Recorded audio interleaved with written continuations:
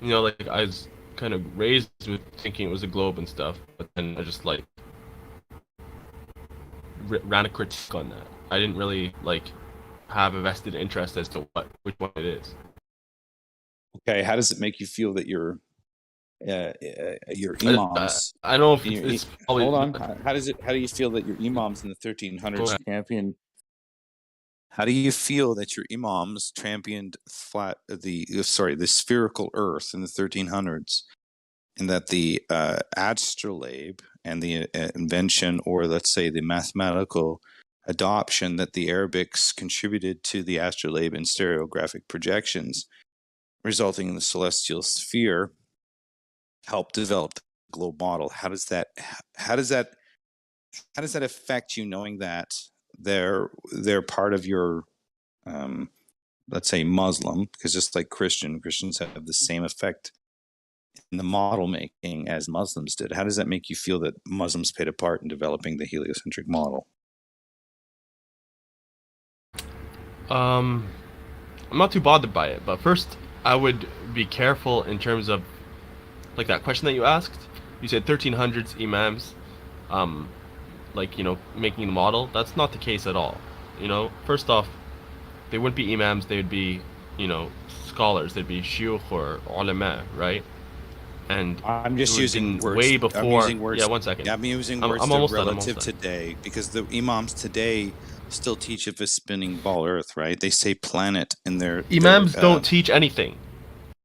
You're using the wrong religion. Term. Hold up. They're your let me, right? yo, they're bro, just relax. I am. They're not relaxed, teachers, man. okay? The word for teacher is ustad. The word for leader is imam. So the people that, you know, that you're referring to are probably called sheikhs. You know, the sheikhs, the scholars, they're the ones that would be kind of saying this stuff.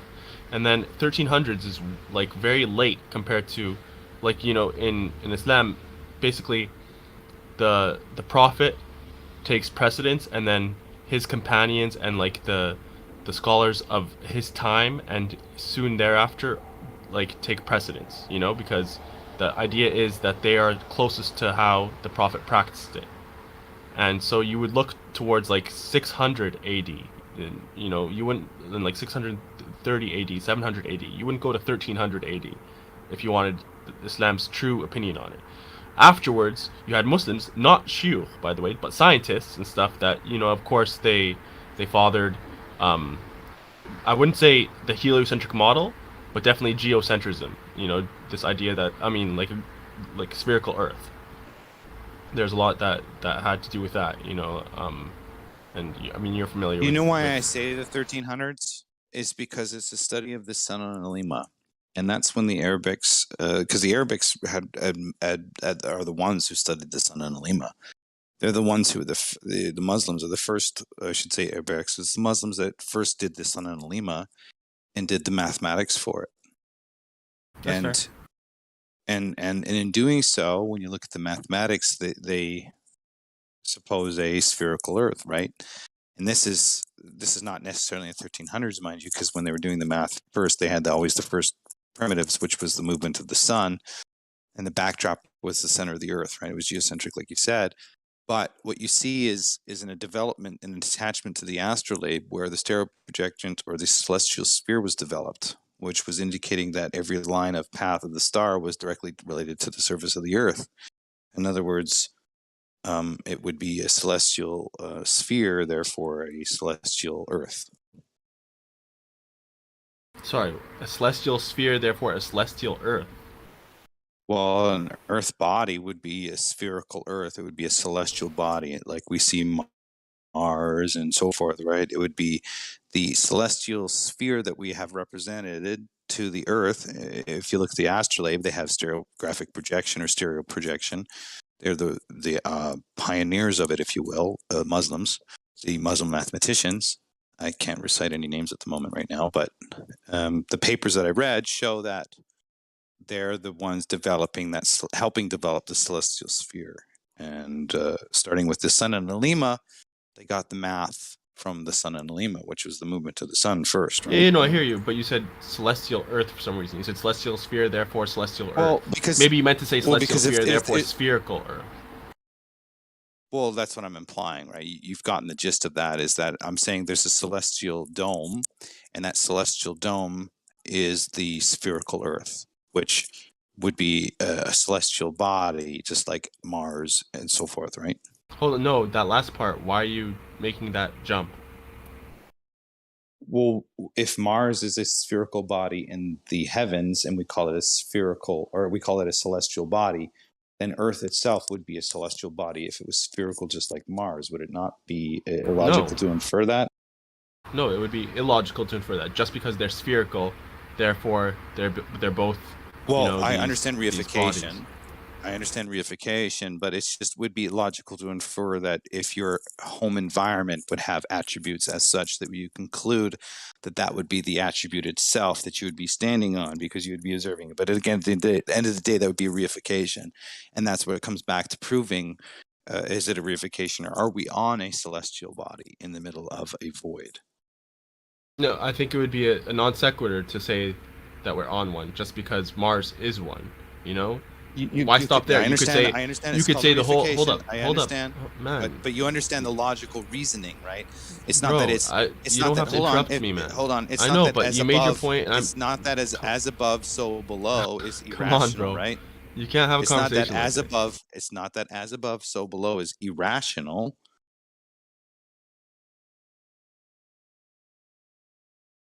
You stop talking. I don't know if someone muted you, but Data, you're definitely if they did, it was well deserved. You're bulldozing, dude. You can't, like, you know. Yeah, I'm saying as above, so below is not irrational.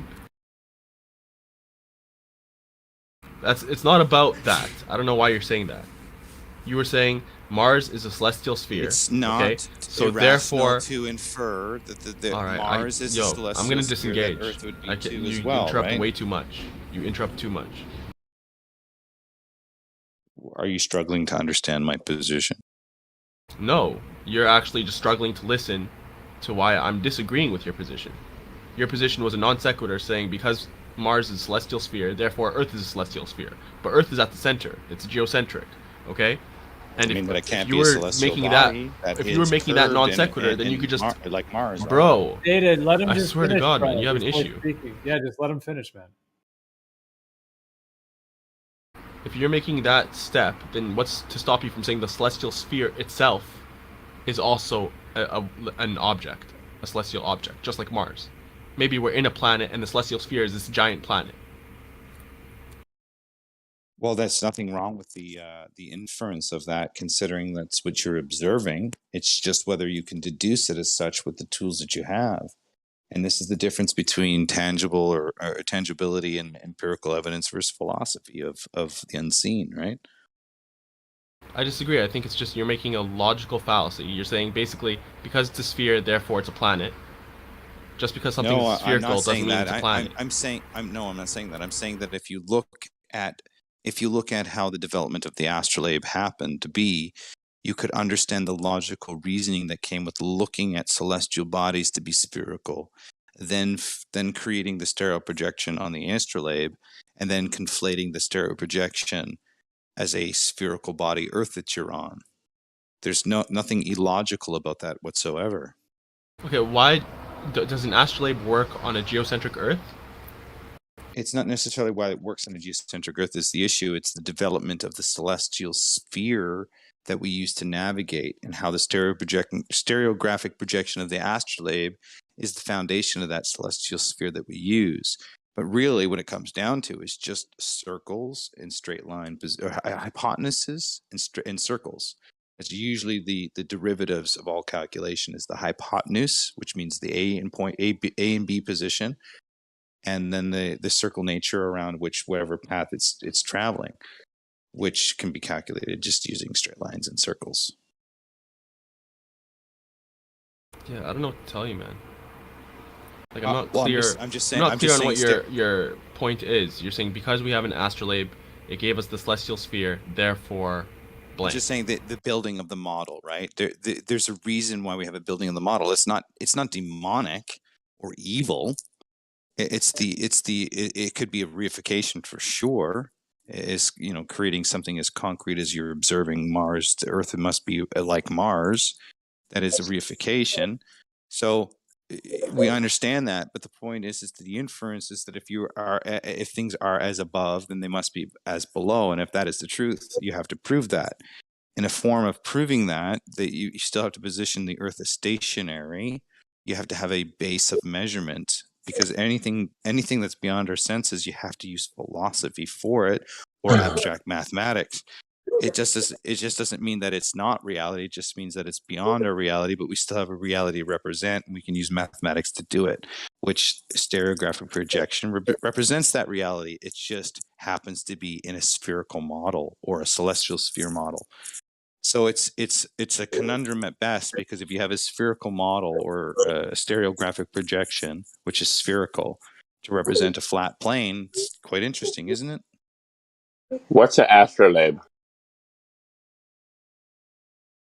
It's like a device.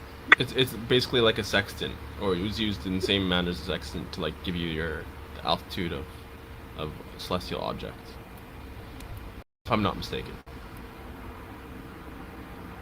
It's funny about the astrolabe. It's an angle measurement device. Plus, it has, of course, the quadrants, if you will, or section of stars. I can't remember the mater. You've got the mater. You've got the. I got to go back. I don't know why. I'm sorry. I'm a little inebriated, and now I'm brain farting on the astrolabe. The point is that this device was used to measure all of Baghdad in 2018 or 2016, and it was 98% accurate. So you can use the device as an angle measurement. You can just do it for navigation. You can map out or predictions of the stars. Did it measure curvature? No, there's no curvature when they measured. That's what I look for. There was an army in Baghdad, military crew, that used the. That's why I was fascinated by the astrolabe. I watched a TED talk after that, and how it was made and all that shit. And apparently, there's a princess in 250 BC that did that, like a 12-year-old girl that invented the first basis of the astrolabe. And then it was built upon later on, around the 1300s. It was added to by the Muslim mathematicians. No, I went to school, never used an astrolabe. Used a protractor, but never an astrolabe. Why do you think that is? Well, Middle Eastern was probably more for the astrolabe, and the quadrant was more for the Europeans. So an inclinometer and the quadrant was more used by the white dudes, and the astrolabe was used by the Mediterranean people. That's what pictures show me. I can't confirm whether or not that's entirely true, but that's what the pictures show.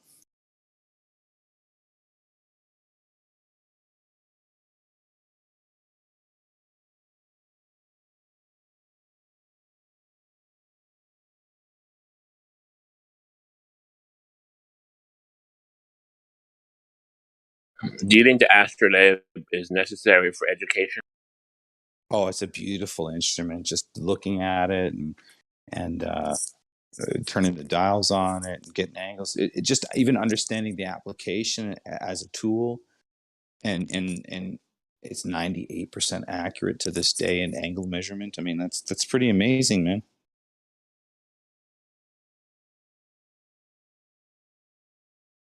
Well, I've never seen one. What's that? I said, well, I've never seen one. Like a plain disc with a it could be looked at as like a Mason, not the compass. What is it called? The compass and the fuck, man, I'm just brain dead today.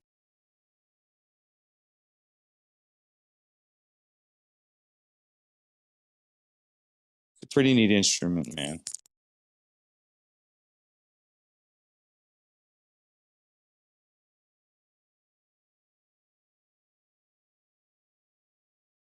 By the way, has anybody ever heard of Jack Daniel's whiskey? I had a customer that was really good friends with him. They have this new cinnamon whiskey that is amazing. You throw it in the freezer, you put some ice in a cup, you douse it over the ice. It is the most delicious, smooth cinnamon whiskey. It's great. It's just great.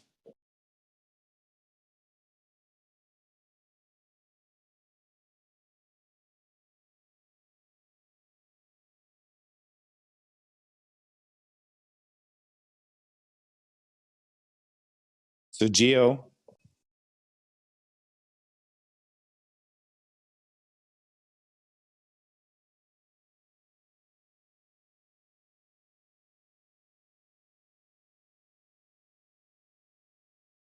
it's a quiet house in here. Where's Pete when you need him?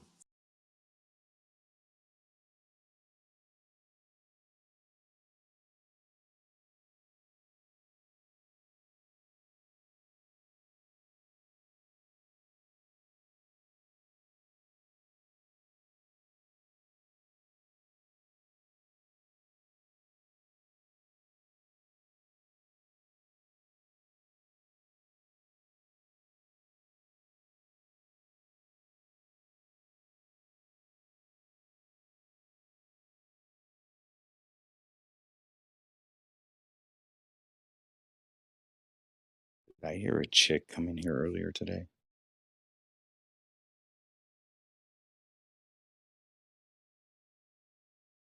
Just so you know, Chicky Poo, that when this started, there was no chicks involved. In fact, it was 40-year-olds versus 60-year-olds. And it was all about the moon landing. Is the moon landing real? That's how this started, man. The 60-year-olds were fighting the 40-year-olds. The 40-year-olds were saying the moon didn't happen. Moon landing didn't happen. The 60-year-olds were saying, yes, it did happen. Do you believe in the moon landing? Oh, it's got to be pretty amazing to get up there, wouldn't it be? To travel 238,000 miles and 100 square feet of surface with two other dudes in a big suit. Be an awesome journey, wouldn't it? Sounds like the makings of a bad gay porno. Do you know what's even awesomer is Jules Verne. Jules Verne, the writer, the author, the storyteller. He wrote about a journey going to the moon, and it only took them 3 days to get there. And guess how many days it actually took them to get there? It took them 3 days. Jules Verne wrote his book in the 1800s, man. How did Jules Verne know it takes 3 days to get to the moon?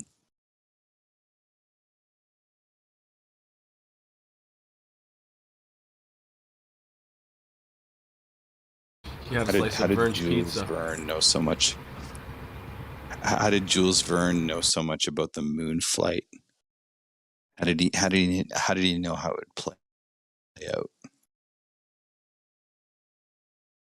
What I'd like to know is if the moon lander can go 40,000 kilometers an hour, how did it keep up with all of the speeds? So if it leaves the surface of the Earth and the Earth is traveling 500,000 miles or 66,000 miles around the sun, dragged along by the sun at 500,000 miles an hour.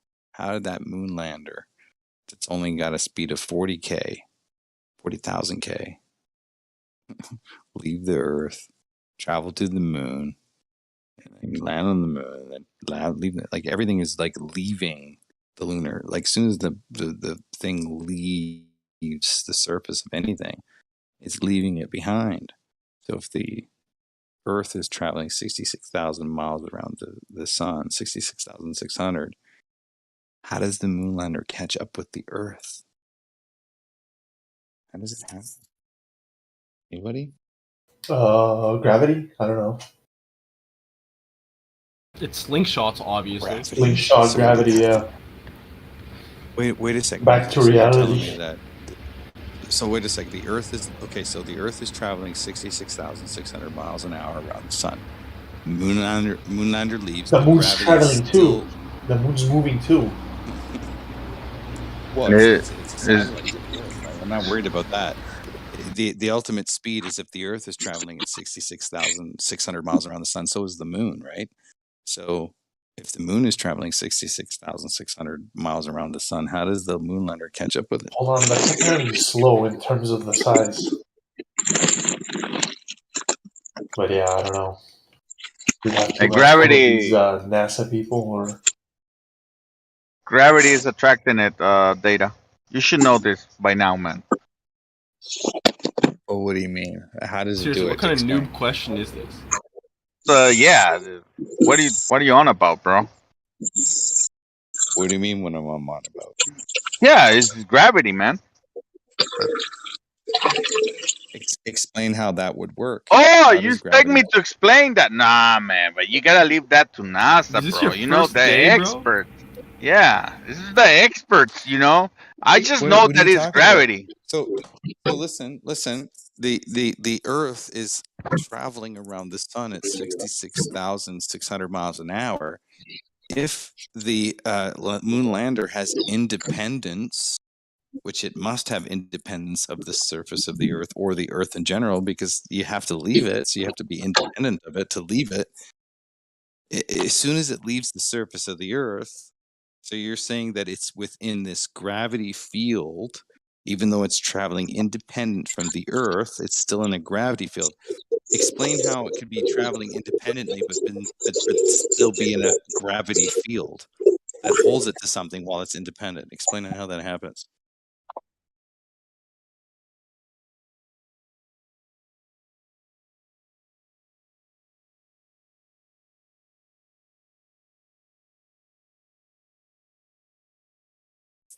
I wish I was hired to debate flat Earth and the globe. What a fun job that would be. Just full of bullshit all day long.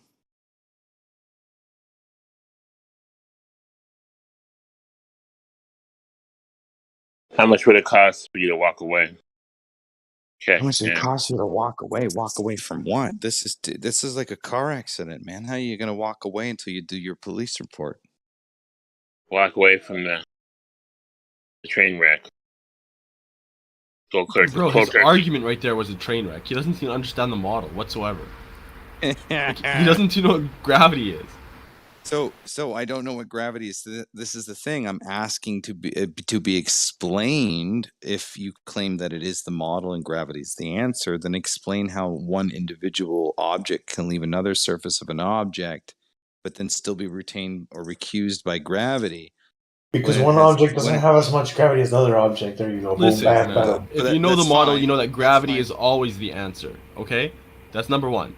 Number two, but you're I talking about understand- leaving I- the moon and Which going to the in a Earth. vacuum The too. moon is work. orbiting the Earth, so distance is always going to be relatively the same. Okay, Dude, all you have to do is understand. wait And, for and remember, left you're in a the Earth vacuum to too, spin so it takes a so little that you thrust. hit the place that you listen, want bro. on If you were giving me a piggyback and I decided to jump off your back and then try to rejoin with you later, and I had a certain velocity of speed as I jumped off your back, What the but that fuck kind of velocity of piggybacks are you speed- giving, man? You Well- don't jump well, off a it- piggyback. You well, get here's unloaded the and best part loaded. about it. You could jump on, but you don't jump off. Here's the best part about it. I'm trying to give you a grade 3 explanation so you understand. If the moon lander is piggybacking on Earth and Earth is already traveling at a certain velocity, then that lander is already traveling at that velocity. But here's the problem: is that if that lander only has a certain max velocity, and that object that it leaves, how does it catch up to the point where it left off from if it can't maintain the same speed or greater? It's Did physically you say the impossible. moon lander is piggybacking off Earth?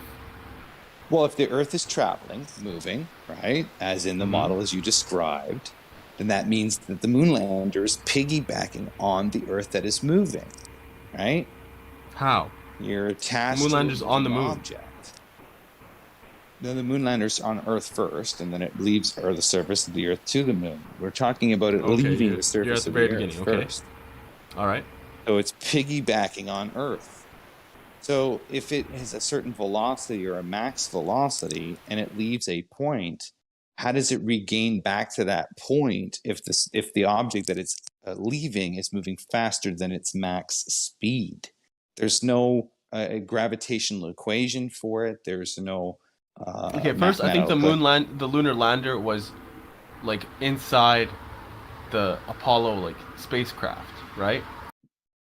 It was So like again, loaded. it doesn't matter what position it's at. It's piggybacked to something that is moving. No, but the idea is the craft launched off Earth. Whether it's in first position or end position, it will be piggybacking something that is moving.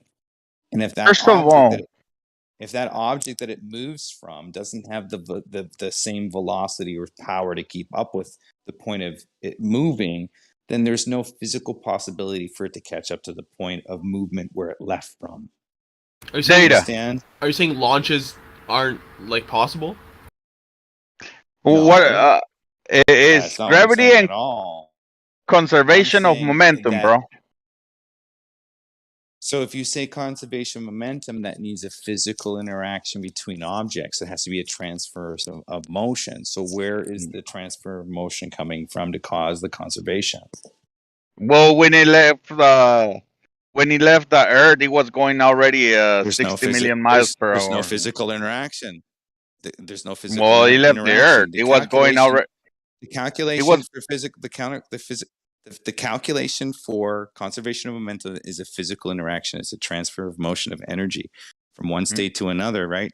So if you look for car accidents, for instance, listen. The pragmatic use for conservation of momentum is used in car accidents. I would like for you to show me any I would like for you to show me any pragmatic use that is used in applied tangible evidence of conservation of momentum. In other words, having two interactions between two physical subjects. I'm gonna play Glover here. Data. Give me 1 minute. I'm gonna play Glover here, okay? So let's say you are in a car. It's going 60 miles per hour. You're gonna play Glover, but what is the physical interaction between the two subjects that you're inferring? You're saying that because something is in motion, you cannot feel motion, right? What is the physical interactions? If you let me finish, Data, come on, my man. Come on. Play the game a little bit. All right. You have one car going 60 miles per hour, and you have another car side by side going the same speed, right? You have a little rocket. You pull your hand. I mean, for this example, we got no air, right? We're in space. So going 60 miles per hour, and then you let go one rocket from one car. When you let it go, it's going 60 miles plus its speed. So that's momentum. That's momentum, yes. So since there's no drag because of the vacuum, hold on, I wasn't done. Since there's no drag because of the vacuum, now you're using sophistry and an ad hoc explanation, my friend. How am I doing that? Because in pragmatic use in tangible reality for conservation of momentum to work, you need physical interaction. In other words, in reality, conservation of momentum is used in car accidents to tell the velocity of one vehicle versus another vehicle. That's a pragmatic use of conservation of momentum. Everything else beyond the point that you're telling me is an untangible, unfalsifiable claim of conservation of momentum. You're using an ad hoc explanation of something like a car traveling down a road at a certain velocity, etc., etc. Meanwhile, for your examples, you have to escape present pragmatic use of reality, which is removing the air to have something applied in a thought experiment. So it's fallacious. Well, it's illogical. Even though I agree with everything you just said, well, I gotta become cynic at this point and gotta tell you that you don't understand physics, bro. You have no PhD and you don't know what you're talking about, you know? Well, that's true. I do not have a PhD. I do love, however, physics and understanding it. But at my level, at my experience, I understand you need tangible, falsifiable, repeatable, demonstratable proofs. If you do not, you either have sophistry or ad hoc explanations, which means data. But this is a good point. Do you see what I did, right? You see how I did exactly what they do all the time. They grab an example. They grab an example. Hold on. They grab an example in real life. They remove things from real life that you cannot actually do in real life. And then they take that example as you know, as an example of what they are talking about, which makes no Well, sense. It's do always you- the same shit. No, there's a reason for it. Do you want to know the reason? You must know the reason Give why me a they do second. it. I'm gonna give me a second.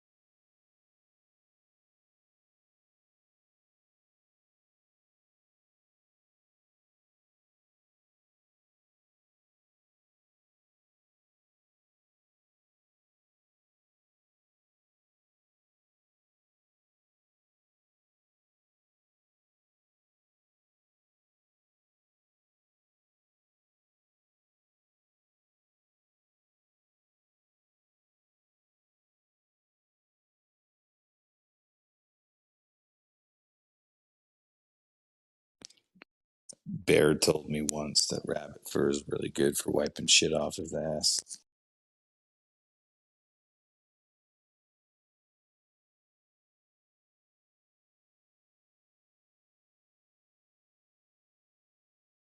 Anybody know that experience?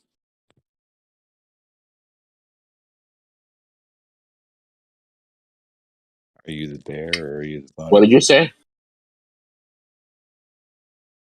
I said a bear grabbed a bunny and wiped his ass with it. Are you familiar with that experience, wiping your ass with a bunny? No. Apparently, a very bear thing to do.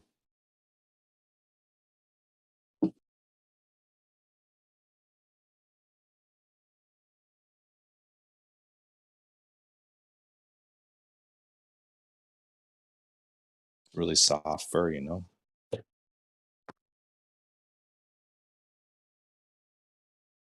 And you call us trolls? No, that's not trolling. Not you. You just like the sound of your own voice. Nah, I'm just bored and drunk now at this point.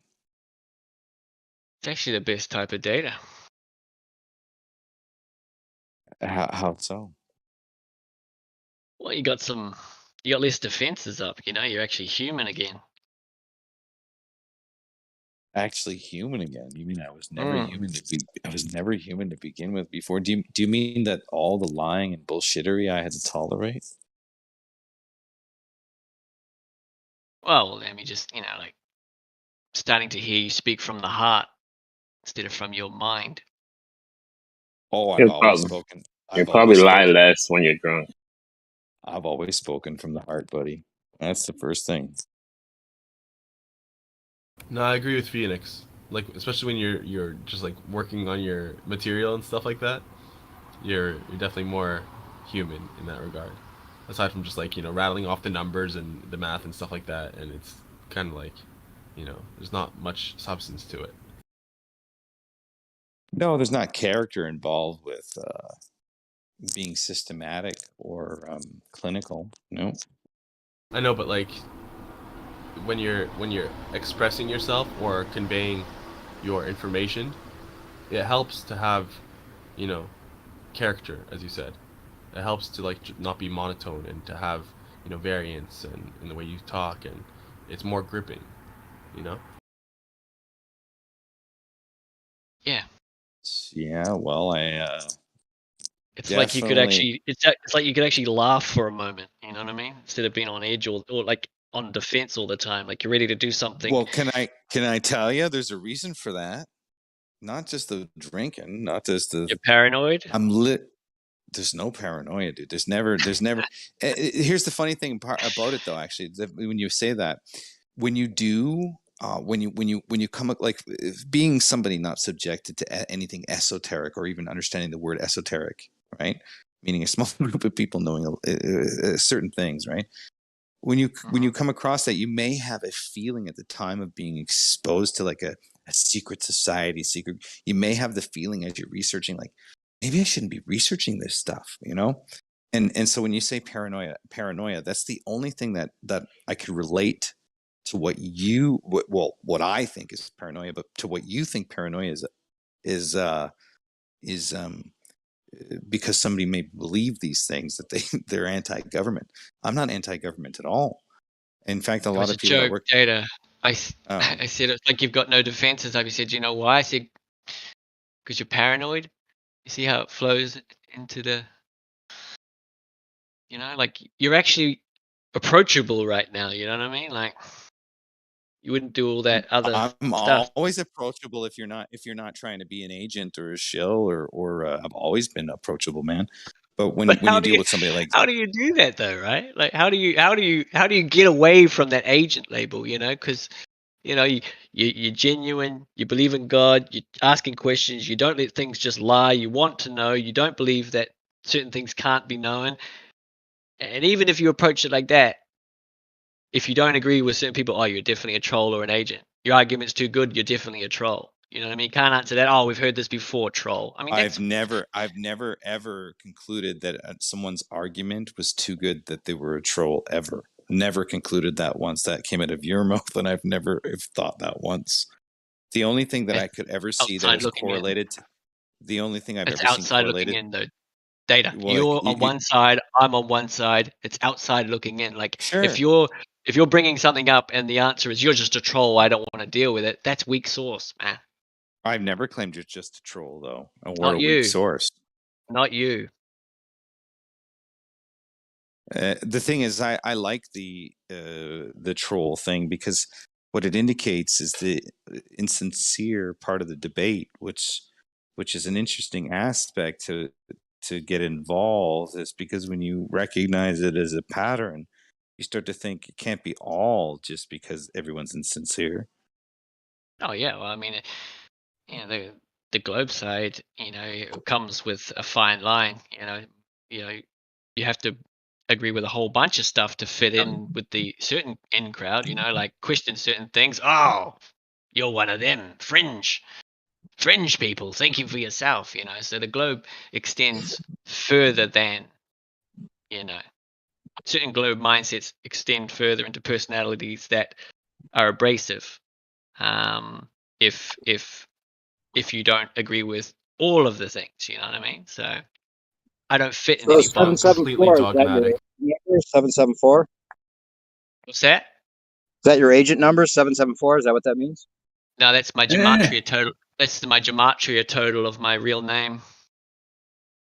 So Feel you're free to end a it. globe earther, Sure. but you're Wait. into gematria. That's very rare. Wait.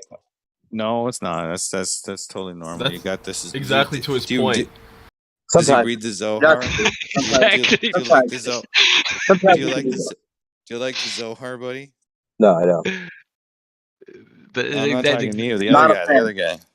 but see how I said you won't put me in a box, and then percentage said that's exactly his point. It's exactly. I question the globe model that you claim to have already defeated because that's what I've tested myself. And if I bring that argument up, well, you just want to bring, oh, let's get rid of these people, you know what I mean?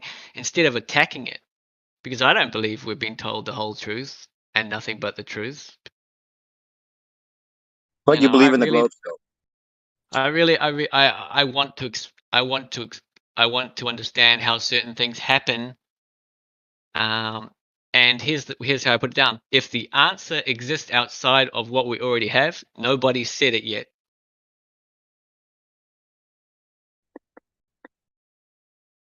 What do you mean? Well, you The must find it answer- the answer- unusual. Come on. You must find it unusual that you're here, no? And why would you be here to begin with? Is I find it because unusual. you have I'm alive. okay, well, fair enough, right? But then now that you find it unusual and alive, to what purpose? To defend a belief, right? And you feel compelled to defend a belief. I've been in the position you've been in, because when you play, let's say your programmed character or your indoctrination, you're going to play a part in it, right? Could you not play a flat earther and play a glober? Could you not take could you not straw man or steel man either one position? I'm not doing anything but bringing what I question. That's all I did. That's all I've ever done.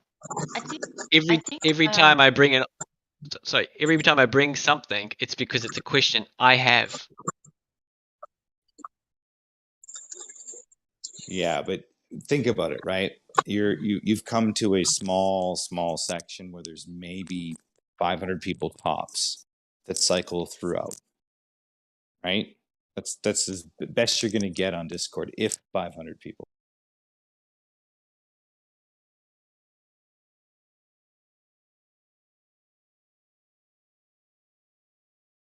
There's more flat earthers on that Discord than 500. Through what I can see, through what generates daily, and through it's maybe 500 people. That you new people showing up, old people coming in once in a while, whatever. It's like it's not a very large group, man. So that's another thing you have to be Are you honest saying with, the right? people that do text and not VC? Well, I just had a Bible study today, and I'm not logging you know, people, right? I'm just saying here on Discord, this is Jim what it is. Panda, Jim Panda's server. I had a Bible study there today, and it's pretty much the only reason I'm still part of that server. I mean, what's the point of M bashing? Panda's had a Bible study today? No, well, he had the Bible study room created without us knowing, and it existed for like 6 months before he realized it was there. M Panda had a Bible study thing. That just seems bizarre for his it's a room. disposition. It's a room. He's an It atheist. happened in a server. He didn't like host it. He doesn't host it. Yeah, exactly. He's just a businessman. It was set up by Becky K from Australia. Once upon a time.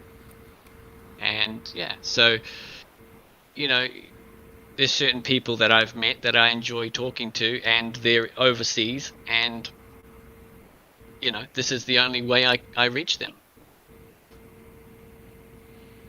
Hey man, I'm all new to the communication, and benefits are definitely there. I think that the what it could be turned into is kind of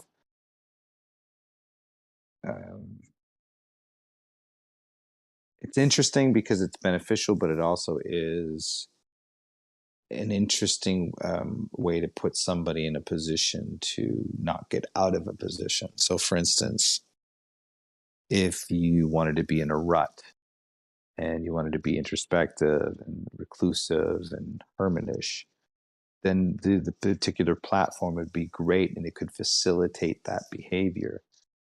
The problem with that is that it doesn't correct the behavior that needs to be corrected, and it can be detrimental to somebody who needs to get out of the rut to correct the behavior. In other words, not use these particular platforms to maintain the rut.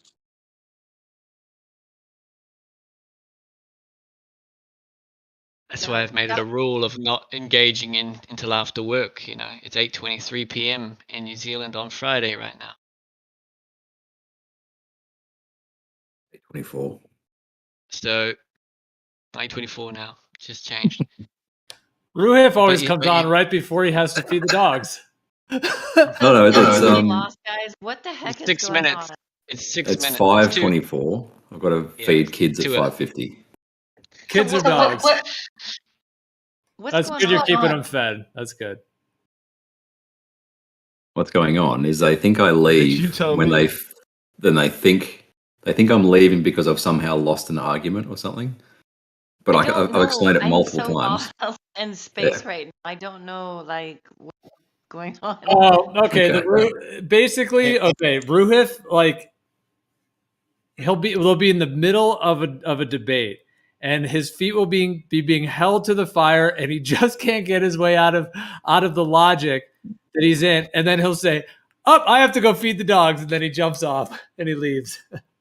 Oh. Or what will happen is that I do have children and I do have dogs, and the kids' dinner starts at about 5:50 p.m. Sydney time, and I feed the dogs about 7:45, 7:50. It's all good, Ruhif. You feed your kids, you take care of the dogs. What do you think about the demonstration I showed you? Oh, just the way it played out a couple times, I don't think you really were actually doing that, to be honest. I think you really did have to feed the dogs, but it did kind of come at a funny time a couple times in a row. Sure. There was one day though, Ruh, if you gave like an hour's warning that you had to leave, and then that hour came up and you said, "Oh, I've actually got to go," and they're like, "All right, sure," and that was visible from the YouTube text chat, and I'm paid to say that as an agent from New Zealand, so it's. Ruh, if you feed your dog, man, to escape having to defend your dog, man. Yeah. Oh. Ruhif, you have to feed your dogs every 45 minutes? I feed them at 7:45 p.m. Sydney time. What if we just put What kind of dogs you got there, Ruhif? Could we all just put like an kinds that are always hungry? An Outlook calendar Conveniently. together? A schedule Outlook calendar? Yeah, you guys can take care of that. The type of dogs that get hungry when you can't validate a globe Earth. Yeah, hey, Rue, I have a question for you again. When you're facing south, what direction is the sunrise?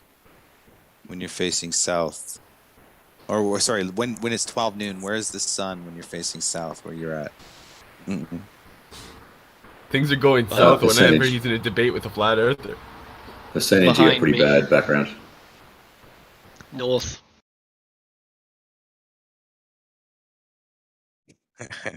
Remember what Bandsaw said to you when you answered? You guys disagreed with the direction of the sun when you're both facing south. Why is that?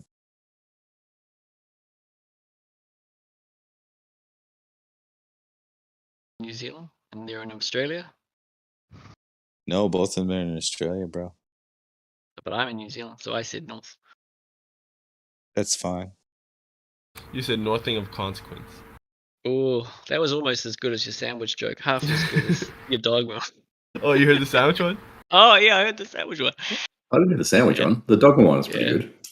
Yeah, the sandwich one was terrible. Don't do it again. It grates on me. Did I ever tell you? Did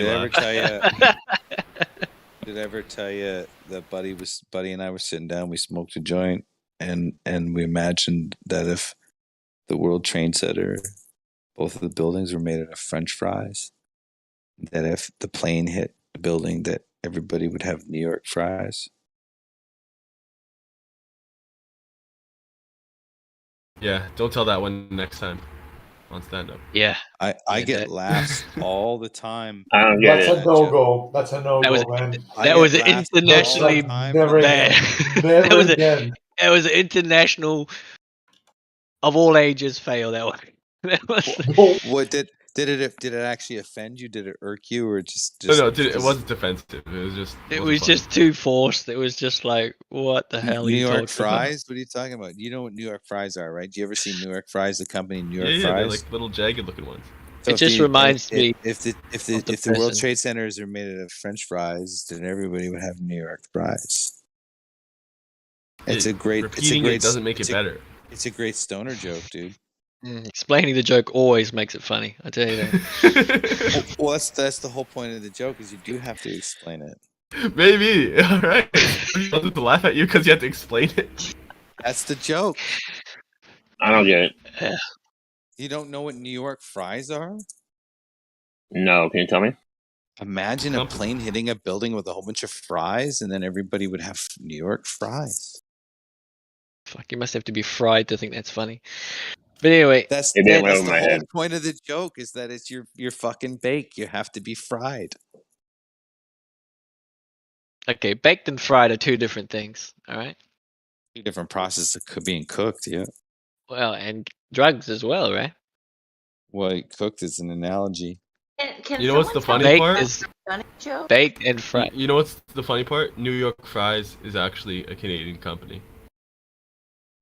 Is it You really? want a knock joke? Yeah, Okay, you start. Knock. that's a good one actually. Who's there? Tim. Tim who? Tim Osmond. Oh, Tim. Right, yeah. Yeah, I thought you said him. I was Yeah. gonna say him or Wari. He's a warrior indeed. What are you drinking? Is it like sake or something? Jack So Daniels. I had this cinnamon whiskey, man, and I'm telling you, I don't drink very much, but I'm trying to turn a Drink path. more. No, I you know what it's, I don't know if ever whoever's done this or if you have done this or experienced it, but there is a purpose why we do have things like alcohol and food and how we can use them medicinally to treat understandings. And what I mean by understandings is perceptions, the way we perceive things. And as of recently, probably because of my they call it generativity, which is at a certain age you start to contemplate death, and so you go through what's called a midlife crisis, and they call it generativity for some reason. And What age does that usually happen? it don't matter. It happens at various ages. It could be somebody in his 30s, somebody is in his 50s. And what I don't know. This is what they say anyway. So to reset yourself, you can fast. You can take mushrooms. You can take DMT. You can take ketamine. You can drink alcohol. And what I mean by reset is that if you're pretty pure, pretty clean, and pretty dry generally, that a lot of these substances have a greater effect on you if you peak with them at the moment that you try them. In other words, if you drink the right amount of alcohol where you poison yourself just the right amount, you can purge your body. In other words, you can actually puke and puke everything out and purge. I don't know if you've experienced it, but sometimes people have experienced the purging of puking after drinking. And they don't drink for a while after that, but they feel great another day or two after, because whatever their body has gone through, they've purged it. And that can be experienced through mushrooms. Marijuana is sort of like a coping. Terrible idea. But what about I the agree. addiction to it, though? I mean, you can fasting, have like be I said, addicted. fasting is another alternate route, and that's even harder to achieve.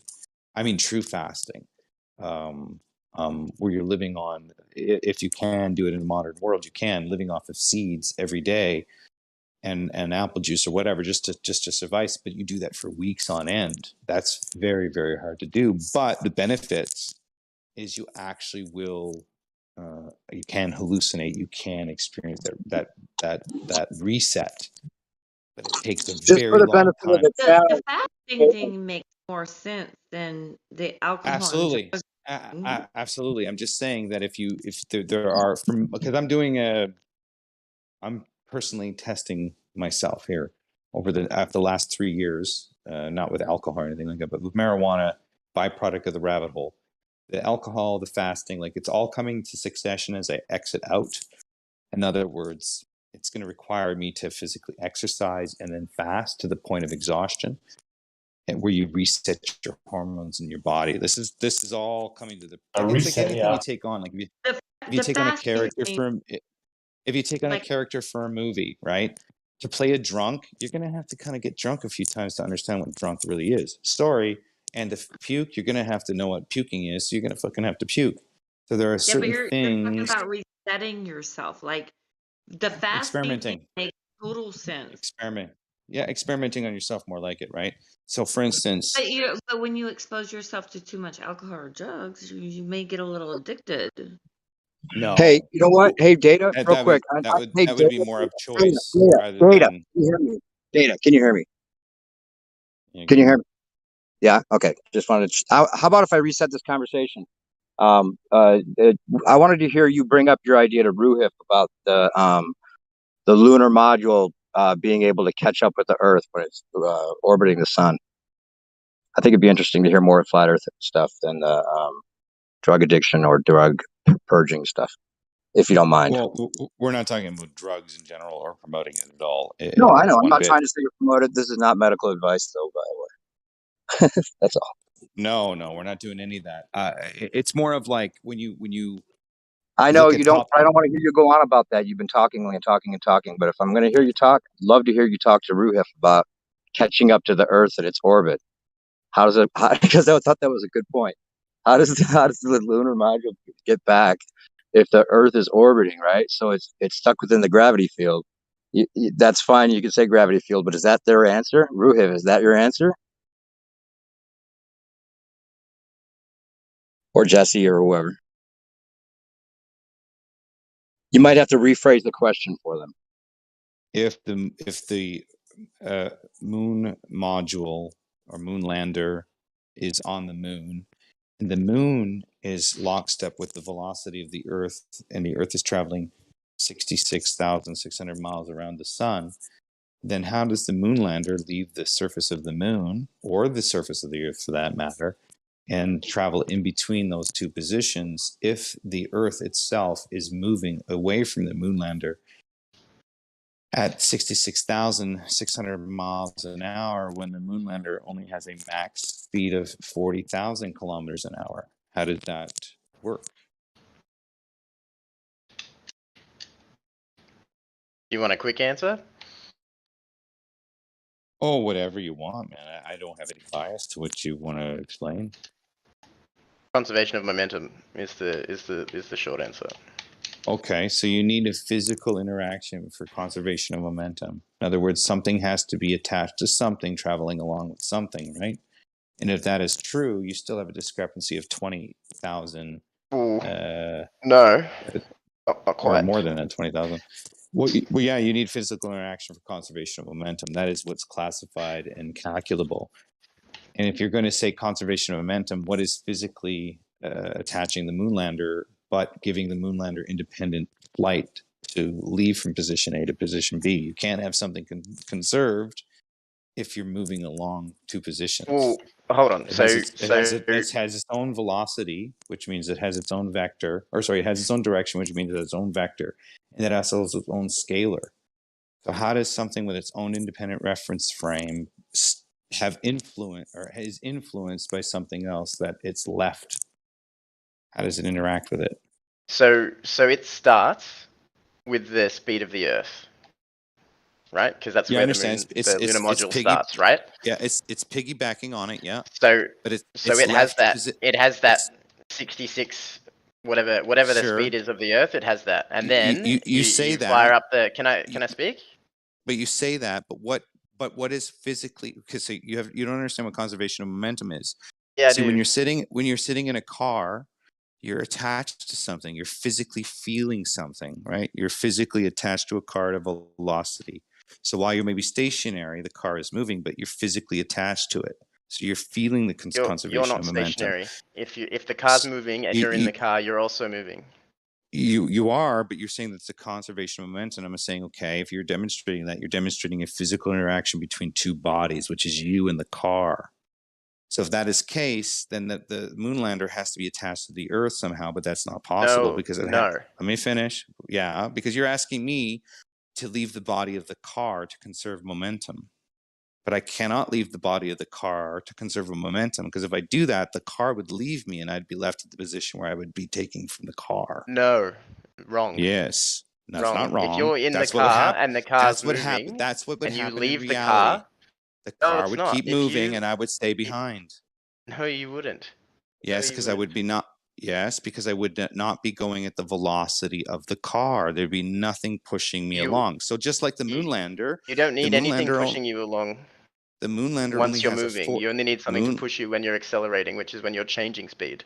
So if I'm in the car and I'm traveling 66,000 miles an hour and I leave the car, I'm not propelling any energy. My velocity and my direction is only, my magnitude is only as good as my energy output. You already have the energy. If I leave, no, I'm not outputting the energy. I'm not outputting the energy. You already have it. You already have it. The only reason why that the only reason why I have the energy is because I'm physically attached to it. As soon as I leave that body and I'm no longer attached to it, I no longer have any physical attributes attached to it or any energy period to it. It's gone. It's non-existent. You still have kinetic energy. What you're saying is just wrong. Kinetic energy is only if an object interacts and travels through another object. No, it's not.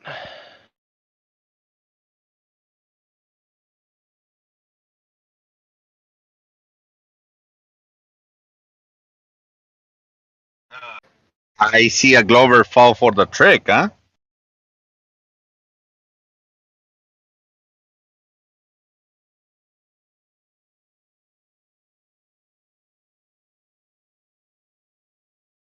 I think he means if you jump out of a moving car, you're going to hit the ground, and then you're going to stop or slow down. So you're going to lose that conservation of momentum. Yeah, but why? Well, in my case, you hit the ground. The necessary energy to travel to the point A. You'll slow down because of friction. Data. I see somebody fall for my example, huh? Thought experiment. Okay, so you're saying there's no friction in space, so you would keep going. I didn't say anything about space. I'm asking you.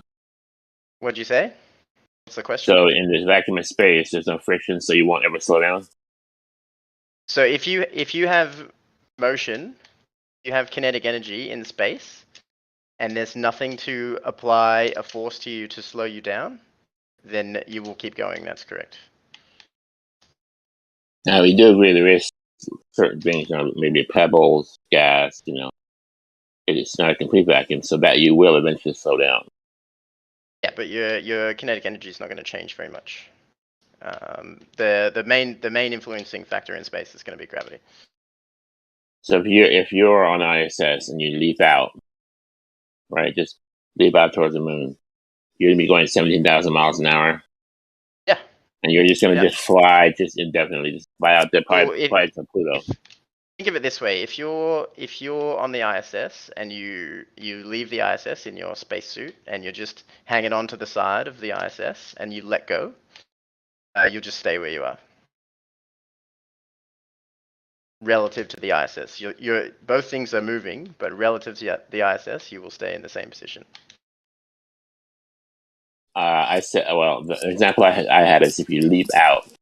If you jump out, you will move away from the ISS, and you will have a different velocity vector to the ISS, but that will be added or subtracted to the motion of the ISS that you already had. So if the ISS is going at I don't know, whatever the speed it's orbiting at, 17,000.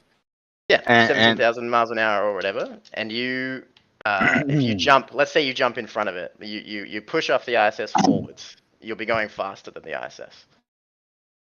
Now, and if you possibly whatever the hit one of those 8,000 satellites that are out there, and if you stay in Narnia, you won't grow. You'll be a child. You will never go to an adult. Sure. Yeah. Sure. Yeah. If you leap off the ISS, isn't that Neverland? Is there a chance you'll hit those other 8,000 satellites that are out there? Percentage. Is it? Oh, it is Neverland. I'm sorry. Damn, I got my fantasies mixed up right there. Yeah, you got your model mixed up. Yeah, I got the model mixed up, man. If you leap off the ISS, would you not possibly hit those 8,000 satellites that are risen by also? No. I was wondering. There's a lot of space up there. I don't think there's too many satellites very close to the ISS. Well, I mean, it's been up there for what, 40 years? So there's not like space traffic up there? Is what? Space traffic? It's in perfect harmony. It's they do the math before they launch them. Yeah, it's a lot of space. Yeah, that was my question. Is it harmony? Is it like they're all in a space lane and they all go in order, or is it random shit whizzing by? Nah, That's all I know. they do the math before they launch them, and then the problem is that you're in your head you're seeing this image that we all see, you know, like the little ball with all the satellites, but on. up there it's a lot of space Question for you. yeah. For When you who? For see, me? well, no, any glober, because the idea is that when you see one of those images from the ISS, apparently you're only seeing 3% of the Earth. And if you're only seeing 3% of the Earth and it's that curved, you're not going to question something like, I mean, this is what they're claiming the ISS can see from their own records, right? At 250 miles, they have a visibility of 3% of the Earth. This is their claim.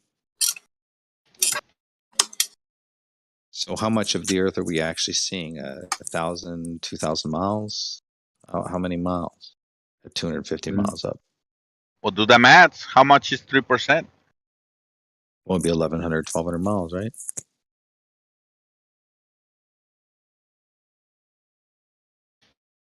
I don't know. Maybe 1,500 miles. I don't know. Like 1,200 miles.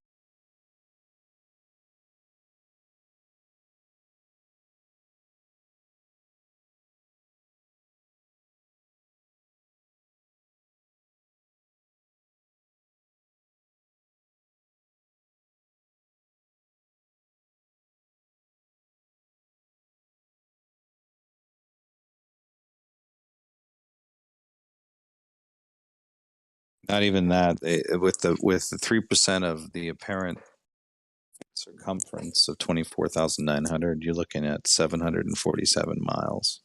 That's what they claim they can see at 3%.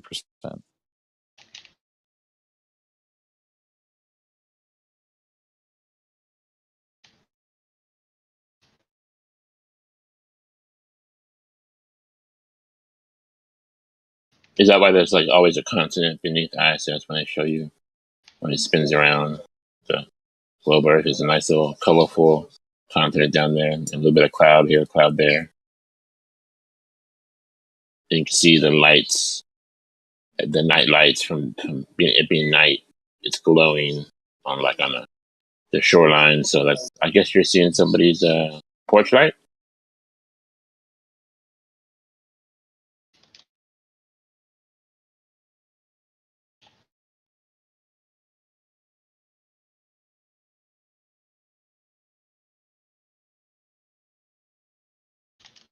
Wait, maybe you're seeing the car lights, the headlights from the cars that are driving. Is that what you're seeing? They show you the lights at night.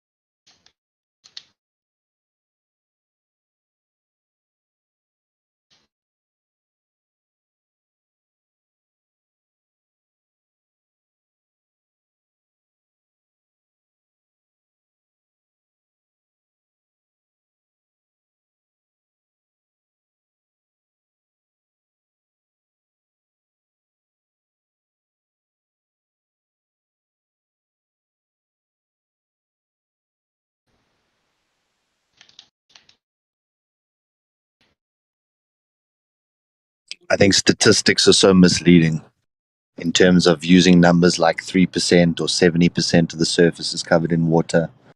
It's these convenient numbers, but provably, how would you prove it? And I think it was a month ago that they've announced that they've discovered water below the mantle.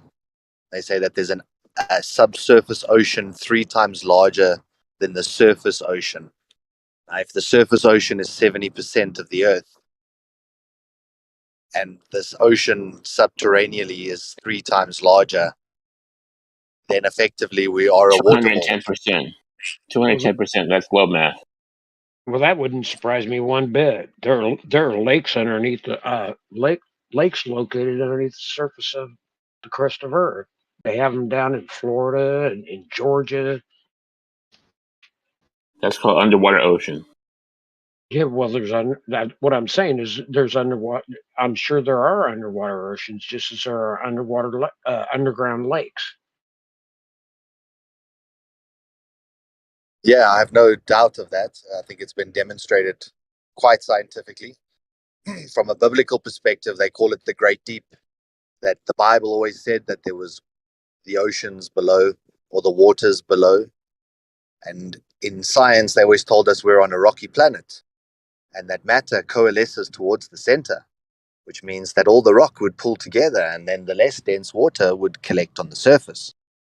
But if they're saying that there's subterranean oceans 3 times larger than any surface ocean, and the surface ocean occupies 70% of the Earth, or the surface of the Earth, the maths is starting to sort of indicate that there is incredibly more water than, or an incredible amount of water Welcome to the flat Earth. doesn't fit with the whole idea of mass pulling towards a center to create a perfectly spherical rocky body with the Well, less actually, dense that idea has nothing to do with Earth being flat. It just shows that there are cavernous areas Did I say flat on Earth? our planet. No, no, I no. I just was not bring up flat Earth. the individual that was speaking before you. I said flat Earth because look, the globe model fails, right? If there's more ocean, if there's ocean where there's supposed to be molten core and No, and crust mantle, then obviously the globe is wrong. No, that you're incorrect.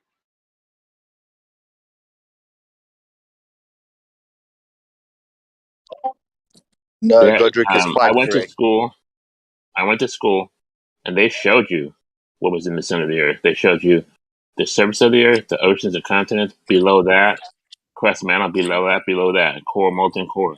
So there's Okay, no room for ocean. Hang on, there's no room for Okay, oceans, go my friend. ahead. No room. Go ahead. Okay, so the globe model is wrong if there's ocean under that. So what was your highest grade that you accomplished? 12, high school. 12. You graduated high school. And that's where you stopped your education? I went to college for business, but I didn't get my degree. Oh, okay. You went to college. So how did you do as far as science, biology in school? How did you do? I got A's in science and biology. I liked I loved math, but when I got older, I noticed that writing was my thing. I liked writing and creating and stories, and that became my fascination. So not so much math anymore.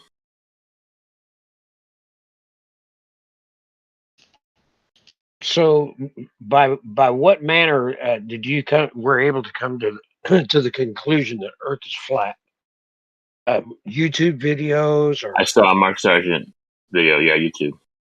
Via YouTube. Okay, here's a good question. Here's a good question for you. Once you've stumbled across flat Earth, did you try to seek out any type of evidence to refute the idea, or did you just buy into it and just say, "Okay, well, there it is. That's good enough"? I took, I don't know, probably 2 weeks, and I didn't see anything that wasn't that I didn't see anything that told me that it wasn't that. So that was it. So in other words, you didn't. Once you see it, you can't unsee it. So in other words, you didn't seek out any type of evidence to refute the idea. You just bought into it, and that's good enough, right? Right. That's not what he said. There was no evidence. That is what he's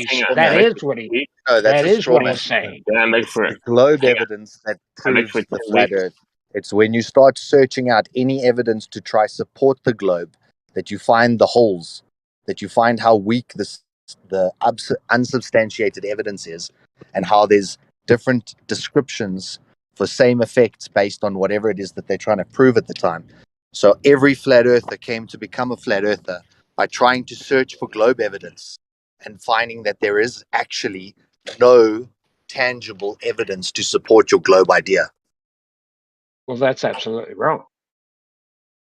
I just told you, and from speaking to all the flat earthers that I have, this is a common trait that we looked to try and prove that there was a globe. and everything pointed quite conversely to the opposite. So it's only by trying to find the evidence of a globe that you found that there was none, and therefore started to actually entertain the idea. It's not that someone suggested it's flat and everyone goes, oh, that's a great idea. Let me alienate all my friends. Let me push my family members away and just jump on a bandwagon because of a YouTube. No, it doesn't. In your imagination, that's the straw man that you're trying to create. That's the way that it happens. That's the It way may that it happen that occurs. way for you. It may happen that way for you if you never actually test things yourself. But to become a flat earther, you had to test the globe, and the globe fails miserably every time. The fact of the matter is because the fact of the matter is that flat Earth fails on every time because there are tons of evidence, just tons of evidence to prove a globe Earth, and there is zero evidence to prove the Earth is flat. We've Mean time sea after level time after proves that the Earth's time after level. time. That's Mean bogus, sea level and you proves know that that. the Earth is level. You know that. There's That is only one not definition evidence. for level. What you're You can trying say, to provide is false evidence. You're trying to provide false evidence. You have no direct evidence that Earth is flat. Mean sea level. Mean sea level. None. You can Mean repeat sea that. level. You can repeat that all you want. There is zero evidence. There's zero evidence that Earth is flat. Zero. There's none. I can give you a You can- pragmatic application that's provable and testable for yourself. There's even less evidence of Earth curvature. Go to your local municipal airport and go to a radio terminal tower. Go look at the radius or circumference of their radio tower beam, and you'll notice they'll have about a 200-mile radius outward. And then ask them when planes are flying at 200, 2,500, 5,000 feet, 10,000 feet, local aircraft. Ask them if the correct for Earth curvature. That's your instruction of how to come to the conclusion the Earth is not a globe? So if you look at the radio towers and all the aircraft that are navigating within a 200-mile radius of this terminal in a municipal airport, which maybe you can have like 30, 40 aircraft, let's say, all of those aircraft are flying at a distance anywhere from 50 to 100 miles away. Well, if the Earth was different dropping or curving, then all of those planes on that radar would have different pitch elevations, meaning that the radar itself would have to either account for the curvature, therefore by flattening the image, or it's taking a picture of what they're saying. So is it flattening? I see what you mean, but how to verify that? Yeah, that is an interesting proposal. They don't flatten it. They don't flatten it. That's my point. They don't. According to the calculator, 200 miles is 26,000 feet of curvature on the surface. Exactly. So do they flatten for that in the radar? They don't. The tower is straight. It's line of sight technology. So I'm just asking if anybody can show me. Actually, you gave me a good point. If it's 26,000 feet of curvature, then at 200 miles, then that means that a plane that's 26,000 feet, which is around how high maybe that's low, but around how high they fly, would be on the ground. It doesn't matter. Well, let's go even higher. It'd be on the ground. It doesn't matter. It doesn't matter. You'd have all these aircraft while they might be at 2,500 feet, 5,000 feet, they'd all be at different pitches instead of being a straight line of sight to the radar station. So if that's the case, do they flatten it out so that the planes are now pitched to the point where they're on a plane? They don't do that, do they? Can I speak for a moment? Yeah, go ahead, man.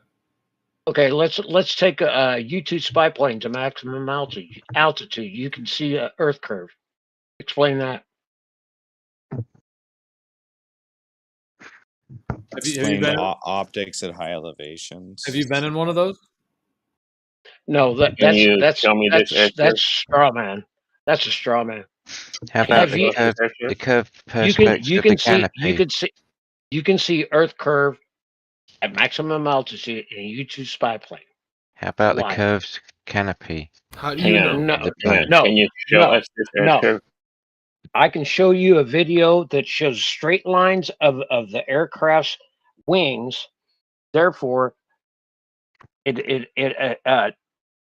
negates you saying that, oh well, it's the canopy that's curving. The Can you wings of put the that plane. in the chat? And chat. Oh, I sure can. I'll find you his timestamp too. It Thank shows you. the wings. The wings are straight. The And MIG? there is no curve of the wing whatsoever, and you can see Earth curve. Well, go on Sorry. then. Drop the video in the chat. Let's Let have a me look. dig It's it gonna up. be that one with like James May, the guy from Top Gear. Yep. And The wings are the wing is straight you're as can looking at be. the wings through curved glass, so make Yeah, no, like, no, you the know, wings aren't make whatever curved. conclusions The you want. wings aren't curved. The wings Yeah, are how high straight. is this biplane? Hang on a minute. What about Neil deGrasse Tyson, 30. who says you can't see the curve of the Earth from the space station, which Okay, is I'm not 250 even going miles to up? bother. I'm not even going to bother. It's going to be one- hand Not the wave. space station, Baumgartner. It's going to be one of- hand wave. I'm One not of even going to your bother. one of your science gurus has told you you can't see the curve from 250 miles up, and yet you want to sight a plane at 80,000 feet. You can see it. Wrong. It's slight. Baumgartner jump. It At is slight. 120,000 feet. Though the curve is slight, it can be seen. You could Well, take you're a, contradicting one of your science gurus at the moment, so make up your mind. Do we believe you or do we believe him? Whoa, Yeah, and the thing is, Renee, hold you're just going off someone else's photo, so it's like what you have is not really anything validatable.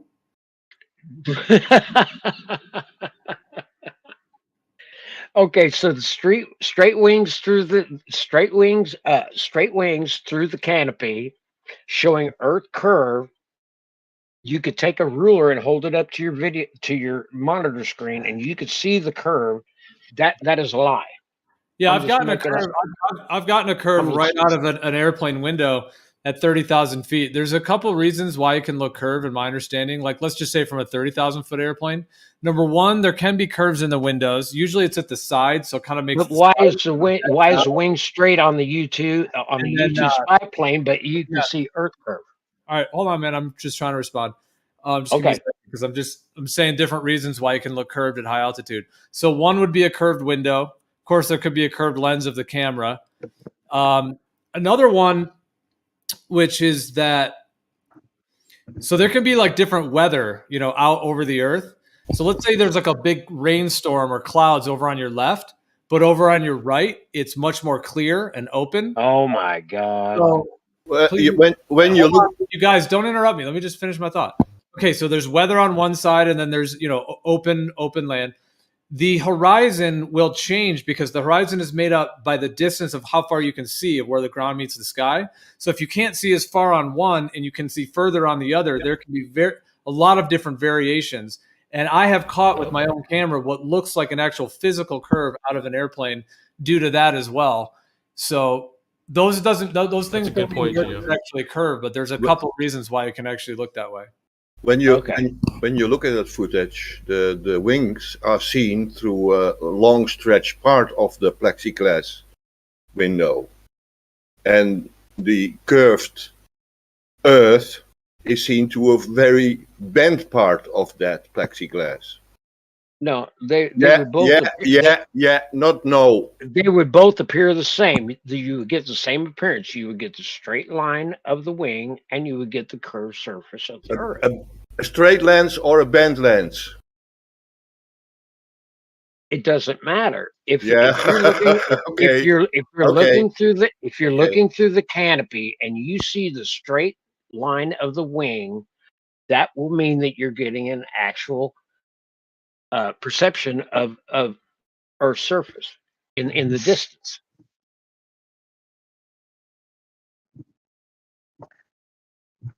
So you're claiming curved at 80,000 feet, and Baumgartner went up to what, 120,000 feet? 2. They open the canopy, his little pod canopy thing door, and there's a straight line horizon in front of him.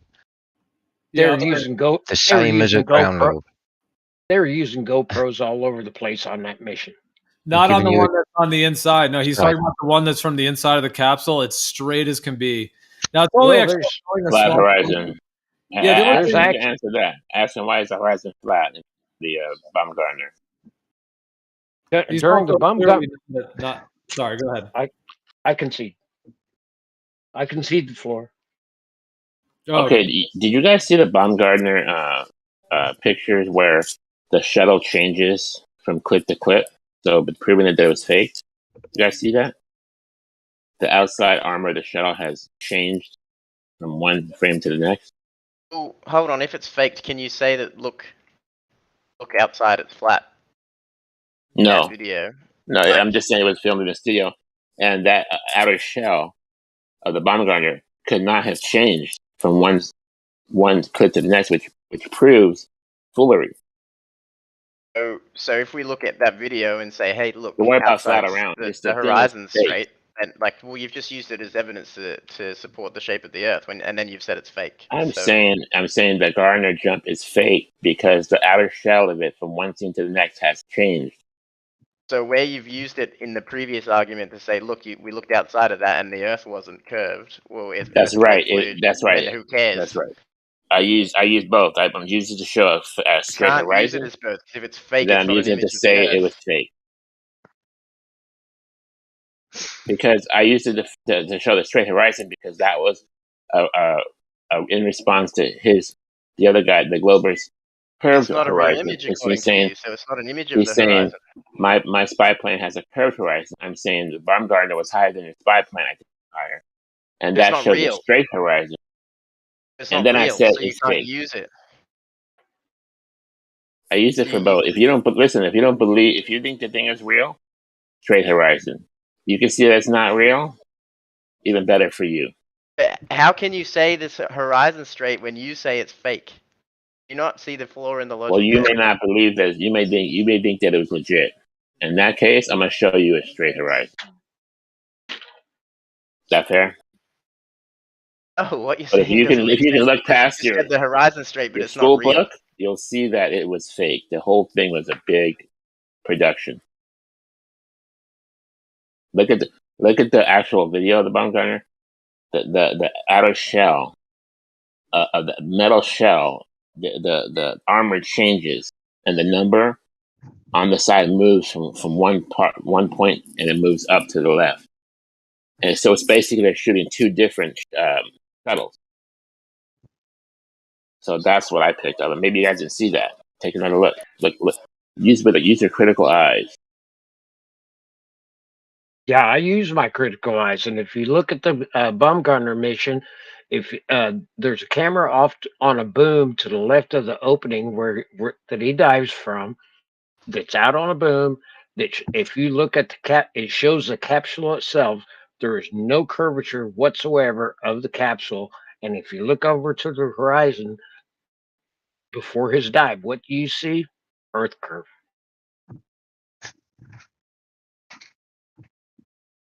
No fish islands, no nothing. Straight on camera. Okay, but didn't you already say there's GoPros everywhere?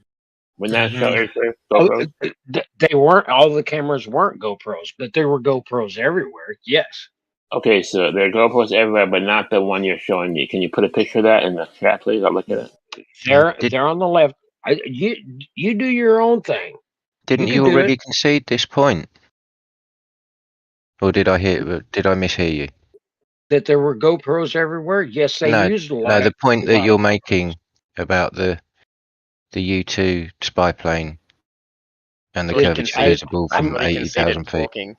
I thought he conceded talking. I As thought if you guys carry on talking. He conceded the floor. I was conceding. I was conceding. Did I make the point that Earth curve can be seen from U2 spy planes at maximum altitude? Absolutely. No, you didn't. Yes, otherwise we wouldn't be having this argument conversation. However you want to phrase it. You just don't like the line of conversation because you haven't looked into it yourself. Oh, okay. And that's your rebuttal. That's your rebuttal, yeah? Okay. That's what you believe. That's my rebuttal. That's what you believe. That's what I've seen with my own eyes. Let me try. I've been to the beach, and I actually imagine seeing a curved Okay, I'm out of here for a while. And I think that's because your eyes, they see like in a if you like spun around, you'll see like in a 360 scope, like in a circle pattern. I think that's what people are seeing when they tell us, "Oh, I can go to the beach and curving." The truth is a hard concept for some to grasp. So it obviously is. You're having a right job. So the horizon can give the impression that it's curved, but then you have to look again. That's all I'm saying.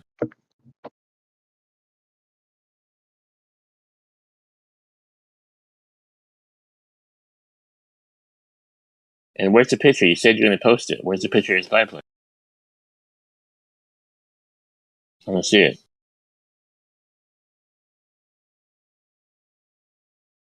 It's a fair request, I think. Is it?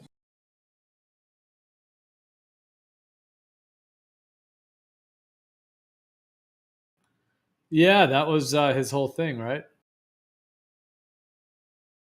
I think he. Well, he basically just said, "I have a spy plane and it shows curve." I said, "Where is it?" That was it. Then he conceded. Said he was out. Is it still here? Gone. He kind of concede bailed. I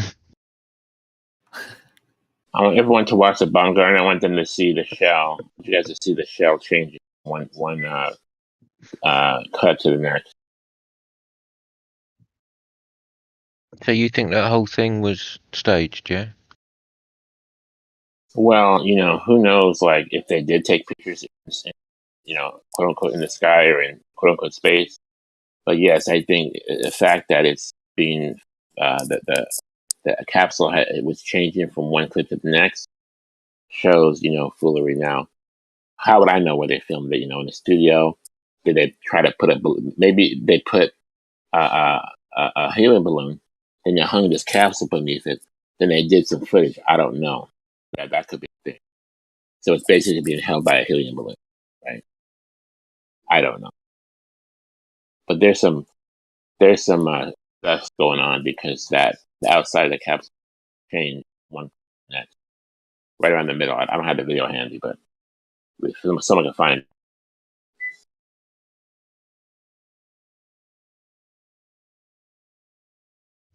This goes back to the point that we made yesterday, Gio, about the amount of contradictions that they have to put in place, and they don't see themselves contradicting each other over the points they're making. You got Neil deGrasse Tyson says you can't see it from 200, can't see the curve from 250 miles up, and yet they're claiming it's visible from a U-2 spy plane at 85,000 feet. Who's telling the truth? Who's right? Neil deGrasse Tyson hasn't been up there to see, and neither is that guy who was sighting. How high was Felix Baumgartner? Yeah, it's funny Neil's saying that he hasn't even been up there anyways. No. But yeah, I know it's true. Yeah, there are a lot of contradictions. I think anything that's a deception or that's false can have like a particular type of contradiction. Like it's like a false contradiction that's like always connected to things that are untrue. Hang on, but Neil has the math, so that's even better. Math doesn't lie. That's even better than reality.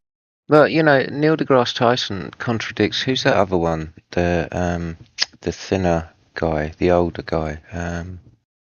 Bill Nye the bow tie guy.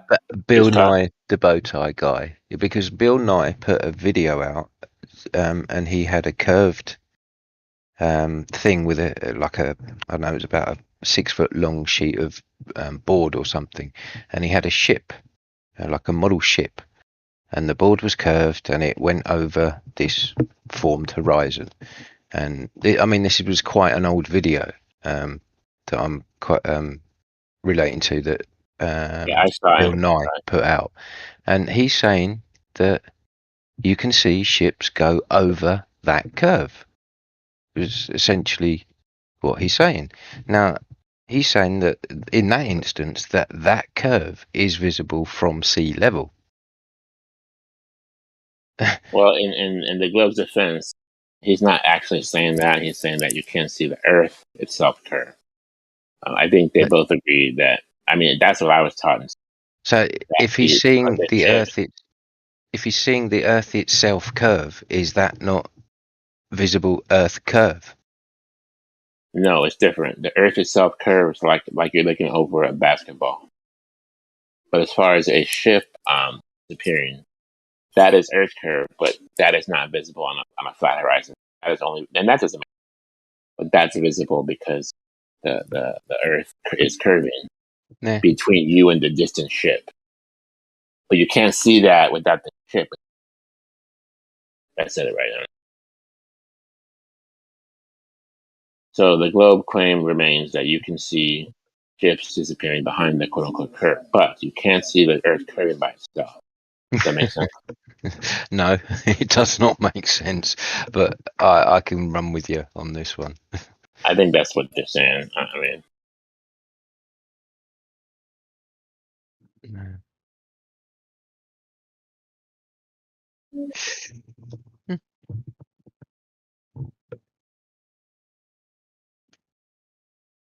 now if it's curving on the surface, would we see a curve from the Y to Z axis as opposed to the A B axis, or would we not see the curve on the horizon? Well, I always thought No, that right. you're supposed to be standing on the top of the ball, right? And if you're standing on the top of the ball and the Earth is supposed to curve equally at all points away from you, from being at the top of the ball, then that curve is obviously a downward away from you curve. And yet you stand on the beach and the water appears to ramp up from your feet to the horizon line. Now these are in opposition of each other. You've got something that is from your point of view at the beach going up and away from you, whereas the curve of the Earth is supposed to go down and away from you. Now the midpoint between the two is that horizontal plane. And surely if you can't demonstrate the up and away from you curve, and you can't demonstrate or measure the down and away from you curve, the natural thing for you to do is to adopt the middle position. If you can't demonstrate one or the other, then it's in the middle.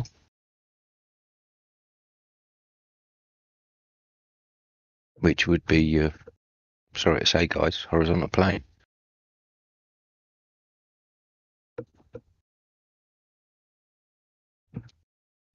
I don't know how much more simple we can make it for these people to understand.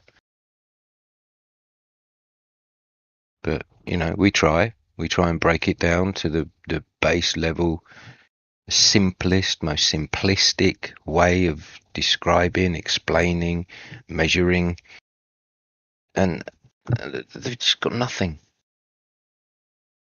Nothing in response, nothing as a rebuttal. Apart from Yeah, it's mostly just appeal to authority these days.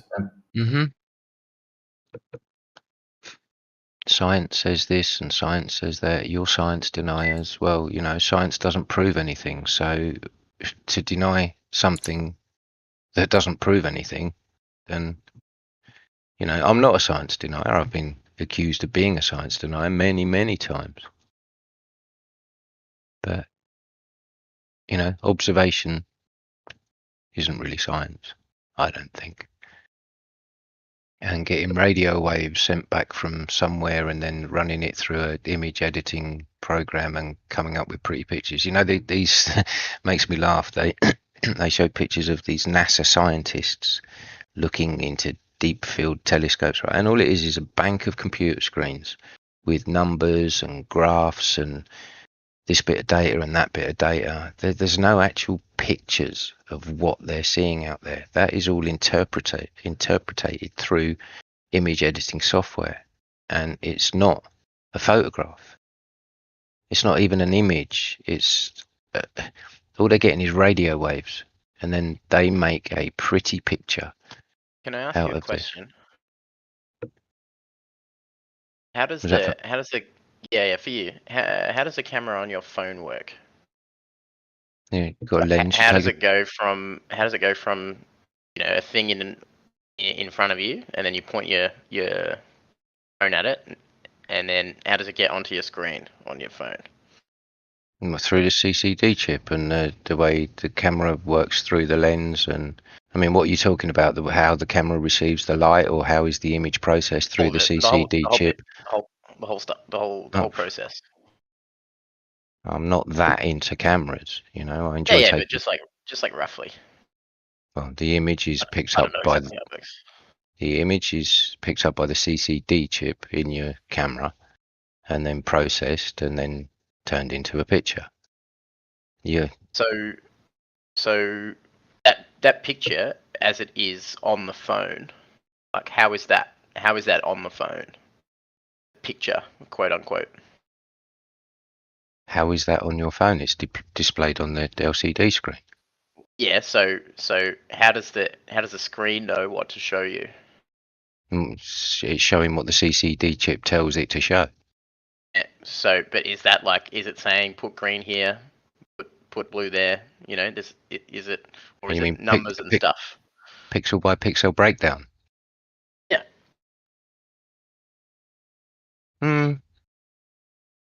It is probably converted into numbers. Yeah.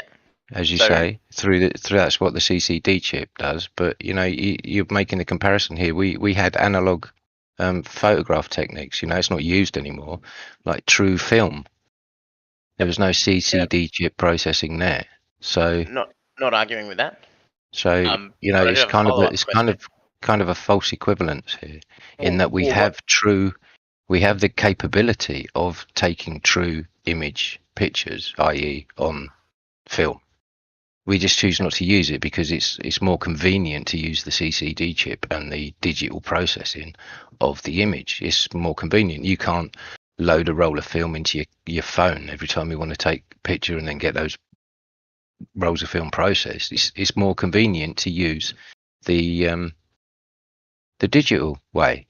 Now, the analogy you're making is that because these images are coming in as radio waves and then converted into what they claim to be pretty pictures.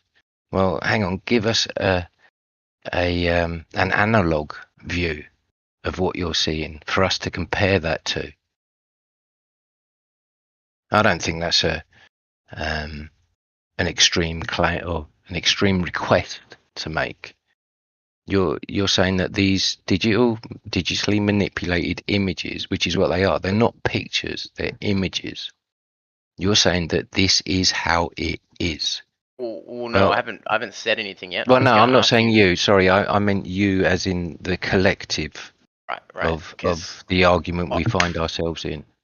What I was going to ask you is a picture on my phone a picture?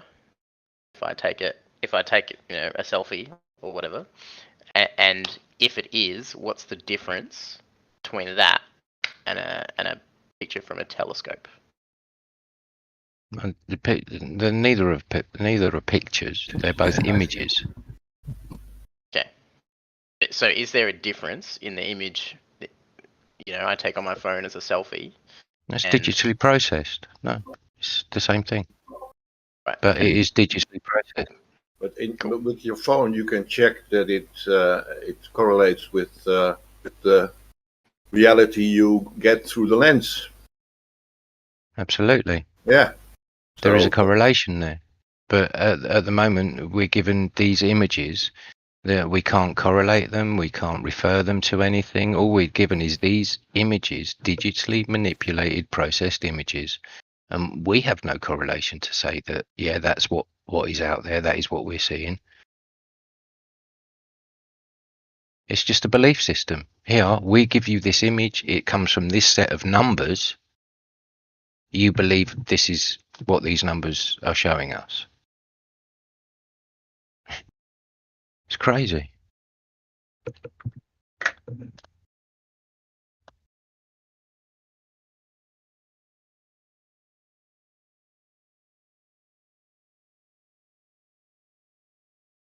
But again, that's just my opinion. You can call me wrong. You can call me a liar. You can, do what you want. Don't believe me, do believe me. I I was just trying to understand. No, and again, wasn't referring to you in the person. I was referring to the arena that we find ourselves in. This argument.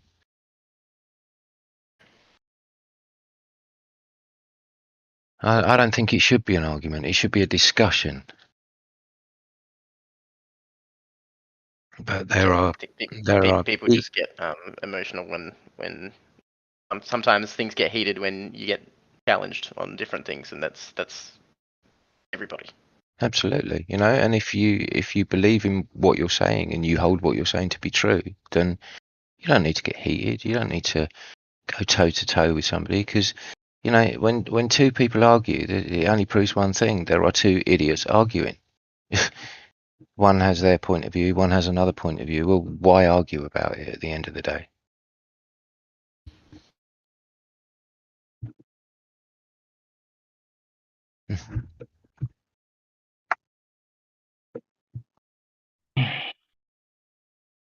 I think people get emotional because it's such an extreme claim that we're spinning and flying through space, hauling ass all the time, and like there's no proof of it.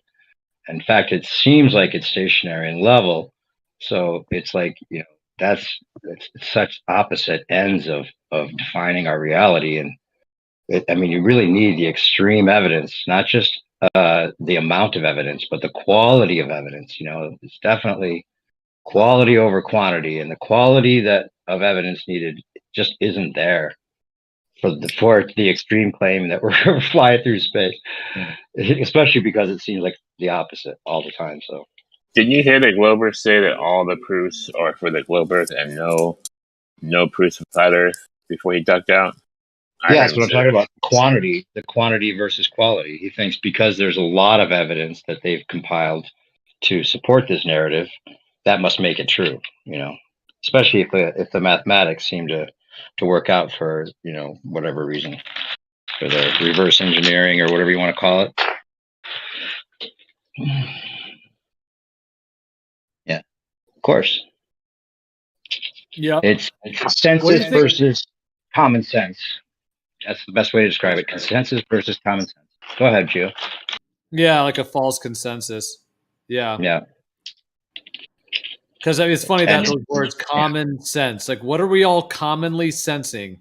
We're all We're all commonly sensing no movement, no curvature, and the sun and the moon and the stars move above us. Right. That's our common senses. Every person who has the gift of sight and is a human will experience that. Right. 24/7. Guaranteed. Forever. Guaranteed. Forever. Yeah. The earth is immovable. Right. It's so crazy that they were able to convince people, literally, almost 100% of the world at one point. Not anymore. I would say flat earthers has dug into that percentage quite a bit since this information's been available on the internet. Yeah, they were never able to sit around and look at these videos and rewind them and pick them apart before. So, if they could have, they probably would have been a lot less globe believers from the very start.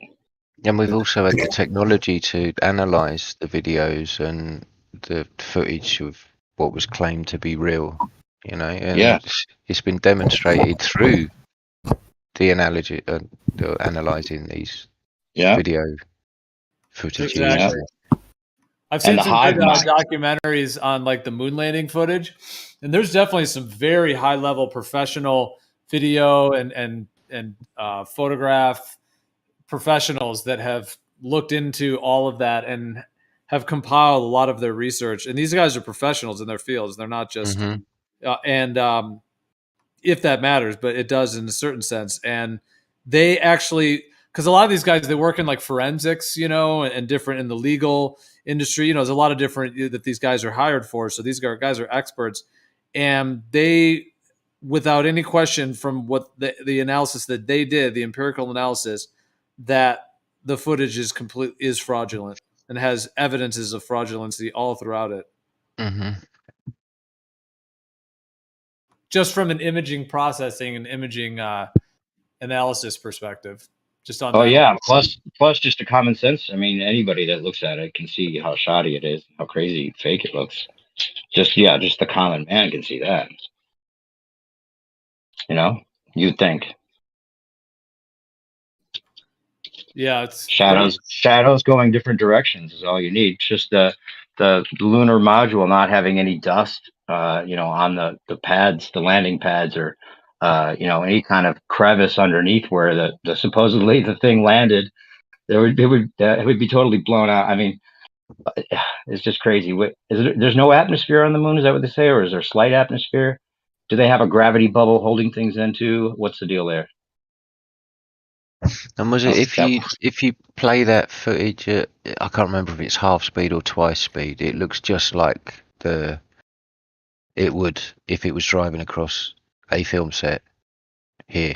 Oh yeah. There's a video I'll post. It's astronauts on wires for the moon. There's one point where he just gets totally picked up, and then he drops something and it falls at free fall speed. So and there's that part where he's hammering is it the flagpole into the what's claimed to be the surface of the moon, and you can actually, as he's striking the top of the flagpole with the hammer, you can actually hear it in the microphone in his spacesuit. I've heard of Paul bring that up. Something about this shouldn't have sound, right? Yeah. Now, if they were in the vacuum of space, that sound wouldn't travel. Because in space, nobody can hear you scream. Right. Say that bit again. I missed the start of that. About the hammer. Yep. They're hammering the flagpole into the surface of what's claimed to be the moon, and you can hear it in the microphone in the guy's spacesuit. Is he holding the hammer? How much material is there between him and the hammer and the... So you're saying that the resonance of that action, him hitting the top of that pole, the resonance would travel all the way through that material, through his hands, into the microphone in his spacesuit, when we can barely hear them talking into those microphones? I'm saying it's possible. Okay. He's connected to the hammer. If he's connected to the hammer, how many layers to his spacesuit? How much insulation is there in? Because you're talking about the vibration, the vibration of the resonance of the hammer hitting the top of that flagpole. Going through the hammer, his hand all the way through the suit into. All the way through the suit. Yep. Okay. Now, the material in the suit. I think there's 8 layers in your spacesuit. With 8 layers. Does that include the 8 layers at the crutch where there's a zip for them to have answer the cooler? Take a shit? Yeah. No, not counting that. Okay. Them taking a shit doesn't account for the methane gas that would cause over 4 days? How long is that space flight? Stuck in your suit for how many days? 7 days? Didn't they wear nappies or something? Were they in their suits for 4 days? Who In knows? a pressurized suit, or were they in a pressurized cabin? Who knows? Was the cabin fact pressurized? thinking that there's a place that you can live where you don't just wake up and wake up to a sunrise. As if there's just this other world out there. You just wake up to a space rise. Oh man, it's wild. They really convince people of that. I Just think completely the story- fabricated vacuum that surrounds a globe, all completely fabricated. Doesn't Man. even exist at all. It's nowhere. It does not exist as a physical place. I mean, would you like to spend a week, maybe just a touch longer, in a confined space about the size of a shipping container, with no toilet, with 3 guys in there, 3 grown men, no Sounds toilet? like a great weekend, 3DP. Yeah, it would for you, Rohit. That's Brewhip's ideal doesn't the weekend. toilet? Yeah. Wait. Doesn't the toilet shit out? Wait. Doesn't the Oh, toilet that shit out was to funny. space? Doesn't the toilet shit up the Ruth space comes in out and says, "That sounds fantastic, DP." That's Ruhif's ideal week away with two of his best mates. Yeah, in a shipping container, all twisted up, Ruth. Want to go next weekend, Ruhif? Oh, jeez. And it wouldn't even be one of the biggest shipping containers. It'd be like one of the 6 or 8 meter shipping containers, the really small ones. You tease me with a good time. Yeah. Don't threaten me with a good time. Where's the research from NASA about what sex is like in space? How sex works in space? Where's the research? I do wonder whether any of the Billion-mile ISS people are fucked. Yeah. Well, the first thing I would want to know if I was the vice president, I'm going to shoot people in space to see if you can get pregnant in space. That would be the first thing I want to know. Yes. However, if you were to thrust in space and you hit the wall of the ISS, for example, I think it would just knock you off course. You could go to Pluto. Yeah. By the way, we're basically giving NASA their next script right now. So now they're going to say that they're studying sex in space, and we're writing their book for them. Apparently. Can I tell you the headline? Boy conceived in space. Yeah, first space baby.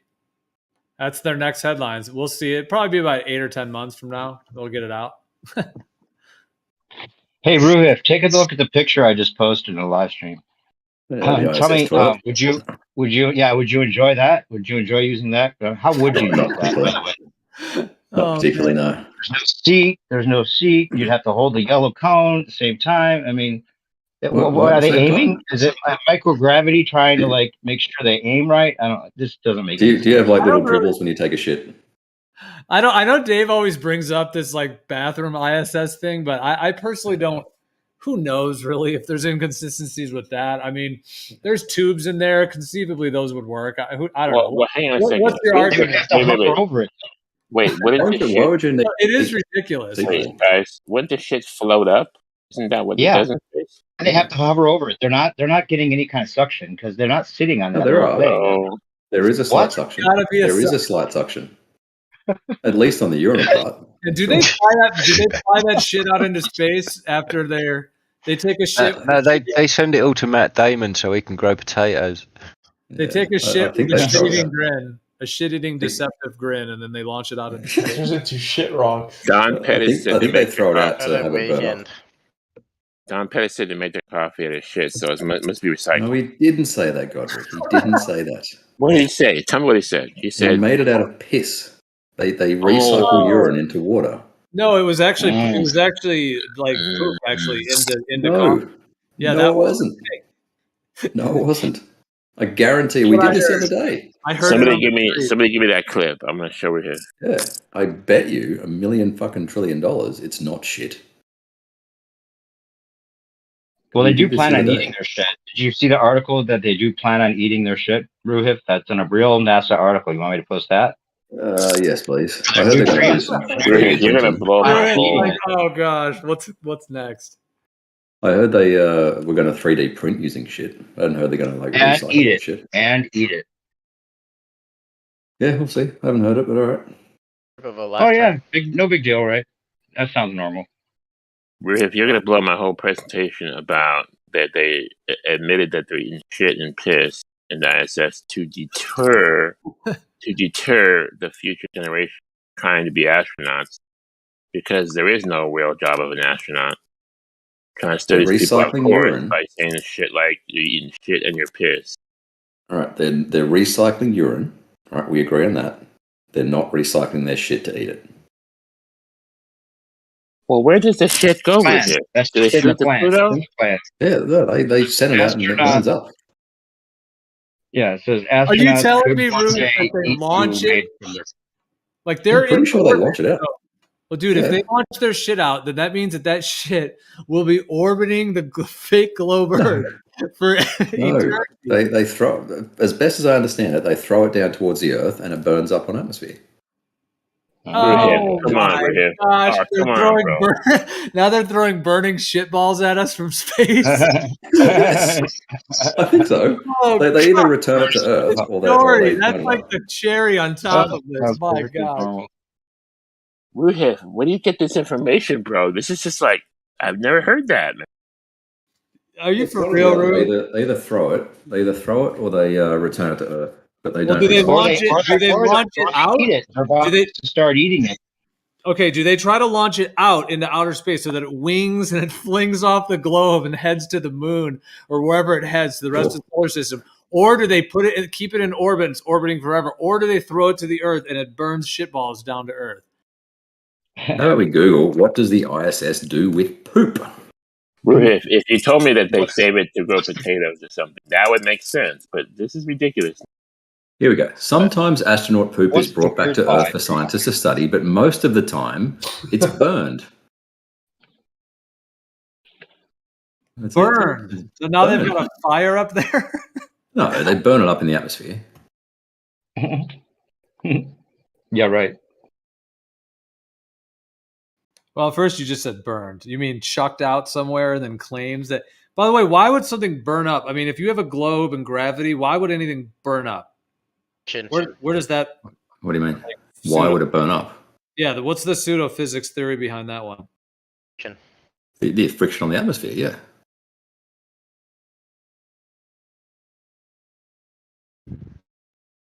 So there's Pretty that obvious, much isn't it? friction to burn something up, but you can just fly right through it, no problem? Jesus, the re-entries, I heard that have a plane. specific path so that they don't burn up.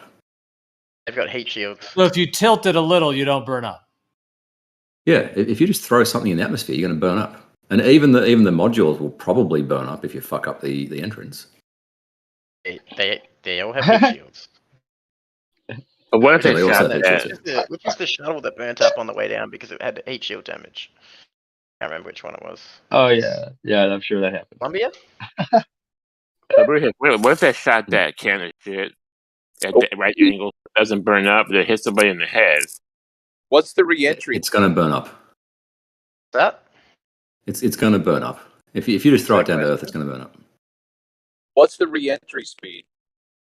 Oh, I don't know the fucking precise things of it, but they have to make it enter the Earth at such an angle so that it slows down enough at the right angle and doesn't burn up. Right, but again, yeah. Find out what the re-entry speed is. I'd love to see it. How about you Google it, Travis? Travis, go and fucking Google it yourself. I'm driving, man. Come on. All right, and I don't give a shit. Yeah, you do. You're talking about it. You said you don't give a shit. We're talking about it. Entry speed. I'm Googling it. You actually do give a space... 17,500 miles per hour. Sorry, Gio. Wait, what was it? 17,500 miles per hour. I still didn't hear it. It was something teen. 17. So that's like the exit speed too, right? So shouldn't they burn up on the way out? What the fuck? Yeah, there's so many contradictions with this. What? What do you mean? You mean a launch of a rocket If should they burn go up? at an angle, they don't burn up. You have to know the right angle. It's all about math. Yeah, it is a lot of math. Yes. Yeah. So don't fall asleep at the wheel, or else apparently the Earth will burn you up. I mean, if you don't get the angle quite right, if that's what they're saying, that's ridiculous. Like, so if they make it doesn't even make sense physically either. Something that would absolutely just fry you.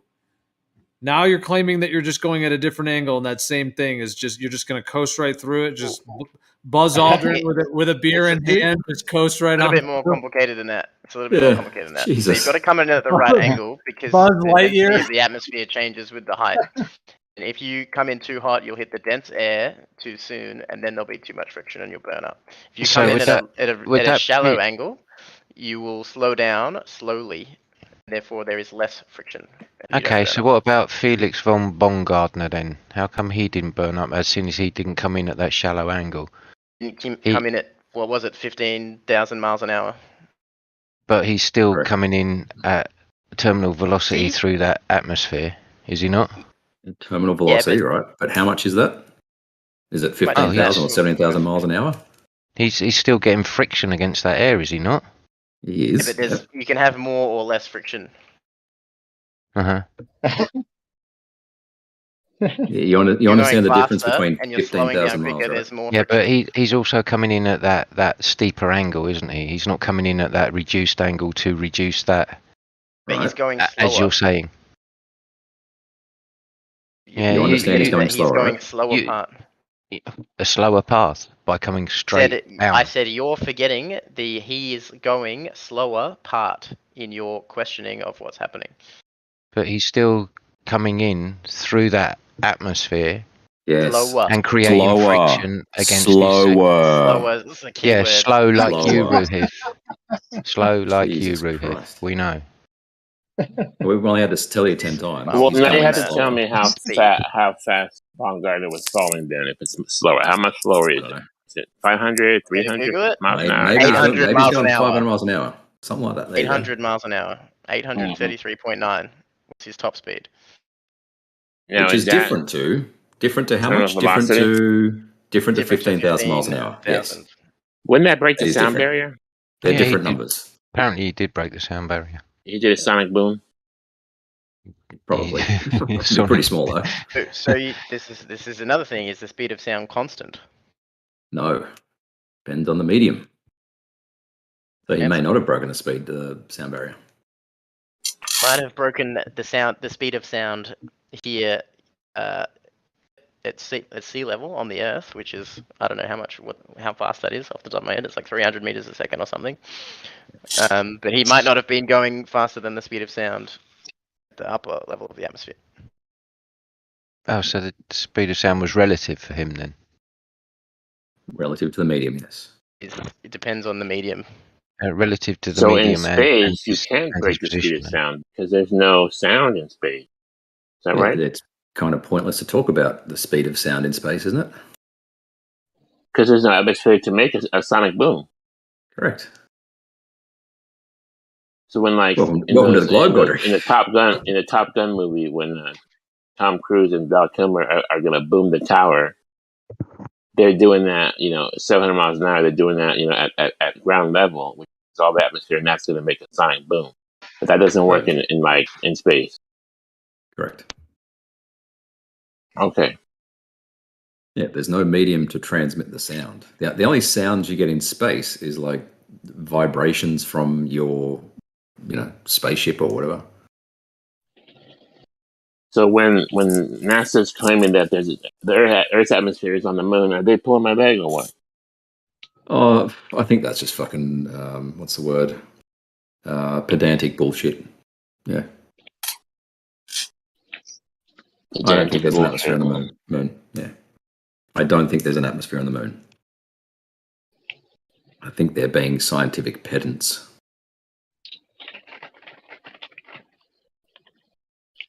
I was just waiting for one of those astronauts to just jump up from the moon surface, leap up, You're giving Ruhip a hard on asking him all these questions, right? He's just like, keep asking. Oh yeah. Boys. Love it. Ruhip, I can lift 200 pounds, so on the moon's surface, being that the moon is 1/6 gravity of Earth, I can lift 1,200 pounds. Is that right? I guess so, yeah. So I could be able to take that moon bug and just fucking twirl that motherfucker and just like boom and throw it. Okay. Probably jump like 20 feet, run faster, jump farther. Jump higher. Now, a spacesuit would somewhat hold me back Club, isn't because, it? it's a spacesuit, but it's not 1,200 pounds.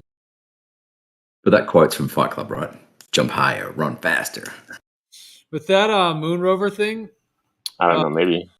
If you look at the way that the rocks are kicked up by the tires, so first of all, if you put it in a slightly faster speed, like if you double the speed, it looks like they basically put the speed in half to make it look like they're on the moon. So if you just double it, it looks like it's just driving around on Earth. But not only, and they all look like they're just bouncing around on Earth, like in Earth's gravity. So they literally slowed the footage down. And then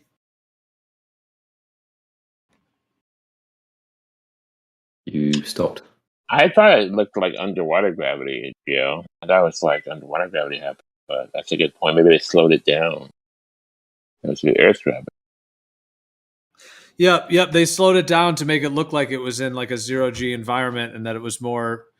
But what I was going to say about the moon rover is that if you can slow it down and you can do the different speeds, which I've seen the analysis done on it. So the way that the rocks and the dirt kicks up from the tires on the moon buggy thing, the moon rover buggy, the arc that the rocks that are getting kicked up make the arc of the quote unquote gravity that's on Earth, not the 1/6 gravity that's on the moon. I don't think that's correct. Love to see your analysis. Yeah, Have you got a site for that? Oh yeah, this has been thoroughly looked into. This has been known for quite some time. I mean, the analysis has been done. You can do it yourself as well. Yeah, just take a look at the rocks that kick up from the tires, and you'll see that they're not in 1/6 gravity. They're in Earth's gravity. Here's where the common sense comes in, guys. The rocks could be going 6 times higher than they would go on Earth. Yep. I'm not sure it equates just to 6 times higher. I don't think that's true. Well, I'm not. 1/6 of the moon's gravity. It doesn't necessarily Yeah. linearly equate to that, but the 1/6 is the difference, is what they claim is on the moon. I was gonna say, I'm pretty sure I've seen a video where they analyze the path of the dust on the surface, and it shows it cannot be Earth. So Ooh, this could be fun. Right. It can't be Earth points. because they're on the moon. There's no way it could be Earth now. They couldn't have faked it now, could they? Sounds like we should do that analysis. Well, then, right? Godric, it's difficult to fake. I mean, if you don't consider CGI, like if we assume for this point that they didn't use CGI in the video, so they filmed what they were doing. You can't. It's pretty difficult to fake the path of a particle like as it moves. Because NASA would never do CGI. Well, hold on, because a second ago we were saying that they filmed it on Earth, right? So, and then they actually did what they filmed. So, if that's the case, then if it's difficult to make particles move a certain way, it's difficult to change the motion of stuff. Yeah. Pick your poison, Godric. Was it CGI or did they film it on Earth? Well, just look the little clip I put in the live stream, Ruhif, where the guy gets picked up by the wires and then something drops and it goes straight to the ground. Hang on. Did you have to put the shitty fucking sound on it? Hold on. Here we go. Where did you put it? New perspective? I can't see it. I didn't put the sound. 50 minutes past. That was something I just recorded. I'll put the original link. 5-0. What am I looking at? It seems funny to me, Ruhif, as well, that you want to do the analysis on these videos, but you won't do analysis of your own roof photograph. My own photograph? What? What photograph? The photograph you keep posting of the sun on the horizon, and you're saying it's the right angular size, and you haven't even used a solar filter. You keep shouting and screaming that any sunset video should be done through a solar filter, and there's no solar filter used in your picture to get the true size of the sun. You understand I didn't take that picture, right? Well, again, you're using somebody else's photo and trying to prove your point of view without doing the analysis on the photograph, or a solar filter being used in the photograph, and you kick and scream. You is a term for your group of people in your side of the argument, not you personally. You're not using your own criteria that you set that we should work to. So it's double standards. So back to the original response was, you understand it's not my photo, right? It was given to me by a flat earther. Yes. So why are you using it then? To respond to the flat earther. So that picture should be done through a solar filter to meet the criteria that you lay out for you to do an honest analysis of the photo. Ideally it should, but as we went through the other night, the angular size of the sun is 0.53 degrees. It didn't need a solar filter, apparently. Well, the sun is the correct size. It's just smacks of double standards, Bruhif. That's all. You're jumping up and down saying that any sunset video should be taken through a solar filter, when this photo that you're using as an evidence against the person who presented the photo to you isn't taken through a solar filter. and you're not willing to do the photo analysis to demonstrate the true size of the sun. Okay, let's say there was Dan the Waterman, right? It's just double standards, Ruhif. So Dan the Waterman brought that, I'm pretty sure it was Dan, brought that photo to me. And if I'd have just said you didn't take it with a solar filter, dismissed, what would you say, DP? No, I would have said go and take the photo with a solar filter, or get the photo taken with a solar filter. You told Dan that. To shut you up, yeah. I would. You If told Dan Dan, was here okay. now, I would say go and take it with a solar filter. Cover the bases. Make sure that the picture you're presenting is a true image, as true as can be, of what you're looking at. And there is no wriggle room for your argument. Because what you're doing now is just exploiting wriggle room. And you're not willing to analyse that photo, to put it through Photoshop. Why is that? Because I know that the sun is already Exposing your own degree. double standards, Ruhif, that's all. Okay. The answer was that I know that the sun is already half a degree because I did analyse the photo. Guess what? The size of the sun was half a degree. Analyse it the proper way, Ruhif. Don't just do a fucking pixel count. You can waste your time doing that, DP, if you like. Well, to you, it's that's a up to waste you. of time. And yet, if somebody presents a video of the sun fading out rather than setting over the horizon, you're going to jump up and down and say why you should use a solar filter. Yeah, It's that was the point of double their video. standards, Ruhif. That's No, all if you've that got. was the point of the video, then that's exactly what I would say. But that was not the point of Dan's photo or his photo that he presented. Really? Yeah. So you're That's saying his the sun setting over your claimed horizon and the sun fading out into the distance is not analogous to the same thing in any way? Correct. Sun fading out. If he wants to make that claim, then yes, I'll ask for a solar filter. Well, you're Or claiming the the sun sun changing has set. size. You are claiming the sun has set over the horizon. So use a solar filter. It's the same instance. You're looking at the same thing. The sun set, Ruhif. Right. This photo did not require a solar filter. The sun was already its correct size. That was not the point of the photo. The sun was already the correct size for your analogy. Therefore, it does not require a solar filter in the picture. Great logic there, Ruhif. The sun was half a degree. What does it do?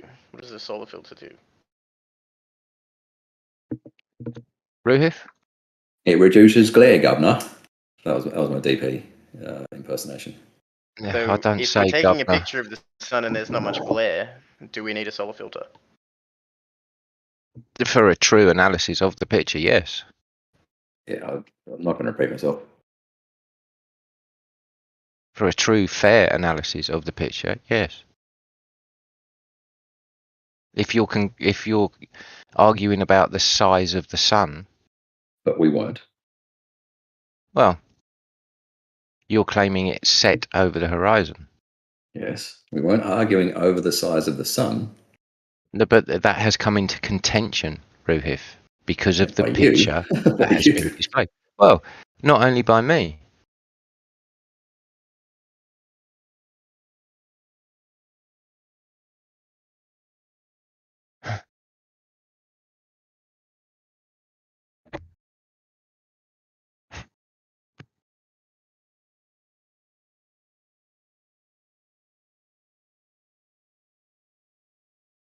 All I'm saying is if you want to do a true, fair analysis of that photograph, apply your own rules to your own analysis, Ruhif.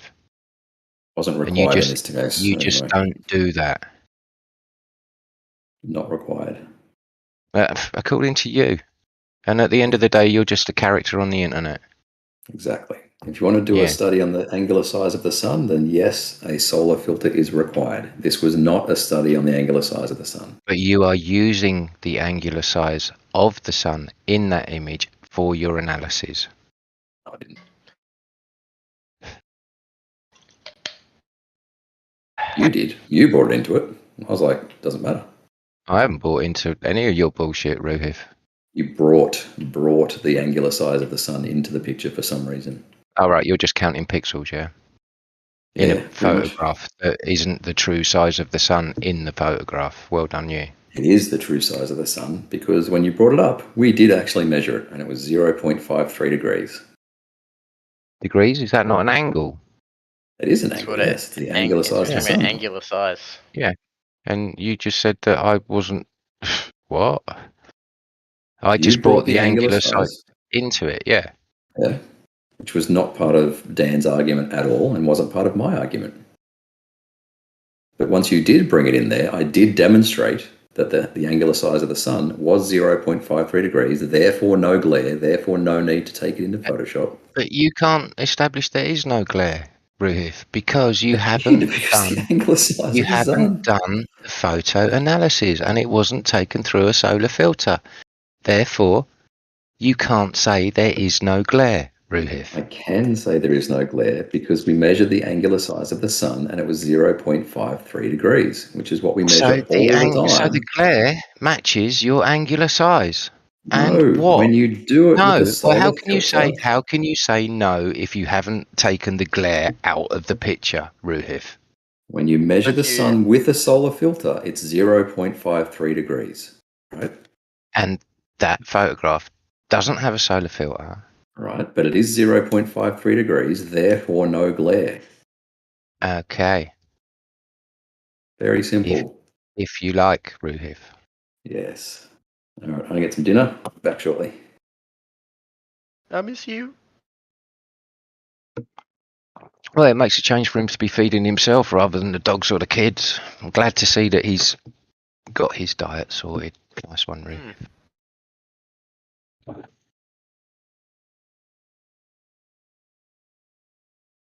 Indeed.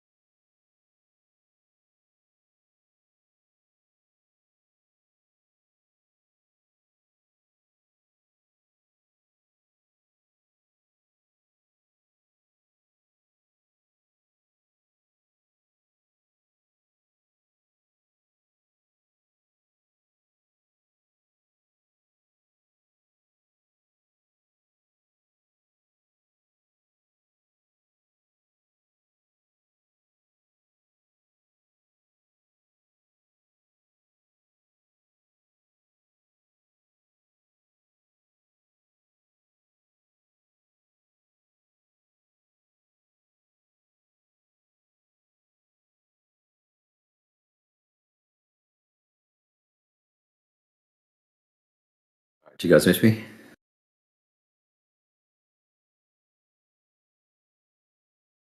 Oh, you're back. I'm now eating. Yeah, me too.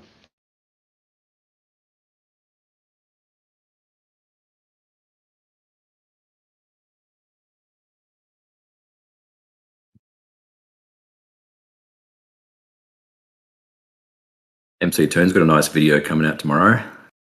What is it? The challenge. That's all I'm going to say. How do you know about this? I'm friends with MC Toon. Ah.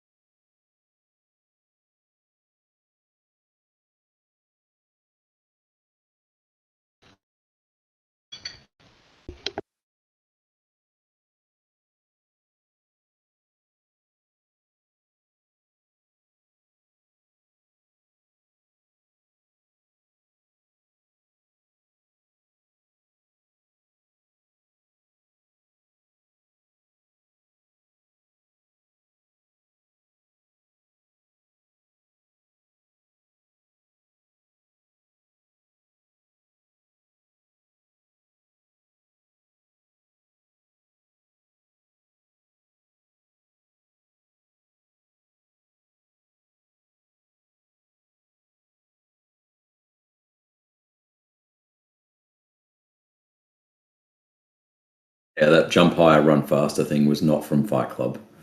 It's from the Lonely Island, which I posted. And I'll stick in the chat again. That one. So good.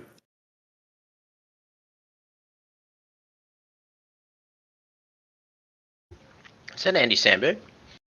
Yeah.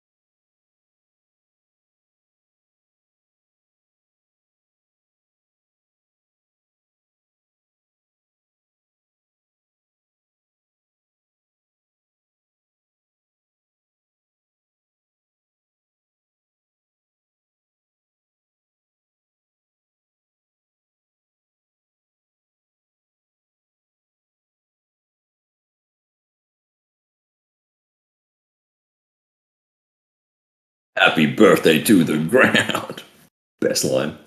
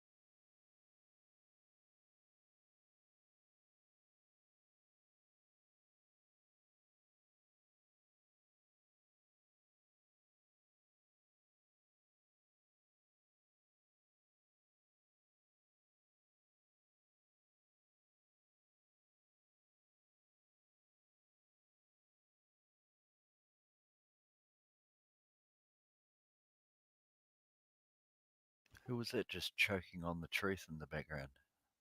Choking on the truth. I was laughing at an SNL video. Probably it. Oh, was that you, Rufus? Sorry about Yeah. that.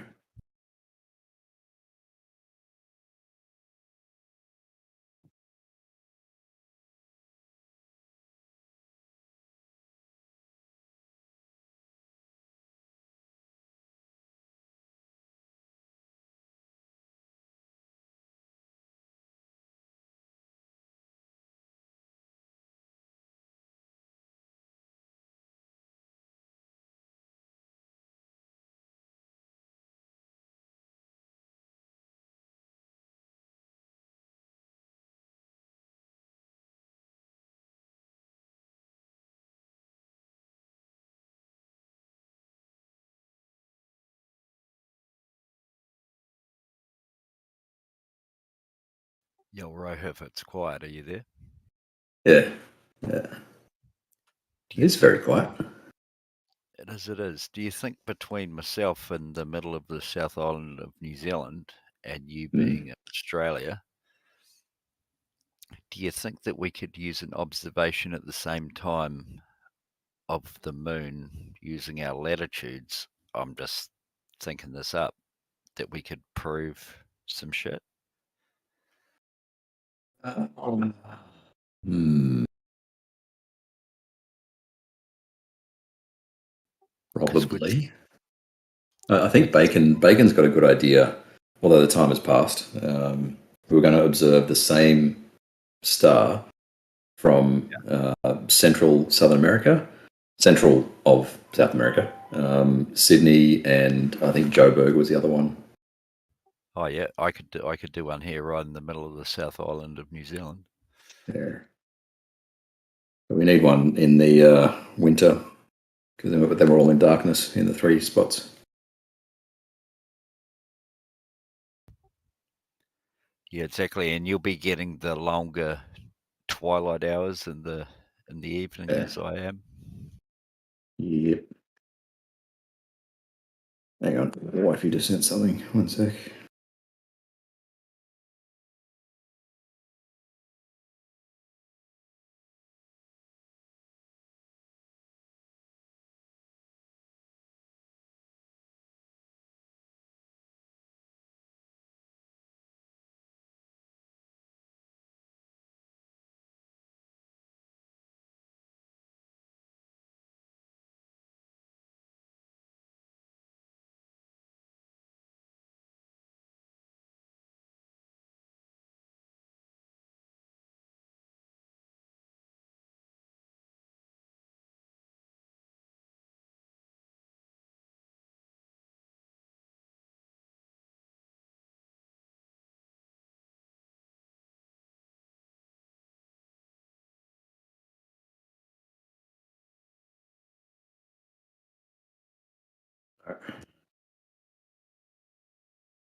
Oh, yeah, I think the best thing we can do is demonstrate that we are, demonstrate our north-south, and then demonstrate or take a video of the southern celestial pole from 3 locations. Yeah. And they're obviously in 3 different positions. Yeah, it's probably the best one, I think. I mean, how many degrees longitude are we apart? Where are you? 174. Yeah, we're like 25 degrees apart, you and me, I think. Yeah, I think I'm about 45 south. I'll have a quick look. Hey, longitude, like what city are you in? You pretty much call me Christchurch. Christchurch, all right. I don't remember where Christchurch is now. Fuck. There it is. Okay. Yeah. 172. I'm at 150, I think. Where are we? I am at 151. Yeah. So yeah, only 20 degrees. Christchurch extended 2 hours away from me. Crazy. Okay.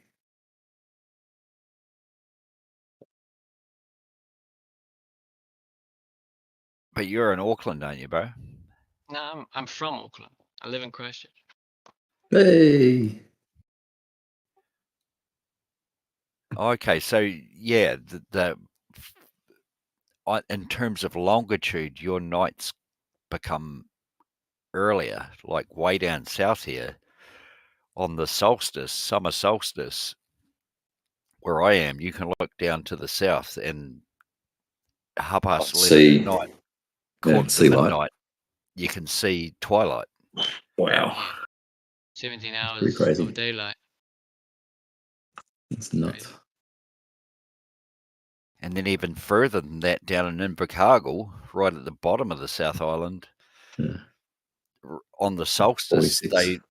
they have like they only have like an hour and a half of actual darkness on the solstice. Jeez, that's weird because like London, London's pretty far north as well.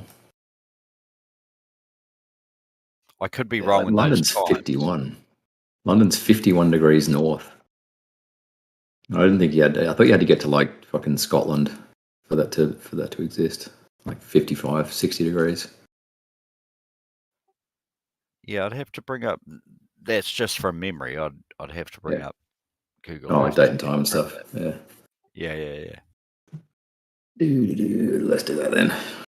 Date and time. Oops. October to February, isn't it? The That'll be late December, mid to late December. no, and from say like the claimed Antarctica 24-hour sun, you know, that they claim is fake and CGI and everything, that it was done by Black Magic, a New Zealand company. Yeah. You know, they've never actually, you know, spoken directly to them and confirmed it. They just look at it and say it doesn't, you know, it doesn't exist.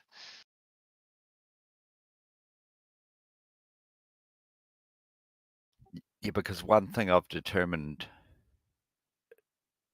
very clearly in so many years of listening to these people is that if they don't understand something, then it's wrong. Not one of them will acknowledge that's right, but I don't understand it. But I get that it's right. If they don't understand it, it's got to be wrong. Yeah, Invercargill gets 15 hours, 49 minutes of daylight. And then you've got civil twilight, nautical twilight, and astronomical twilight, and then night. So they actually have 2.5 hours of actual night. Yeah, it's fuck all. Yeah. Which proves that Antarctica has 24 hours when you take the distance 5,000 fucking miles. Yeah. Just, yeah. What's the most southern part of Australia? Yeah, it's more south. Crazy in Invercargill when you know, getting on the plane, you know, there's that one terminal, and the one terminal that's open says to Antarctica. You know, it's like, whoa. Yeah. Insane. You know what I mean? Like a different plane rocks in. You know, sometimes you see it. It's a completely different plane. Well, the old C-17s in the summer, the US Air Force, they fly right over me on their way to Antarctica. And I think from Yeah, those Christchurch, huge planes, aren't they? C-17s are massive, right? C-17s are bigger than a C-130 Hercules. Yeah, but like They're, substantially bigger, I think. Oh yeah, big time. No. And it's like a trip every 2 days or 2 or 3 days. There's literally 10s, 20s, 30s, 40s of people going to Antarctica. Yeah. Yeah, I mean, when I was flying back to Christchurch, there was no plane. But when we arrived, there was a plane outside. You know, which kind of goes against. Oh, it's just a you know, it's just a terminal. Nothing actually flies from there. You know what I mean? And it's not the case at all. Yeah. Just annoys me, Jazzy. You know, and Roof, it's like they keep making the claims, you know, and I keep coming back to us like New Zealand exists, you know, Australia exists. We have observations that you have to include in this model that you claim to have destroyed. You know what I mean? Like our moon is upside down, our stars go the other way. Yeah, yeah. You know, it's like these are real things, you know, and we can't manipulate them, you know. And this kind the photo in the camera and the way it operates, and we see these with our eyes, you know. We can just sit out and watch the stars rotate, you know. There should not be any That's Southern Hemisphere flat earthers. Shouldn't be. Yeah, it's yeah. just, you know, and it just makes it worse. And that's why I said today, if the alternative answer exists to explain and give an alternative practical way, nobody has uttered the truth yet, you know. Nobody. You know, and that's the hard reality that I keep coming back to. Like, what is this causing the shadow during a lunar eclipse? I We don't want to can hear the get a moon does what it ticket. does. Exactly. You know, I don't want that. You know, We can get a if you can go ticket to sleep. to What's that? New Zealand. We can get a ticket to go to New Zealand and confirm it's there. We cannot get a I ticket will to go to welcome you, ISS. Godric. But you can stay in. You can come to New Zealand and see the ISS as well, from like from the dark sky area on a good day, you know, and you can track it using another person in another location, and based What on if, the what if parameters of the Ruhif, way it had to travel, you can denote that it's orbiting. okay, but what did Ruhif say? There Godric. shouldn't be. There shouldn't be any Southern Hemisphere flat earthers. No, Godric. about the Godric. he said there's a New Zealand. He said, I'm like, what? Like, we can get a ticket that confirms New Zealand, but we can't get a ticket that confirms the ISS. That's what I said. No, I'm saying, but from New Zealand, you can see the ISS, and the way that it comes in and the angle, you have to see it based on the opposite, the angle that other, you know, northern hemisphere locations has to see it, creates a parameter and dictates where it is or Exactly. where it isn't. You know, have to and look so all you've got exactly the left place. is, oh, it's not real, it's a hologram, it's a You have to drone, it's look a this. exactly the place they're showing. You have to look exactly Godric. the place they're showing you. Godric. Yes. Yes. Godric. Just very quickly, what Phoenix said is that New Zealand is a very dark place, and I'm going to go special forces and unleash my dog tags and just throw them out in the street. Is that I live right smack bang in the middle of the first dark sky national park in the world, and you should be able to work out where I live if you're such a shit hot researcher. Did you say a dark sky national Yeah, park? dark sky national I've never park. heard that. Is that in New Zealand? Yeah. Well, there's many around the world now, but It's fascinating. I I've never live heard right. that. I live right in the middle of the first one. And I am, by the way, I'm not a good researcher. I just don't want you to think I am. I'm really not. I watch YouTube videos. Okay, so that's why you're a flat earther. That makes a lot of sense. But I can call bullshit when I see it. And I have the right to do that. I cry bullshit that you believe bullshit. Well, that's the argument, right? That's why we're here, you know. You think one thing, I think another thing. That's fair. But no, I'm not even going to have you up on that, bro. But I've kinked my leg on the flat Earth, so to speak, and given you my location. Oh, you said you're in New Zealand. That's fine for me. You said All you have you were talking about a dark sky park. I don't know. Put a link for me. I've never heard of that. And yeah, it's kind of a use your research skills. I'm right in the middle of the first international dark sky park. Right? So you should be able to do a lot of research and go, holy fuck, they're at this If many you degrees south, expect me to do research, and they got twilight. You're gonna be disappointed. Just don't give me that responsibility. So are you But I waiting? appreciate that. Maybe I will look up what a dark sky park is. That sounds fascinating. So you're waiting on other dumb fucks to do the research for you? Because you're paranoid? Ideally, if it's a apologize. YouTube video, All right, yes. sorry. I'm toning it down. Toning it down. Yes, if it's a YouTube video, yes.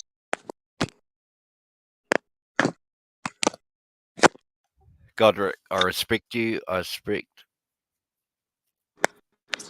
the little that you do and the reasons you come up with shit.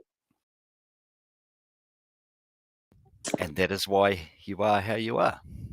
Godspeed. Thank you. See, that wasn't hard. But it's just like when we tell you that our stars are rotating around a central southern point, and we can witness it, and we can witness it every night. Do you think we're lying? No, I don't think you're lying.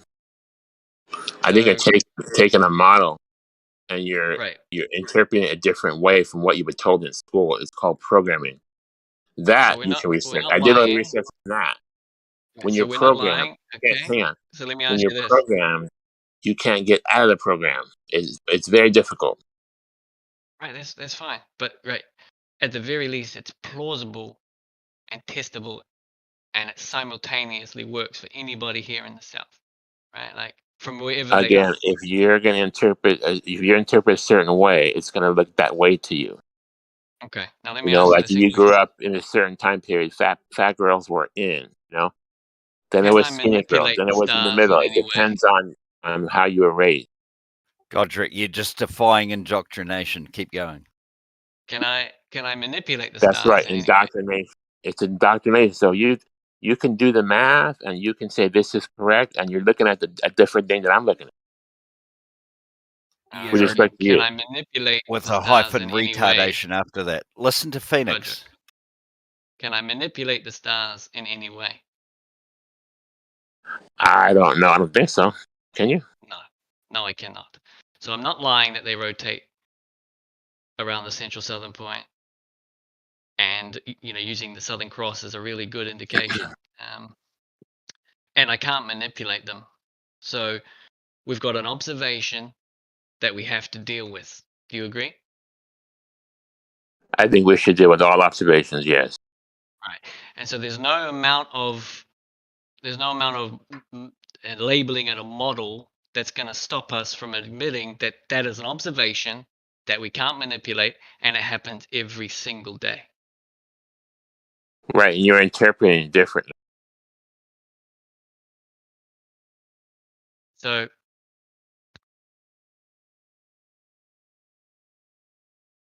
let's start there. You can do the same experiment, have two different interpretations. Right? Right. And that's I what I think said. that's what the whole argument's about. You guys are seeing different things. Most of it, I don't want to, I want to say real simple. It's appeal to authority. That's all it is. They told you this is what you should expect, and that's what you're looking at. That's what you see, and then you see it's You're true. Then, projecting, okay, Godric. it's true. You're projecting. I'm projecting, I'm answering. Yeah, you're telling us how you learn. You learn by people telling you things. Here's another You know what? It's funny you say that. I think we all got indoctrinated in school. We all learned from people telling us shit. None of this stuff we found it on our own. We have to get the answer that they give us in the book. We can't have our own and unique answers. We got to learn, read, memorize, regurgitate. That's really what education is. No, again, you're Very, projecting. very little of You it. need to learn. You need to Independent read and thought. remember, but you need to Very little of it. understand. Independent understanding and thought that we can learn it ourselves. We can do the things ourselves. It's all memory, regurgitation. No. Guess what? What if it's propaganda? No, you need to understand why they are telling you, why what they are telling you is true. Understand. That's why you're projecting, because you don't understand why what they tell you is true.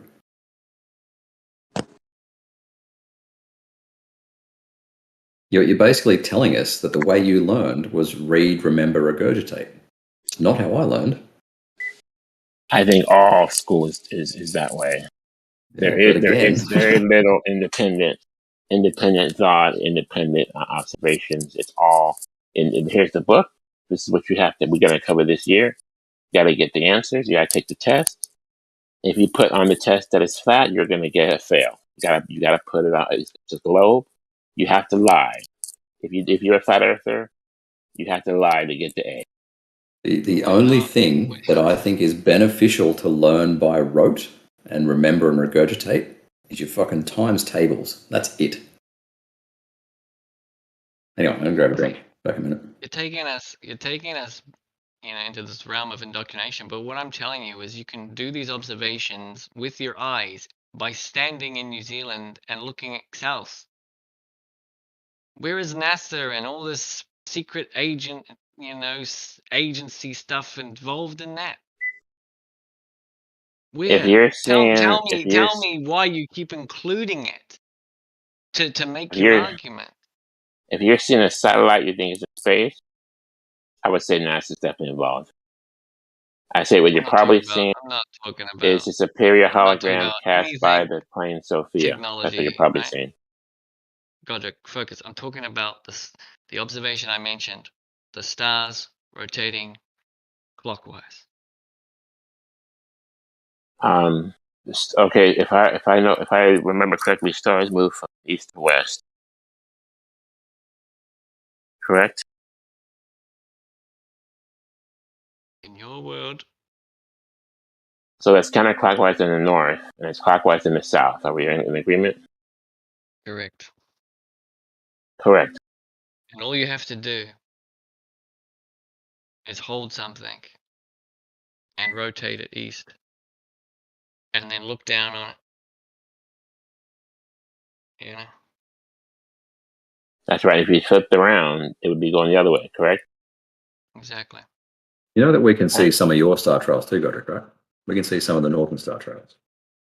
I'm in Can't Los see a Angeles, pole. so you can probably figure out what you can see from here. Yeah, I don't look at the I stars can very see much, but partial. I can see partial northern star trails. If you look at the whole sky, it all rotates one way. It has two yes, I poles. You believe can it infer where the rotates northern east to pole west. is. It goes It's east to also west, another right? thing, like this thing that's posted for you and tagged to you doesn't explain how the Southern Cross gets above the equator, and the Northern Hemisphere locations. Like they can see one of the stars of it, and not the whole cross, but just one of the stars, and that just destroys any of these, reverse rotation, mirroring, lensing, just all of it goes out the window, I mean, the first From argument what I was, oh, maybe the heard, stars are the same and just mirrored, but they're different constellations. Oh, maybe the stars, we don't see them. Well, Orion's belt breaks that logic, So you have observations, and before you admitted that we cannot change the stars. So that's where you should start. Instead of ignoring them, use them. there's no southern Polaris, Sigma so there's no Octantis, way to. It's completely different than north and the south. Sigma Octantis is not visible with the naked eye. But what is visible? Oh, the Octans constellation kind of is, yeah. It's like the entirety of the sky rotates. And I'll give you an example. I was out and I was taking a video of the Southern Cross. I was on my tripod, and then I left the tripod exactly where it was, on the angle that it was. And when I went back a few hours later, the Southern Cross had rotated to the height of my roof. So I had to bring the tripod away to still catch it. It was still in the sky, but I had to bring the tripod away. So my tripod didn't move. The sky did, or we did. You see? That's definitive, right? That's not like, oh, I heard it rotates. That's me as an observer here who lives in New Zealand, in the south. Hey, Godric, see the photo I just Hey. posted? Let me look, hang on.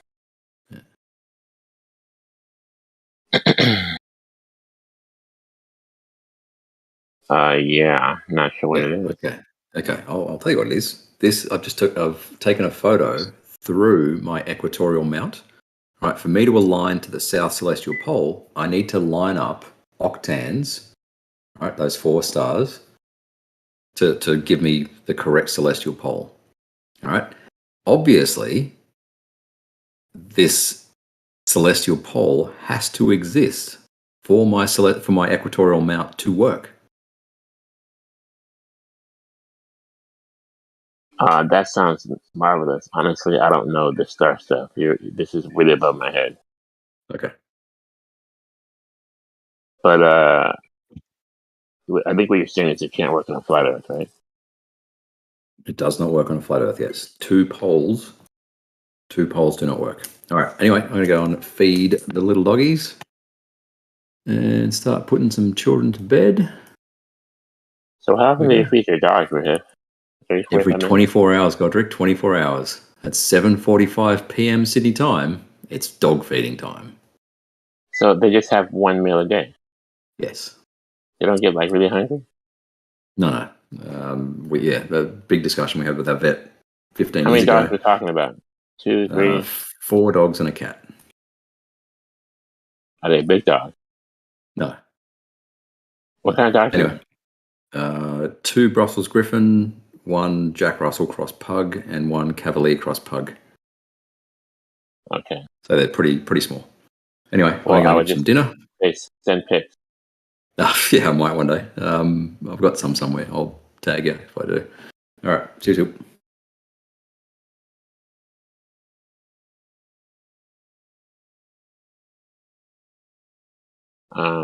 Who's the other guy that was talking to me besides Rahif? I don't know if we can meet anywhere in the middle to have a discussion. Well, If you the want thing to talk is a little bit, I'm like, here. the thing is that, like, I deal with things that are reality, right? Like that's how I deal with things. Like I deal with the reality that people don't believe in God, but I do. I believe that that I live in the South based on a location, that's different to you. So I use that, but I also use other people who used to live in the North. That lived in England, used to use their telescope. They could turn it on. It would automatically align to the pole star. It would know where it was, and you would be able to start from Polaris and begin observation. Now that same person took their telescope and moved to Australia. They turned it on just like they did when they're in England. It spun around and said, Polaris is through the floor.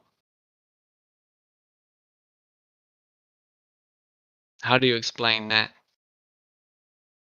That would happen on a flat Earth, on a flat plane. So Why would it in the northern hemisphere location point to the sky and actually focus on Polaris, but when moved to the south from Australia, turn on the same machine without changing a thing, it searches for Polaris and points through the floor. It says because the it's Polaris designed is that way. through the floor this way. Because it's designed that way, it's not actually through the floor. It's just beyond the horizon visible spectrum. It's well It's definitely well not through the below. floor. Now, And for me, if it's even you worse. put a light bulb over your head, and you walk back and forth, notice that the degrees of the light bulb and you change. But This is how Patrick, if stars work on a flat plane. if the world was flat as you claim and Polaris was in the sky where you see it, then nothing would be below the horizon because you would point up at least towards the sky. And if it was simply too far away to resolve it, the telescope should still be pointing to the sky.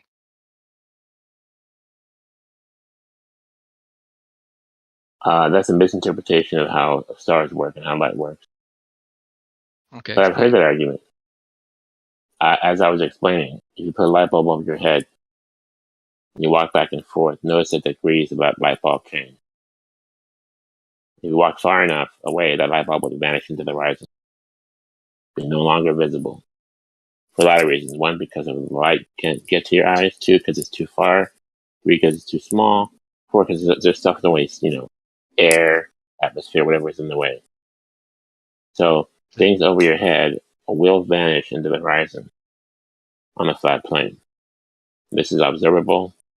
It's repeatable. It's demonstratable. I'll use one example and tell me if you like this example. Streetlights. Notice you can line up these streetlights, which we know they're the same size. We don't think they're smaller at a distance, but they appear smaller. So if you look above your head, these streetlights, Let's say you get 2 or 3 blocks of streetlight. Notice the angle downwards, down, all the way till it hits the horizon. If you had enough streetlight, not because the Earth is bending, but because you're getting smaller due to this perspective, and the light is changing the angle over your head. At some point, these lights, like the light bulb over your head, like the street lights, will vanish into the horizon for being distant, for you being unable to get that perspective, that angular perspective, from your eye to the object. Can use a P900, you can see farther. Even a P900 or a telescope or binoculars, even though they see farther, those also will lose sight of that object, whether it's street lights or a light bulb, whatever. Not because the Earth is bending around in a circle, but because that's the angular perspective that is limited to the distance of your eye. But that still doesn't work when you take multiple observations of Polaris and try to map them out at the angles at which the observer faced north and saw it. That I haven't done myself. If you want to tell me how you did it, I'll listen. But I have not done multiple angles like that. I was explaining to you how distant objects on a flat plane will vanish into the horizon for being distant. You don't need a globe. You don't need a sphere. You don't need 360 degrees. You just need a flat plane, and then make yourself distant between A and B. The farther you go, the more that will go down to the horizon. Eventually, it will go into the horizon. Just take the angle of these street lights of any object, buildings, whatever. Take the angle of these street lights. They're angled downward. What's the logical conclusion to that? That it will vanish into the horizon. And that's what happens with stars. That's what happens with the sun, with the moon. It happens with buildings. You don't need curvature for that. And when we hear claims of curvature, claims that this building is going behind the curve, quote unquote, it does not comport to the globe model. It does not comport to, for argument's sake, let's say you're arguing whether this building is falling behind the curve of the Earth, or it's falling behind your ability to see it at the distance, vanishing into the horizon. Like I said, that angular perspective is going downward. Let's say whether or not you believe either one. That curvature, that missing height, does not comport to that globe that we're told. Does not comport to a globe that's 8,000 miles across, 4,000 miles diameter radius.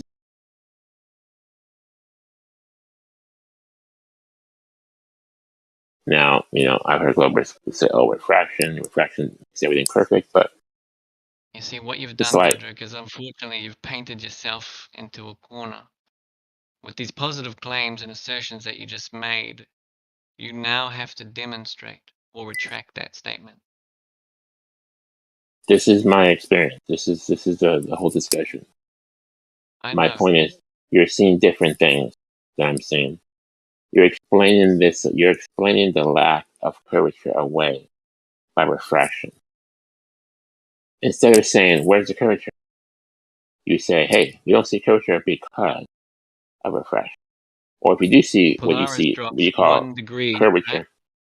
Polaris drops if 1 you do degree see every 70 quote unquote miles, curvature, just like the globe model would predict. And about 6 degrees below, I think, is the maximum from the equator due to refraction of the light of Polaris can be seen. what happened So on a flat this plane. idea of it being too far away and it coming to focus, it's not the case. The intensity of Polaris is visible or not visible. It doesn't change. The Earth's measly distance traveling from the equator to the top of the northern hemisphere using the globe model calculations is not even anything to worry about. You know what you can't prove? So you said that the globe model doesn't show, it doesn't show the globe model, it doesn't have to work, but it matches the drop of curvature rate perfectly. It actually doesn't. On top of that, if they take the angles and map them out on a dead flat area, the angles do not reach Polaris, they cross over each other. But using the globe model I at don't know the about that. latitudes, they Why is all that align to significant? Polaris perfectly. And I don't know. I don't know using about the that. computer, you can input the data and say whatever shape you can think of and try to map it out. And the only shape that would allow the multiple and simultaneous observations was a globe. And this was dismissed outright. A computer is designed to comport to a globe. So of course, if we use a No, no, computer, no, no. like Observations were for taken example, by humans, delirium, and once for they were example, measured, then they it's were going to tell put you it's a into globe. That's how it's program. programmed. See what I'm saying? Like once they took real observations, they gave you the benefit of the doubt and said, okay, if it's not a globe, what is it? And the flat plane looks like bundled sticks, but the globe works perfectly. So what I'm telling you is you have to refute those observations before you can say it doesn't work. I'm explaining to you. You're seeing different things.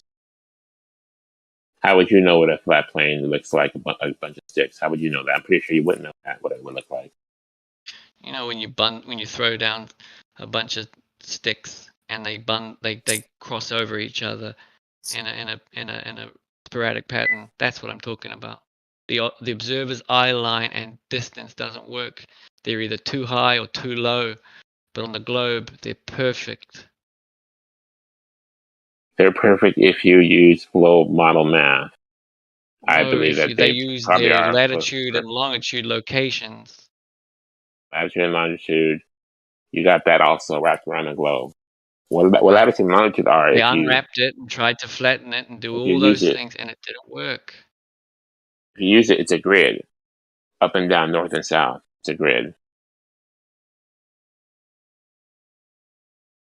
Do you hear what I'm saying? I'm saying you're using the They took the information and you're claims interpreting that it we're on a differently. flat plane and that the South Seas Polaris and all the just has to point this way. It didn't work. You wouldn't know what a flat plane would look like. I can I had make to a explain flat. to you that I can make a flat anything. I had to explain to you that lights would vanish into the horizon on a flat plane over your head.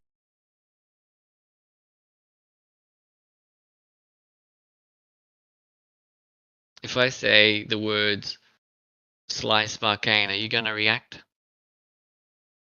I don't know. You play Magic the Gathering?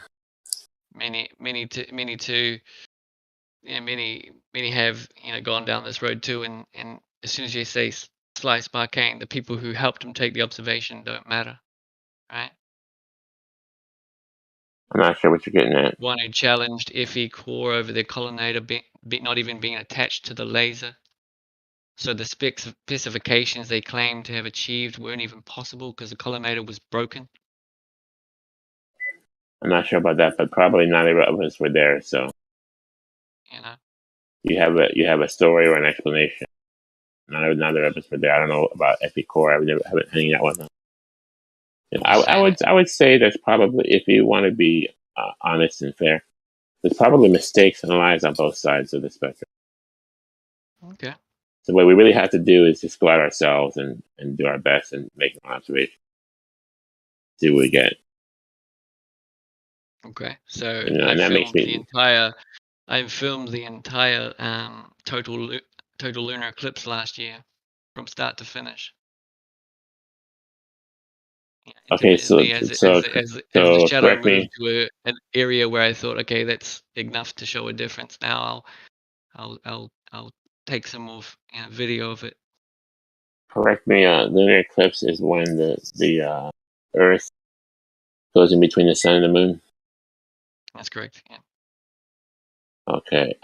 We just had that recently, and I just saw the moon turn red. That's all I saw. It did get dark, then it turned red. Yeah, that's So, understandable. I don't see, I don't see the Earth in between the sun and the moon.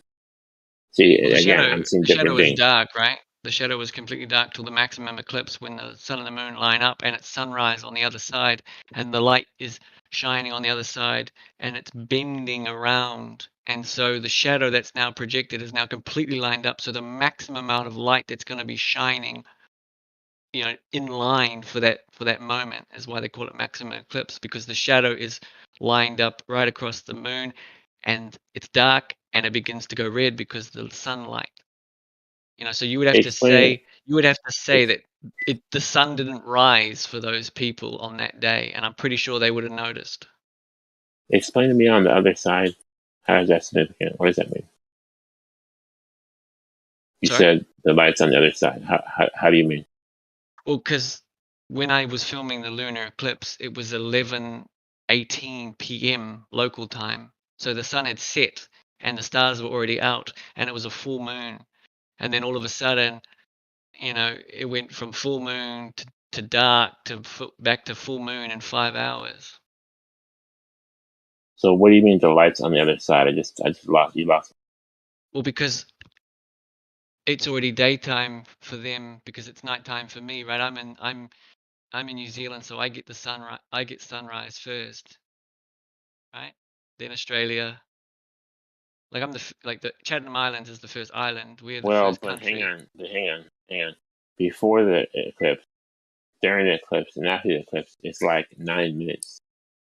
It's not enough to go. It's not enough to say daytime, nighttime anywhere around the world. The eclipse is 5 So hours long. is that a correct? The eclipse is Okay, like 5 hours long. what I saw, it was about 9 minutes. It passed over it, and it turned dark, then it turned red, and it was over. It was over maybe, I don't know. It wasn't more than 15 minutes. So maybe you're looking at a different thing than I was. Well, that could have been a partial. 5 hours. 5 hours. It I mean, could have been a partial eclipse. I couldn't have waited that long because I'm not that patient. So when I looked outside my view over here by my house, I was right there for maybe 15, and we saw the whole thing get dark and it passed over and turned red. So I don't know what you mean by 5 hours. That's right. So it looks like a shadow, though, right? You have to admit everything that you know a shadow to be. It looks like a shadow. Right. So the Indian mythology believed that the shadow was Rahu, a black sun Uh-huh. on the moon. And They the reason also they probably believe about that. when the lunar eclipse came in the ancients, they used to hide the king and put in a replacement because they believed that a wolf was eating the moon. And when the lunar eclipse had passed, they would kill the person who was the fake king and then put the real king back again. Did you know that? Right, and that is an explanation. So do you really want to put your hand we, up when it's the time for a lunar eclipse, or do you just want to not be? You don't want to be selected at that time. we have an explanation. You're saying that the Earth moves in between the sun and the moon. I don't believe that. I don't believe that's ever happening. Okay, but I believe there's some kind of other force, like a Rahu, a dark sun, that will cover the moon, and that's why it turns red. Now, your explanation, what it was, I didn't really get it. Doesn't make sense to me. that it's sunlight. How does it turn red though? Why does it turn red? Lighting up the other side. Stop right there. What do you mean the other side? You're doing it. What do you mean the other side? You can't light an entire ball, right? You can't light an entire ball at any one point, right? You can light, let's say, half. That's right. So when it's nighttime for me, it's dark for me. I'm looking at the sky. The moon's out. I'm looking at the moon, and a shadow that matches the ratio of the size of the Earth begins to come across. No, that's not correct. It is correct. There's no shadow ratio. There's no matches, anything like that. You wouldn't know how big the Earth is. I've taken the globe model that you claim to have destroyed. I took the polar and equatorial radius, and I mapped it out on top of one of the frames from my video. I'm not sure what all you did, but I would just say, in a general sense, It's 95% assumptions and appeal to authority. I don't think anything you've done can really be proven definitively. authority? You can have explanations. What Authority, like authority NASA did I telling just you appeal that the to? moon does this, like science telling you that the moon sun does this. Not No way you would appeal. know that. You No, can't prove it. no, You can't test it. You can't repeat it. no, no, You have an explanation of what's happening, no. which is different than my explanation. All I did was film the moon and know my local time. What you have to deny is that it was not sunrise for other locations. I'm not sure where you're going with that either. If I'm gonna observe a eclipse in Los Angeles, I don't see why it has anything to do with you in New Zealand. You're gonna observe an eclipse that might be a little different. But let's just say No, I you won't. observe it similar. I You know what will I'm saying? not see your eclipses. I just won't. Oh, so you're not gonna see the eclipse when I see the eclipse? No. So it eclipses, let's say, the north hemisphere, not the south Not hemisphere. at all. Not at all. That's why they have southern hemisphere eclipses and northern hemisphere eclipses.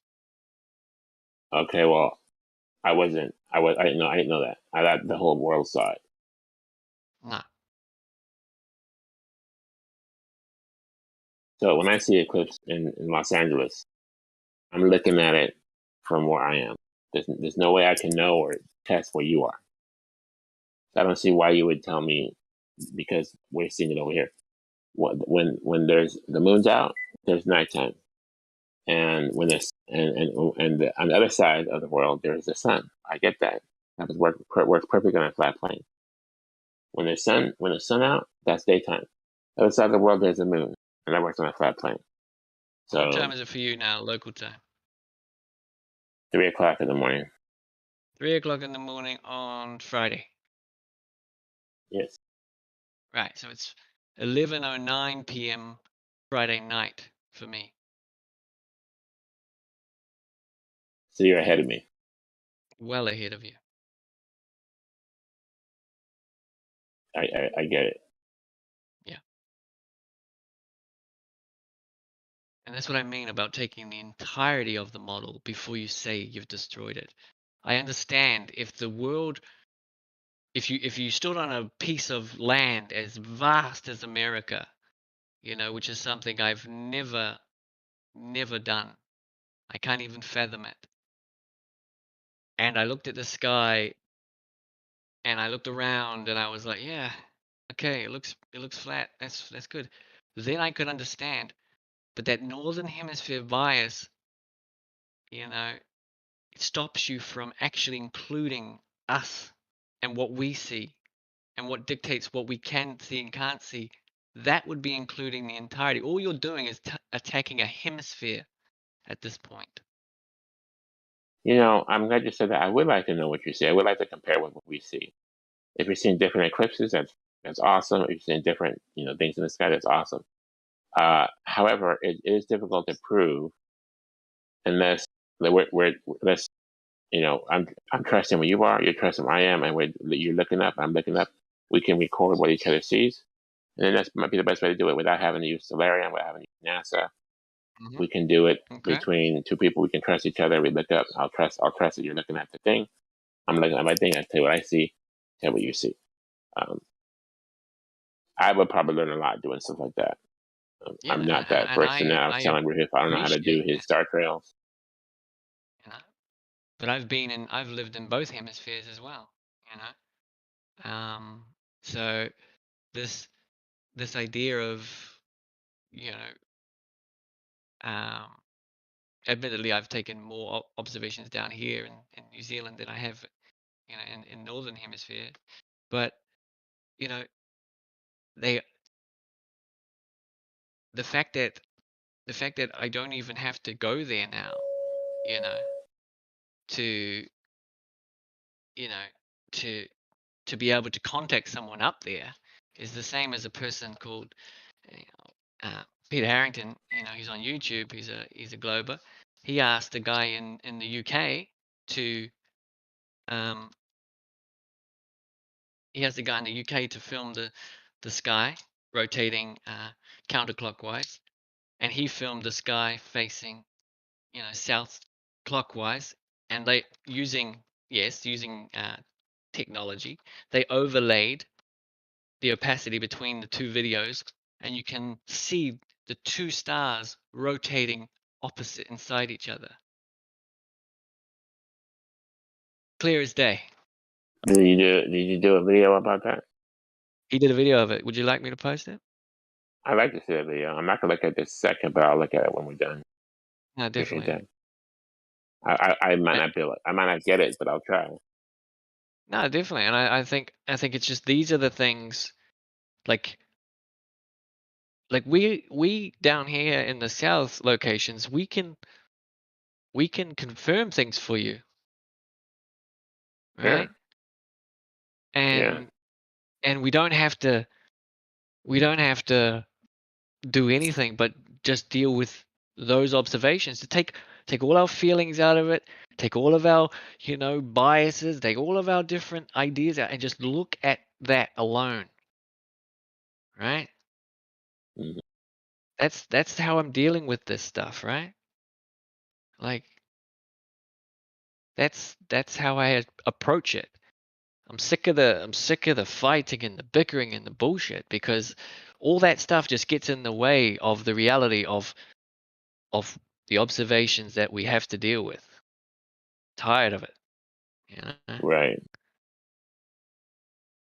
I mean, shit. I agree. If we weren't talking about this, we'd probably, be agreeing about something else. You know what I mean? This is removing the animosity and all that other shit. Like you can treat me like anything else you want, but I'm my own person, and I'm not going to, be somebody else or whatever. The other Globers hate me as well because I looked into other things, So this idea that you're just going to label us all together and throw us all away, I mean, that's what makes some people come back to challenge those words you keep saying. You know what I mean? And I'm one of them. Like, don't keep telling me you destroyed it when I've still got these unknown, unknown answers or lack of answers. You guys cite documents and things like, oh, look, it assumes a non-rotating stationary plane. Oh, great. You know what it also says right underneath that line? It says assumes a gravity vector of 9.8 meters per second. In the same document, in that same very document that's to do with aerodynamics of spacecraft, it talks about a curved flight path. But all all you get is cherry picking of the front of it and say, look, it says stationary, and that's all you go with. That is Let me tell you why it's cherry ridiculous. picking. Let me explain the cherry picking. Okay, you know that we think the government lies, right? Sorry? You know that, right? Let me explain the cherry picking. I'll explain it to you if I can. Oh, I heard that, but what did you say after that? You know that? I'm gonna explain the cherry picking to you right now. Okay. Okay. You know that we believe that the government lies, right? The military. Uh-huh. Who controls all these things that we can't get to?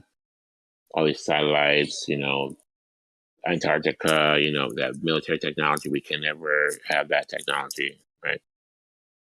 Okay. So they're creating and maintaining a lie, right? Which is the globe Earth. We think it's happening on the flat Earth, right? That's in place. However, when they say stationary non-moving plane, that is true. And the reason that is true, because they have to train their pilots. They have to use a practical explanation of something, because that has to work. That has to be true, because that's how it is in reality.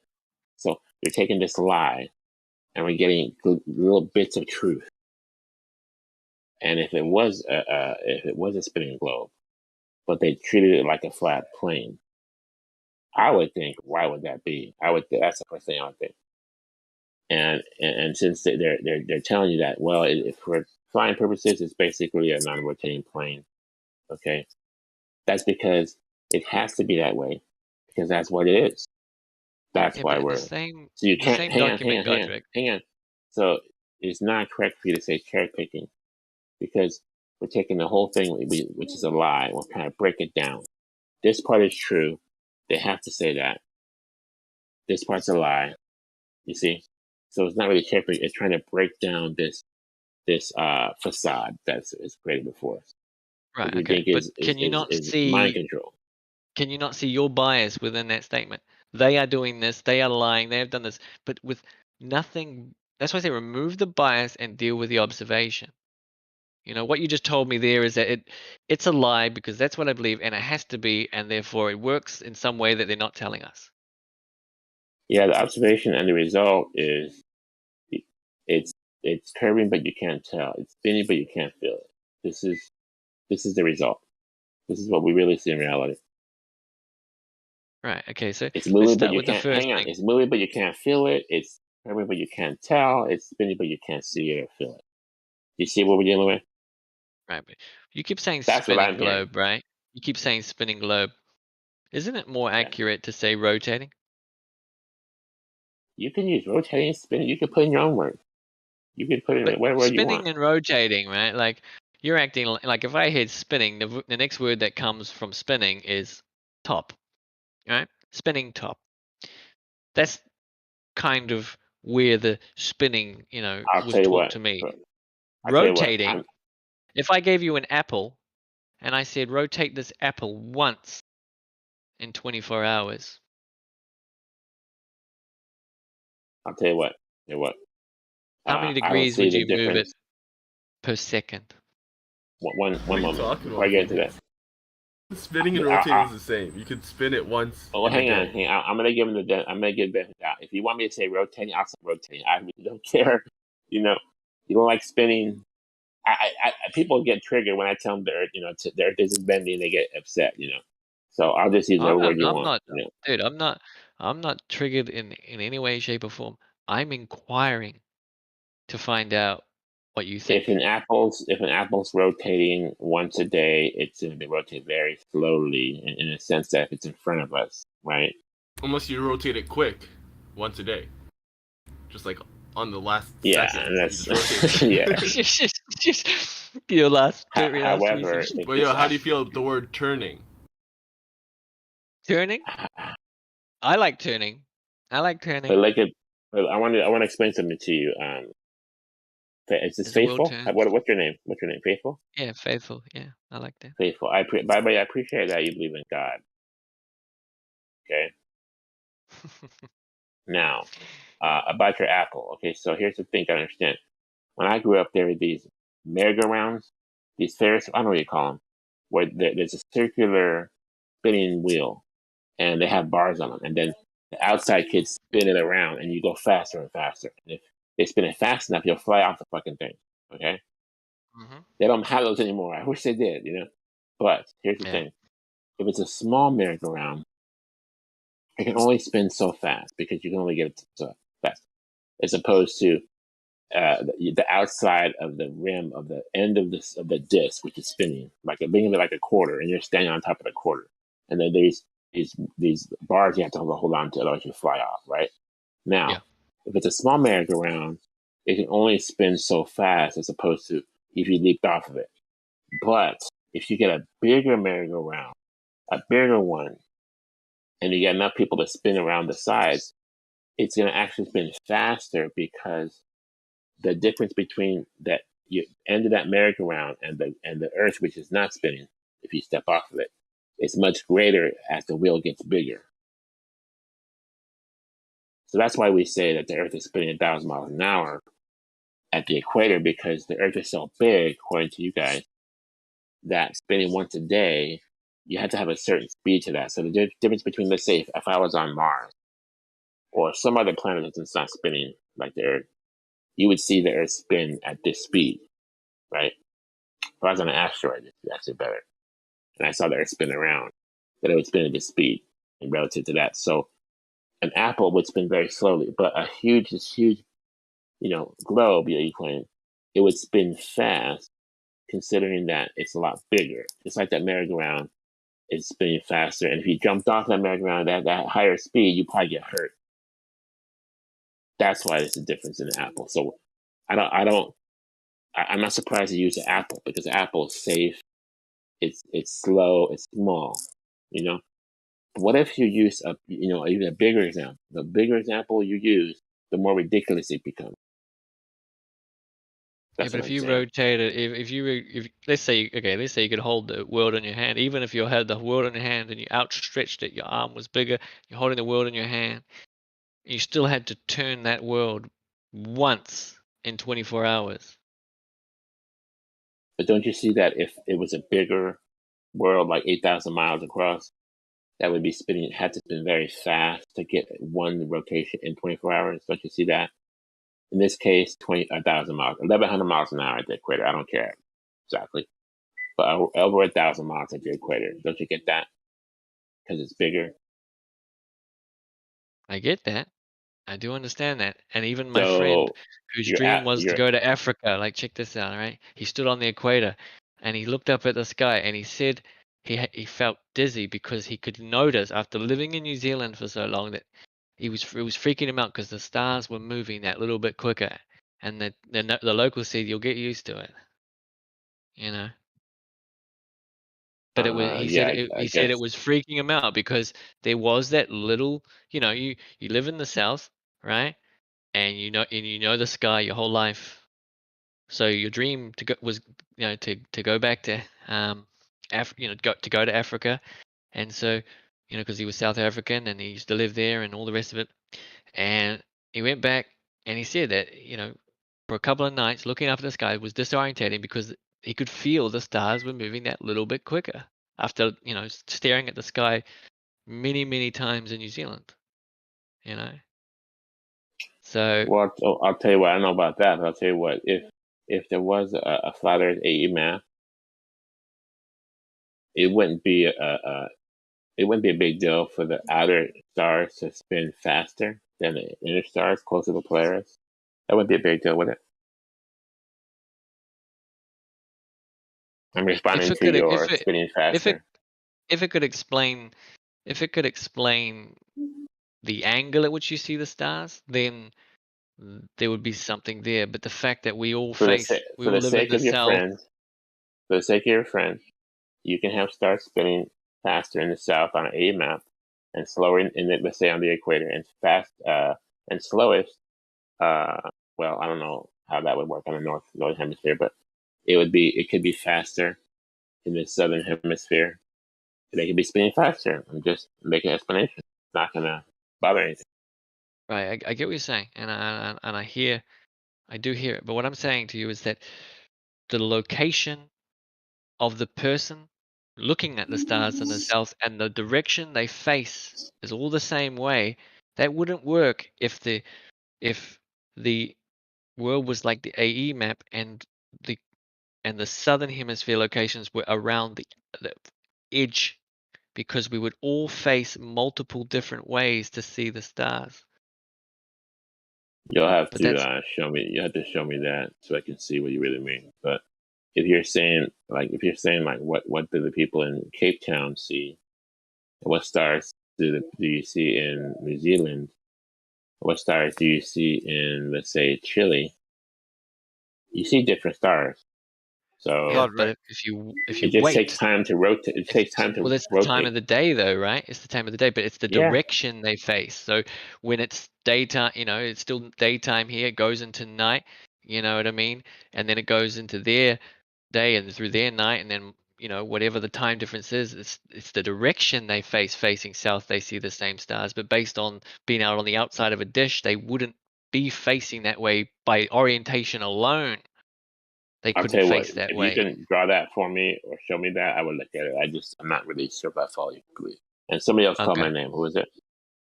God, Rick, I can confirm to you right now that I am 45 degrees in the middle of the South Island of New Zealand, and you should listen to what Phoenix is saying and then go back and do the math. Thank you. And I I'm think trying to God, Rick, learn. I'm trying to learn what he's saying. I'm asking him for a visual so I can follow him better. I think Godric, just if you do the math and then try and relay reality to what is portrayed to you, you might have a good chance. Thank you. I appreciate that. Godspeed. I need to learn a lot about the stars. I'm not a star guy. You know, I see them moving across. I didn't go east to west. I don't know. I don't see the fascination, but I don't know a lot about the stars. I got to learn more. I can't really debate about that with you too much.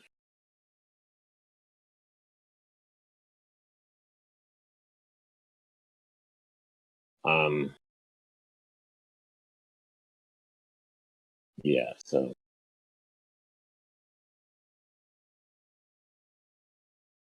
It's fine. It's honest. You know, I don't know is a very acceptable answer.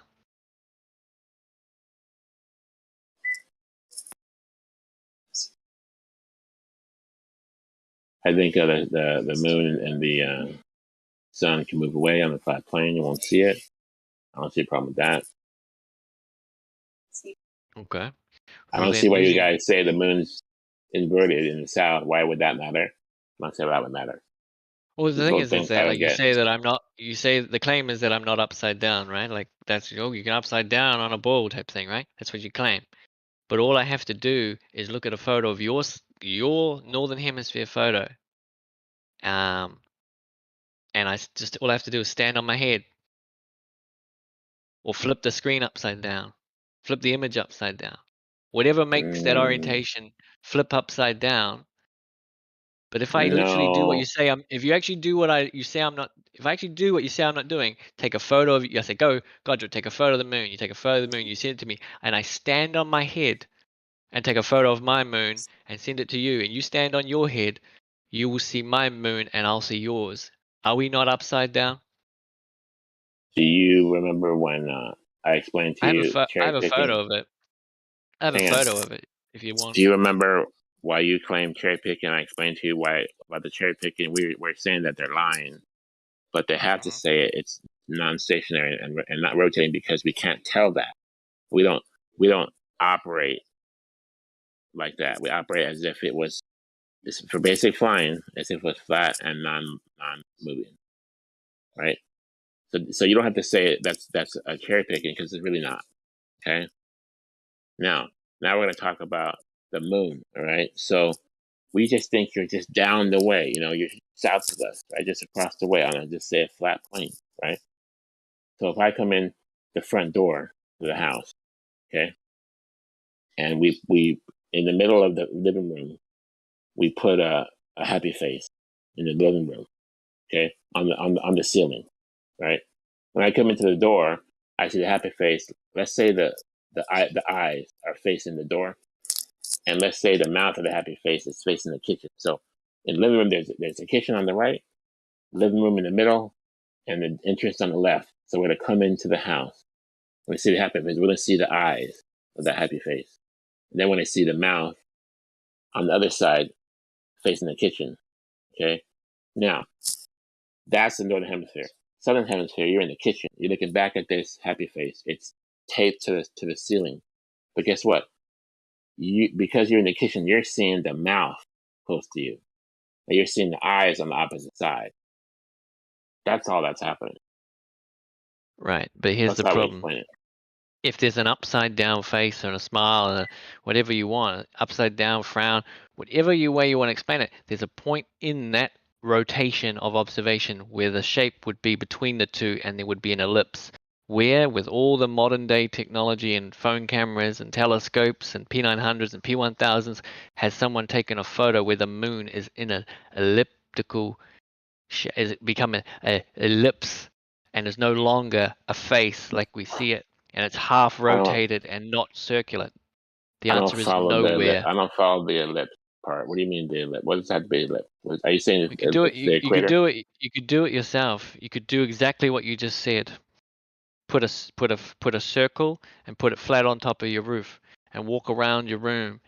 Okay, there's going to be an angle at which you see it where you said yes, the moon, and you put a smiley face on one side of the circle so you can see upside down, frown, or not. But there's going to be a point, an angle at which you looked at it, which means that's going to dictate, on a flat Earth map location, AE map style, where that angle is going to be between those two. Nobody has seen it. The moon is always round. It's always the face. and it's always the same side. Yeah, I don't get it. I don't understand what you're saying. Why would that be? Why would that be important? I don't understand why that's a thing. You realize that we think the moon's just a light, right? We don't think it's a terra firma.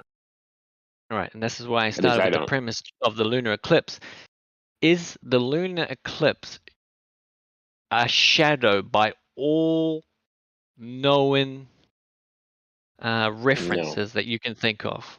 No. No, And I if it's explained to you. if it's I not a explained to you. There's shadow, a black sun, Rahu, that will cover the moon. Perfect explanation. Not saying that it's correct, but same explanation that you have. It's nice. right? But we have let me a say this. visible moon, we have a visible ground that we're standing on, and we have a knowledge of where the sunrise is taking place. Those are physical, testable, observable things. You're talking about an ancient story of Rahu that the ancients believe came along and blotted out the moon for a while. Ancient story where I'm talking about something we knew to be true for 3,000 years to have to exchange that for something that we knew for only 300 years. Yes, that's what I'm saying. Now, which is more accurate though. Instead of jumping, I'll give you halfway. I'm not sure exactly what's what. I can't say for sure I'm right. I'm not saying for sure you're wrong. Okay, I'll throw it out there. But again, you leaped away. I was trying to figure out what do you mean by there's no ellipse. I don't understand what you mean by that. You're saying that it has to ellipse a certain way in the middle? Yeah. I don't know For what it you to mean be by rotating upside down. Did he cut out?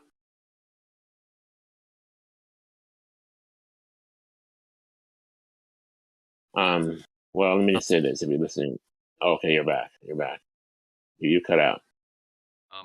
Just a second. I'm gonna drop for a second.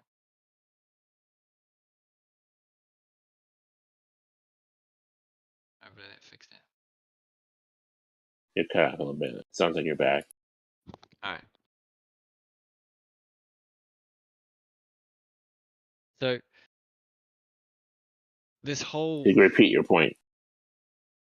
This whole thing about the moon, put a smiley face or put a 6 on the roof, get it from this side of the room, it's a 9. There's a point where it doesn't look like a 6 or a 9. Do it with a smiley face. The smiley face is not a perfect circle. What you're telling me is Stop right there. Stop right there. What do you mean perfect circle? What does that mean? Okay, well the moon is always a circle. It's always a face of the moon, right? Yes. Right. Why would it not be? So in your example, at the angle that I look at the moon and I begin to walk around the room and look at it from different angles, there's a point before I get from the frown or the smiley face where it's not a perfect circle. Our eyes see an ellipse. You can do it just by drawing a circle. Okay. Stop right there. I think I know what you're saying. You're saying ellipse like it's a dinner plate, right? Yeah, hang on. Not a basketball, but a dinner plate, correct? Not a circle. Okay, stop right there. Okay. Now I get what you're saying. Let me explain. Okay, here's the thing. What you just created is a straw man. All right. Let me tell you why. Okay, what you're trying to say is that the moon should be a basketball in the sky, and we're only seeing one side of it. And if you went back and forth, you should be able to see the side of it like a dinner plate. Okay. Here's the thing. That's a problem for the globe model. Okay. Because the globe model thinks it's a sphere out there in space, so you should be able to see different sides of it. Okay, which you really can't. Really, just the one side you can see. I think it has like a inference of about 5%. If you it kind of wobbles a little bit, maybe you can see 5%, but you can't see the other side of it. That's for certain. And you never see an ellipse. You never see a dinner plate. That's for certain, also. So, right, because what I think, I'll just say what I think because I explanation can't speak for the works, right? directors. Hang on. I'm gonna say what I think is that it's just a light. It's a light projection. You're seeing one side of it, similar like to a rainbow. You can see the side of the rainbow. light, but you can't see the front of the rainbow. So the same way you can't see the front or the left or the back of the moon, just the one side, because it's a light. So you would never see an ellipse because it's not a sphere. Hang on, because it's not a sphere ball. It's not either or is it a dinner plate? Right. So Okay. so it's a straw man if you Two think that you problems would with ever that, see right? an ellipse on the moon. Okay, Two problems. we just think Two it's a problems. light projection, and it's closer to a rainbow than it is to a ball of dust floating in space that probably came from the Earth at some point, according to the Right. science. Do you understand what contour lighting is? Like when the lighting goes inside, like when it goes inside the ceiling. It's when the lighting denotes the shape of an object. Right? You can see it wrapping around, the way it hits an object from one side and creates a shadow from objects that are taller. Your dinner plate idea, one side of the moon being seen, it's not a spherical, doesn't work when we can zoom in from it, on a clear night, using, say, I guess a half moon. Full moon is not a good time to observe the moon if you want to keep your eyesight. And we can see the shape, the light as it goes over the surface is creating shadows that run one way on the craters and things. Now, if it was a flat surface, there would be no, there would be no, trailing off light like we see that we can replicate and mimic Okay. using spherical objects. That's the Okay, first so point. The other side, the can I reason we don't respond to see that? the moon. Why? Hold on, no, these are your points. These are your points. I'm addressing them. Okay. The first point you talked about the moon not, we never see the other side, because the explanation is that it's tidally locked to us, and that 5% extra is the wobble, because it's not perfect, right? These are all testable and mappable, which is another thing I want to address. But carry on. Okay, so now on your first point, thank you, by the way. It's another straw man. What you're saying is it has to be a flat light. I never said it was a flat light. I just said it was a light.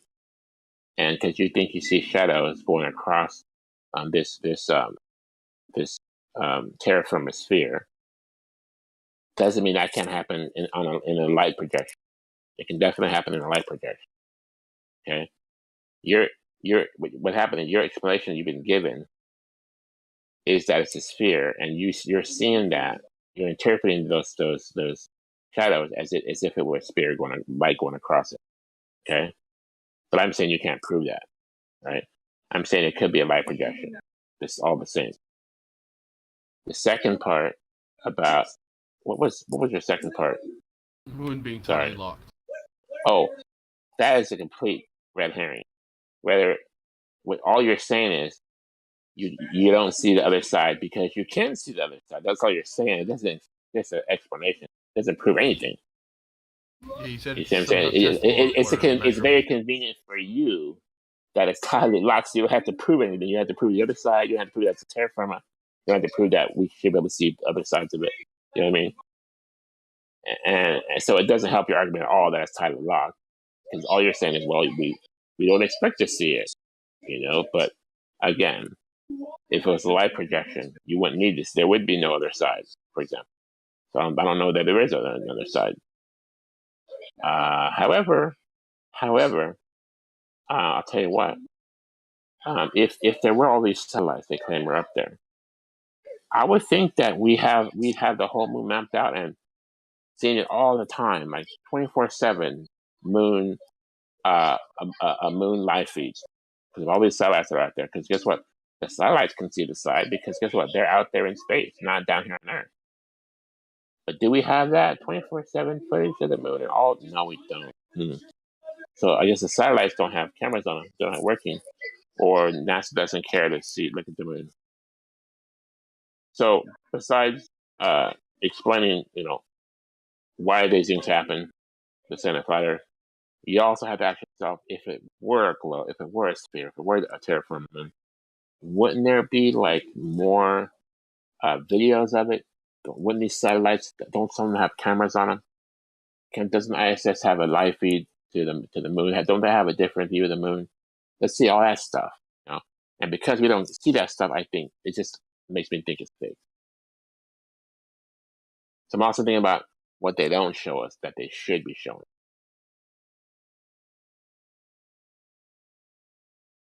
What it's worth. Okay. I don't know how I created a straw man from your first accusation, because I was You simply claim that it can't be a light because you see shadows. You can have a light projection that shows shadows. That's exactly what I said. right, but your claim is that the moon itself is a light that projects a shadow onto a light. I'm not sure how exactly it works, and I'll tell you Okay. what.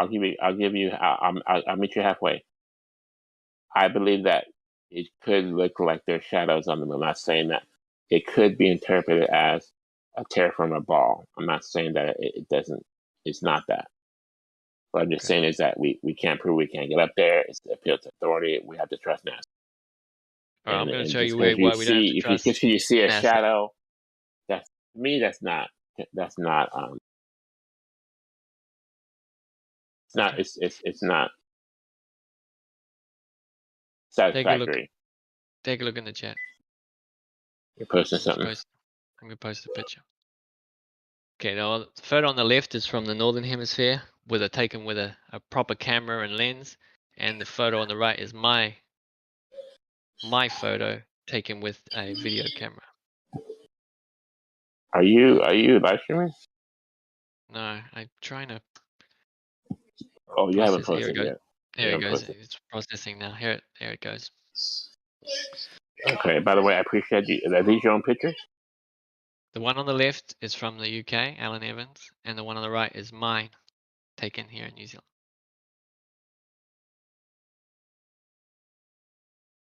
It looks like it's reversed. Yeah. Now, is this your picture yourself, or you borrowed that from space.com? No. The one on the left is from Alan Evans. He's from the UK. He's just a person. And the one on the right, the lighter blue, is from my photo from here in New Zealand. That's from my backyard in Christchurch. That's a nice photo. Now, I wish I could let me have the say, clarity that he had, you know. let me But, say you one know, thing. that's the difference. My observation on this is that because of the blue, okay, that makes me think because of the blue, I feel like this moon is inside of a blue. It looks to me that's inside of a blue atmosphere. That it's a local moon that's inside this. It's not in space in the darkness of space. It's not a skies between me and the moon. It looks like it's in the sky, and if you look around it, it's all blue. It makes me think that there's sky between me and the moon, and also on the other side of the moon. That's just You my are looking observation. through. So what they're telling me You are is looking false. through the atmosphere of Earth to see the, you're looking through daylight, but at nighttime, that blue's gone, isn't there? It's gone. Yes. And then the moon sits amongst the sky, the darkness, and stars, right? And So daytime see is how important. the blue is just because it's daytime. Yeah, but it's important because it shows you that it appears to be within the sky and not 250,000 miles away.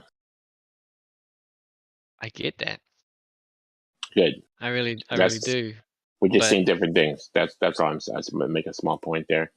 I You're get that. claiming that it's in space, in blackness, and the only reason we see the blue is because we're looking through our atmosphere. Huh? But to me, it doesn't look that way. To me, it looks like that moon is within that blue atmosphere, which is to say it's local. Right, I get what you're saying, but let's say that moon didn't set, and that moon set was after it went dark, you know, because of the cycle it changes, right? Sometimes the moon rises at, the morning, and sometimes it doesn't. So it depends.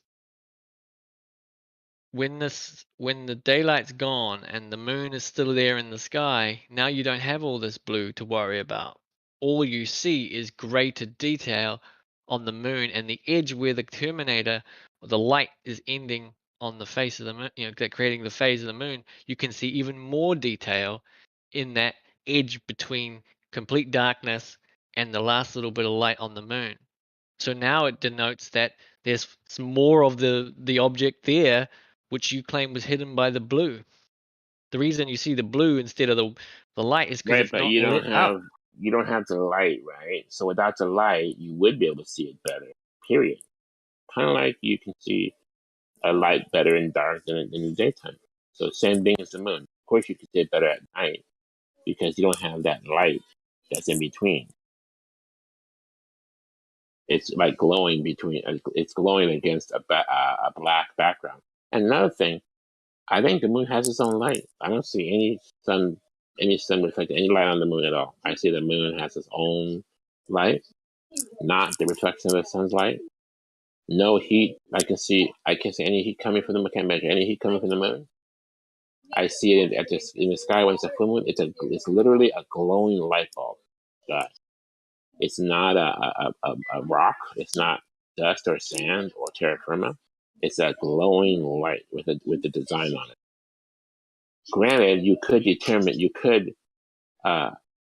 guess or explain it or believe that diagram is craters. You tell me you saw shadows and craters. Okay, that's fine. But nonetheless, a glowing light that is its own light source. Okay.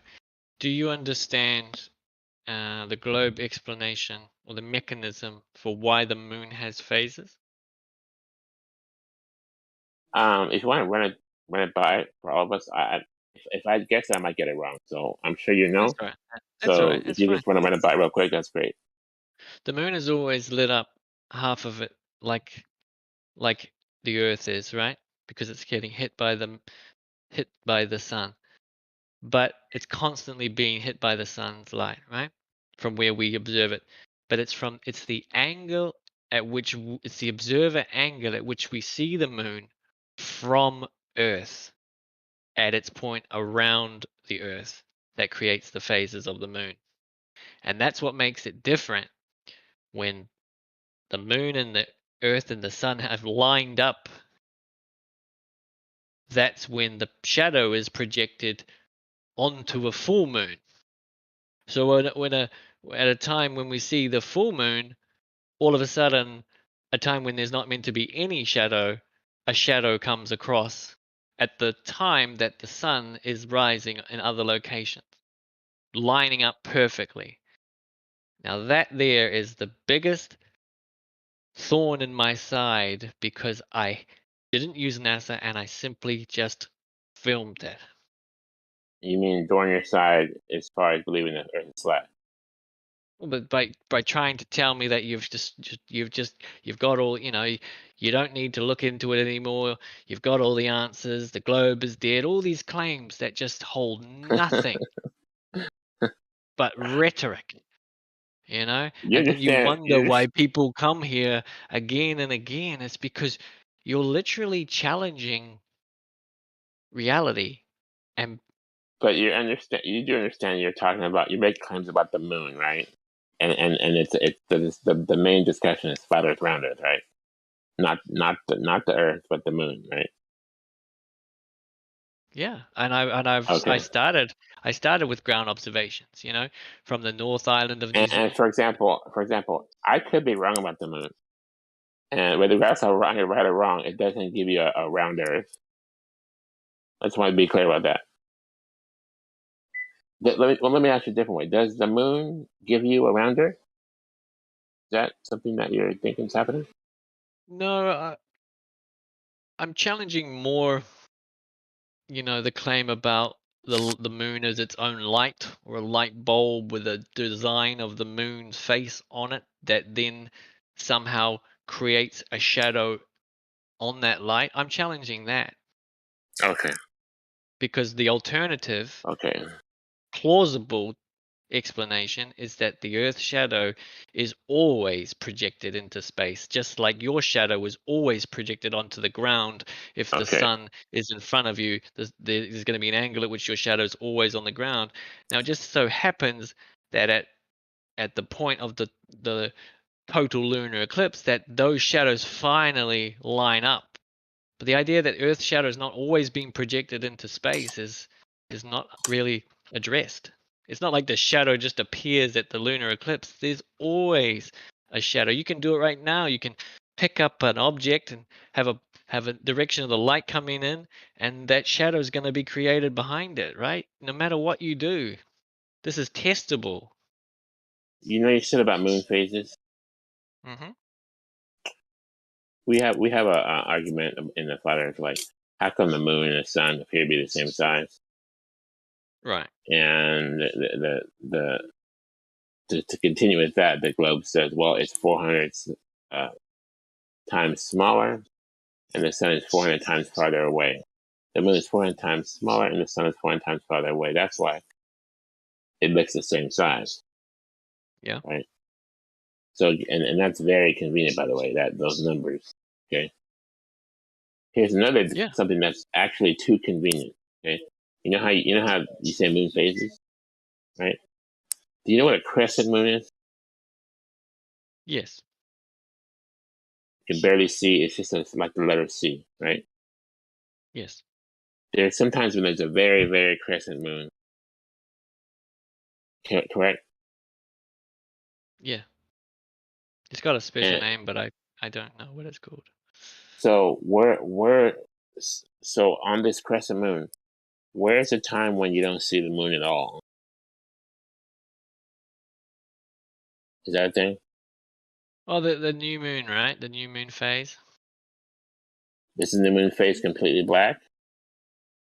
Well, I mean, I've seen very, very few people be able to take a photo of it, right? Like, because the equipment required to get light through the lens to light it up is the same problem I faced as the shadow came across the moon during a total lunar eclipse. For me, because the less light was now reflecting into was coming into the lens of my camera, right? So this idea that a new moon phase is almost complete, like the only thing that's really lighting it up is the edge. Lighting anything in the shot will be the edges, and that's going to require contrast, white balance enhancement and things, and a real capable camera to capture that little bit of light, and or use a special lens, to enhance that. So this idea of not being able to capture it when it's not even lit up against the darkness of space, it's not that hard to understand. And as far as I understand it, like the angle at which the moon is located is why you don't see it in certain locations, but there are locations where you can see it. So, well, you got to admit that there are explanations. You can't go up there. You can't know for sure what we're seeing. We're observing stuff. Even though we're measuring, we're making predictions. We're just observing stuff. It's really just a light show. And we can't definitively say what we're looking at until I can touch it. Until I can land on it, manipulate it. During the crescent moon, though, there'll be a ton of fucking earthshine. So does that branch? Yeah, there'll be earthshine during the. Hey man, just if you look at the angles of a crescent moon, there should be earthshine, right? And that's probably why you can see the moon. You can't see it. Let me if you try to say take a photo of it, I don't know if you've ever tried to take a photo in low light, but your camera constantly tries to focus, right? You're saying Earth is casting a shadow on the moon, correct? No, that's two different things. That's two different Earth shines like Well, I'm trying to respond to what Branch was saying. All I want to say is sunlight's going to reflect off Earth and then shine onto the moon. I seen a video where you take a straight flat ruler, which is shaped like a L, like a ruler, an eye, I just looked it Pass it up. And over. Hang that's on, hang on. Let absolutely me right. finish my point. Let me finish my point.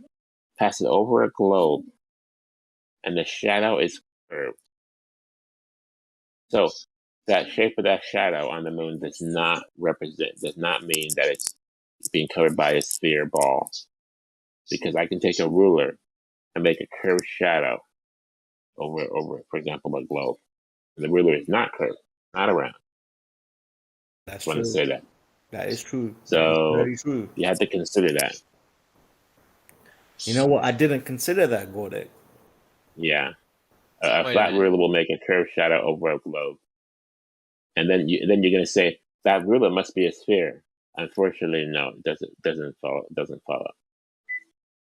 But if the Just an shadow's going to example. land onto a curved surface, it's not going to be flat.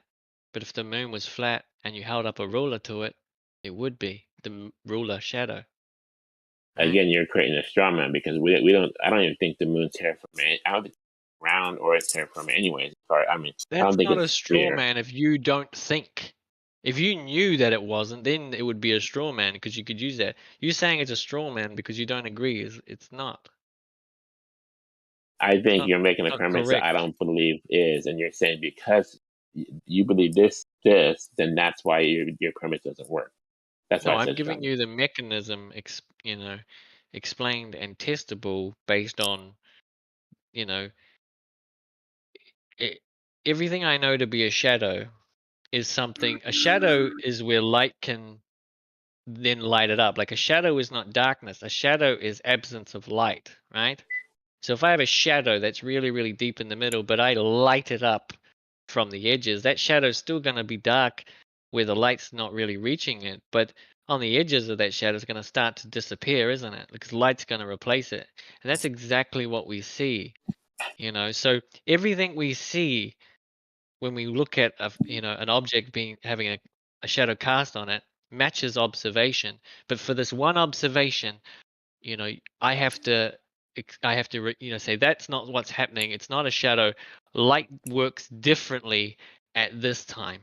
Or I can go the extra thing and say, well, that's not the sun lining up with the moon. But then you have to explain why the sun was in the sky for those locations at the angle in which they saw it. That dictates parameters we can't ignore, right? So that sets the sun in a certain location that I can't change or ignore, and then Again, and then there's you're creating explanation, which is great, but no proof, no. the evidence is the sun rose for those people. The proof of that evidence, you could say, is that they didn't report the sun wasn't in their sky. Have you heard anybody who said the sun didn't rise today? Because that would make world news. That would make No. But does the moon rise every night? no. And I No, explained that. so okay, I was checking. Here's something. Sometimes I go in the morning. I'll look up in the morning, and the moon will be out with supposedly the moon will be out, and the sun will also be out on the other side. Yeah, that's So the same observation with my photo in the daytime. The moon was clearly in the daytime. The sun was shining on it at the same time. but then somebody's not having a day. Then somebody's not having a day and a night in the other part of the world. Is that right? Well, because it's I just nighttime. think that the sun is. It's nighttime for them, because it's daytime for me. It's Right? It's nighttime dark without a right now moon. Is for that you, right? right? It's dark time. It's Yes. dark for you right now, right? It's But I dark for have me a moon. too. I'm saying. If we have the moon, and I don't know for sure. I'm just asking a general question to you because you seem to know a lot about this. If the moon and the sun are in the same sky, 10 o'clock in the morning, does that mean that on the other side of the world, let's say China, on this globe model, that they have a night with no moon? Because I have the moon.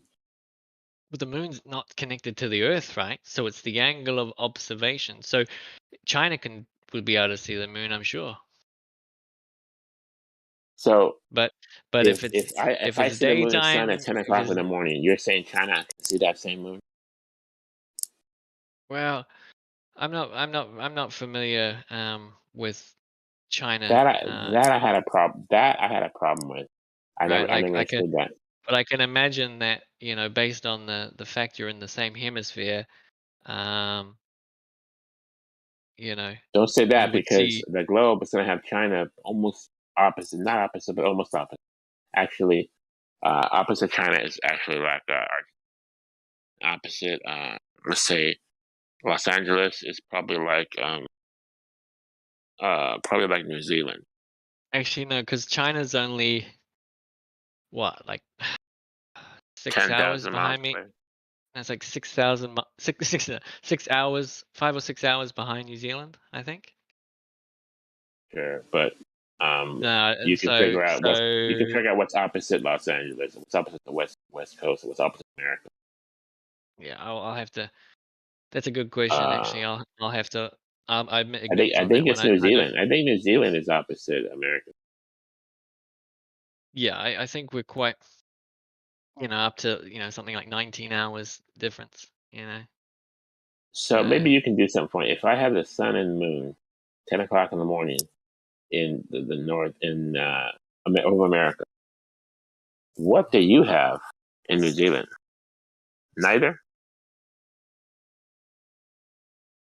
If you have the sun and moon, then I'll have. If it's 10 o'clock for you, actually, wait a minute. You said it Right was now it's 3 4 o'clock. a.m. It's 4 a.m. for you, right? So it's 12 a.m. for me. But you know, it's already But, Saturday. but you're So on the 30th. so you're 20 hours behind me. See that you're in the future. Can you tell me where the stock market goes on Friday? Not allowed to there. Not allowed to. It's I want to know if it future goes up or down. future rules. You're not allowed to do that. Glimpse. Can't Yeah, miss. just look at the future. Yeah, there's certain rules living in New Zealand. We got to use gravity boots, and we have to Gravity you know, boots. Yeah, that's good. to hang upside down, you know, and we have to they connect to the mantle. But no, all jokes aside, I will look into that because that's quite interesting. But as far as like me not seeing the moon in the sky and it being nighttime, yeah, that happens all the time. You know, I think it's like 3 days a month. 3 days a month. yeah, inside the cycle, right? Like,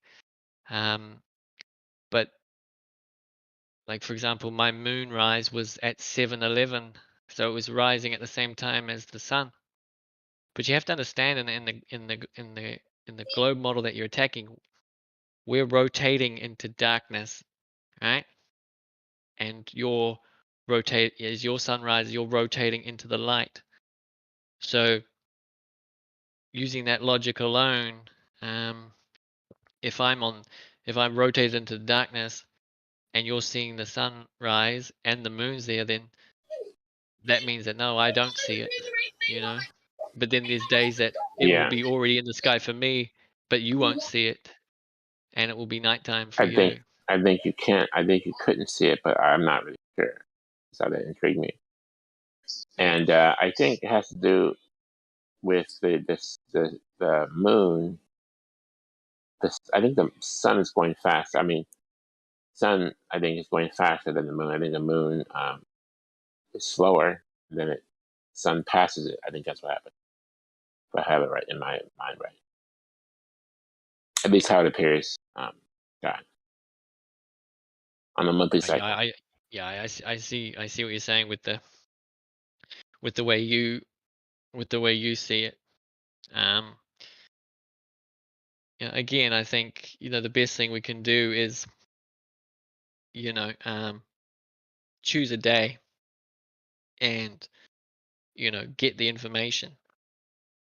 I'll go And then outside and I'll tell you what I see, and you can tell me what you see exactly, at and then night or in the day. we can map it, you know. We can map it, like, you know, there was that time with the supermoon, you know, where it was really big, and I got someone, I think in Chicago or something, to take a photo, and just like in the UK, you know, in England, just like, you know, just like that, the face was orientated differently. You know what I mean? So that's two locations, You know, using the globe model, two northern hemisphere locations, two different orientations of the moon, two different you know, observations that never met each other. You know, no NASA or anyone involved, just people. I mean, what's a cool thing you could do, right? Like if you could see the moon and it's light outside, and you hold a tennis ball up, it would be lit up exactly the same way as the moon is. Like the phase of the moon would be shown on that tennis ball. Yeah, I've heard that argument. I've seen some shadows. It could appear that way, yeah. I'm not saying it won't. And there's another thing, like just using shadows, right? Angles of shadows. You know what a sundial is, right? That will tell where the sun is overhead by the shadow cast. Tells you what time it is in the day based on the shadow, right? Like it's got a clock and it's got a pin in the middle, and when the sun hits it, it creates a shadow that puts a shadow line onto the face of the sundial and tells you what time it is. And as long as you set it up in the right direction, facing north, you know, you get it, right? You get it accurate. The question is, why does your northern hemisphere sundial not work here in the south until I flip it upside down?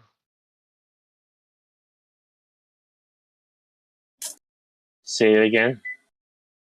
Why does a northern hemisphere sundial not work here in the south unless I flip it upside down? I have no idea. Have you done it? They are northern hemisphere and southern hemisphere sundials. They manufacture them like that.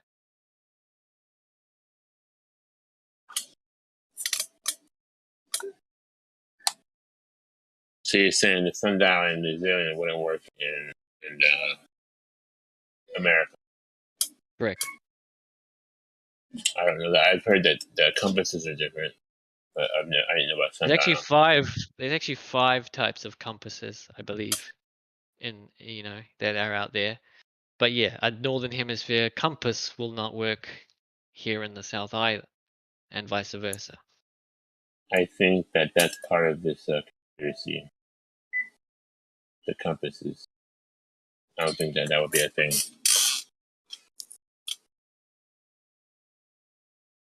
Though, to prove that I'm right or not right, I'd have to get all the 5 compasses, go to all the 5 places, and test each one. Which we'd have to do that. We could do that like with Discord. We try.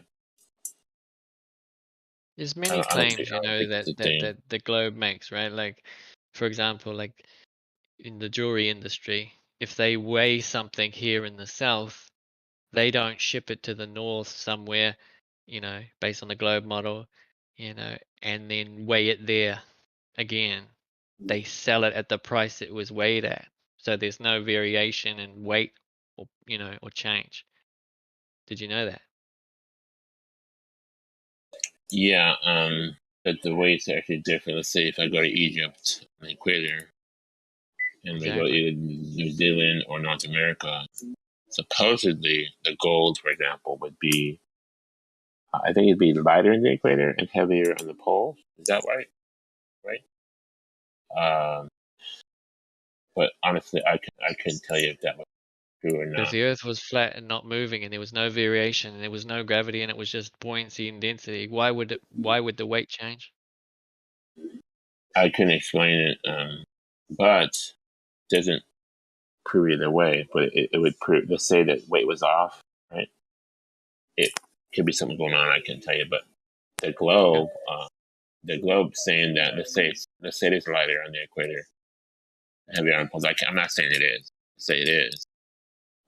What you have is an explanation. Oh, because gravity is heavier on the poles, lighter in the equator. Because the equator trying to shoot you off to Pluto, so you're lighter.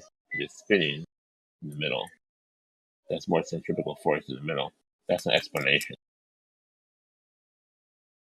Not proof. Right. Not really. just an explanation. But I mean, like the example of like getting, you're using the merry-go-round and spinning it faster and faster, and the faster it goes, the more it wants but you to fling understand you my off. point that if it was a bigger circle merry-go-round, that same speed is faster being bigger on the outer edge. You understand my point? I do. But if the force pulling you That's why in, it's significant that the globe is bigger to say that it's 1,000 miles an hour. Okay, go. yeah. But if the force that's pulling you in is greater than the one trying to fling you out, which one's going to win? Also, what you're saying is gravity is trying to pull me in, and then the centrifugal force is trying to push me out. Is that what you're saying? So it's kind of like a tug of war. Is that what's happening? That's right. A constant tug of war. I think that I like to measure that. I like to see that's measurable.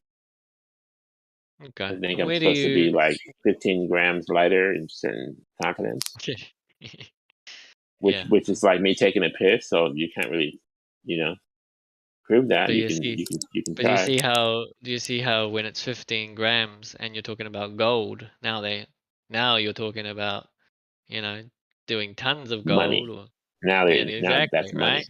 Now That's you're that's now you're now you're saying, okay, that's why they're, diamond weights, gold weights, and silver that's weights. why I can't say definitively if that's really a thing. I've heard that. I don't know that it's a thing. There's different kinds. It's just so intricate. There's weighing in the Without water. doxing my family, I'll just tell you, yes, that's a thing in jewelry. Okay, So different parts of the continent weigh different. they don't weigh when you sell jewelry. You sell jewelry in bulk. In gold weight, it's the weight of the local weight and the price and everything. They don't ship it and then weigh it and then sell it that way. It's local weighed price. Again, there's more estimations for that. That could be if you waited before you shipped it, then that's going to benefit the seller. If you weigh it before you ship it, you've sold it. Well, that's it. That's true. It's already sold before you ship it. I saw a video where a guy had a 500 gram 500 gram accuracy scale, and he was doing it like in New Zealand, and he went up to different Egypt. I don't know what country it was. Then try to go northern, and it was kind of not. It was a little bit different, but it wasn't exactly to what it expected. I like to do that, though. I don't like to fly. I like to do that maybe with some people and see if what's They the use weight. the calibration weight, right? So where before you used it, you could put the calibration weight. So they put the calibration weight, left it there, flew to another place, and just turned it on and weighed it again without recalibrating it, and it was lighter. Yeah. So you gotta ask yourself, like, why? What is causing that variation? And if it's something like electrostatics or something like that, then would it be uniform all the time? Would it have variations in it? All these different Tell you what, questions. if it really was what they said, and if it really was, I think it's supposed to be like it's supposed to be lighter on the equator. I would say that probably is a mild spinning globe proof. But again, I gotta myself. I gotta see what's really happening. And if it is pressure, if it is steady around the whole world. Go ahead. pressure caused that to the scale to malfunction. So it could be different pressure in New Zealand or Antarctica than in the United States. What you're saying? Yep. I looked it up the other day. Danny was trying to make that argument. So if I measured something on the top of a tall ass building and measured it underground, I'd have a different weight, wouldn't I? If it was 500 grams and measured it on the top of a freaking building that was 100 stories, then measured it underground, which I know the pressure is higher underground, I'd have a different weight. Is that what you're saying? Yeah, well, I mean, it'll cost the malfunction in but yeah, that could definitely happen. But it's a malfunction on the calibration of the actual Scale. yeah, on the scale. Yeah, I've heard the argument. I can't really get to the bottom of it. So, but I'll tell you what, there's mixed results. We'll say that. Yep. They're not so conclusive that it should be. However, then they're going to say, well, the sphere's not really a sphere, it's a blade, just shit. But unable to prove it, again, we can't tell. You can't prove it definitively. That's why I'm not satisfied with this shit. So. I've seen this test done. Somebody drew, a perfect circle and an oblate spheroid, and I said, which one's the Earth? The person chose the wrong one because it was such a small variation they couldn't see it. See, here's another thing. That this is not a proof by itself, but this is something that you would ask yourself, why do they do this, right? So here's what I'm looking at. We've gotten perfect spheres to the pixel from NASA since 1970. Okay, so not oblate spheroids, right? Now they're telling us it's oblate, right? So here's what I'm saying. You gotta believe that it's a sphere you're living on. It's an oblate spheroid, which is not a sphere, by the way. And it's pear-shaped all at the same time. If you can believe that, if you really can wrap your head around that, then what's happened is you have been mind controlled to mass confusion. You can't test anything, you can't prove anything, and you'll believe anything. You have to believe that all that's happening at the time. Do you know? Whatever they tell you, the you're gonna colloquial you're term? gonna believe it. Whatever they pear tell you, shape? you have to believe. Don't forget 1930s Universal Studios logo is also the same one. Yeah, it turns out that before they went to space, they already had what the Earth looked like on the Universal logo. That's really coincidental. And when they went to Well, space, they hey, already had mapped they they've already already knew mapped what the it was. maps out.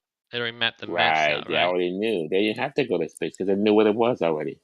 Right. They weren't wrong. They were perfectly The correct. blue marble and the Universal Studios logo is so different. I mean, I can see it right now in my head. It's it's just not. I mean, the colors Now, alone are different. these are satellites that look at the Earth and like I don't know, a million miles away, however, and have a full Earth picture. You know why I think those are fake? Because Why? one is that the Earth is first of all, the Earth is way too colorful, way too perfectly artistically drawn. The blue, the green, the continents. It's just too. It's just too colorful, like a artwork. Okay, so I think that is done by humans. Okay, kind of like the Richard Simmons. You know about Richard Simmons, how he drew the globe, right? Yeah, Similar. it's photoshopped Yeah. because it has to be. Yeah, Him a rare way. I don't care who the fuck gives you the picture. I think it's all fake. And I'm gonna tell you why. Because when I look up, I see this atmosphere, and it's there's clouds, there's gas. It's never just never nothing.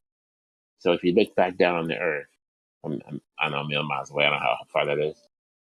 It should just look like if it was an Earth, which is a sphere, it would just look like a white ball with just clouds around the whole thing. So you wouldn't see continents, you wouldn't see ocean.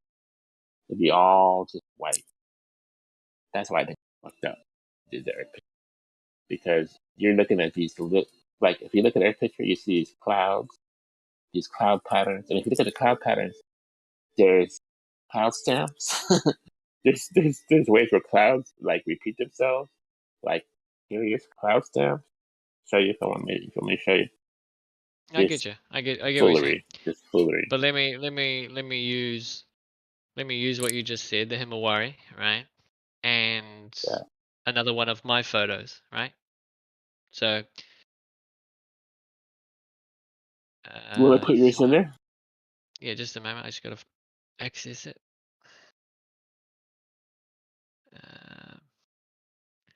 Thanks to the Microsoft updates, it completely killed my computer. So thanks, Microsoft. So the first picture is a shot of the Himawari, you know, from what they give us, and the second picture is from a photo outside. Now this was during the fires in Australia. Do you remember the bushfires in Australia? They were terrible. Right, so you're uploading now. Bushfires. That's a great topic. I think there are Right. some. What do you think?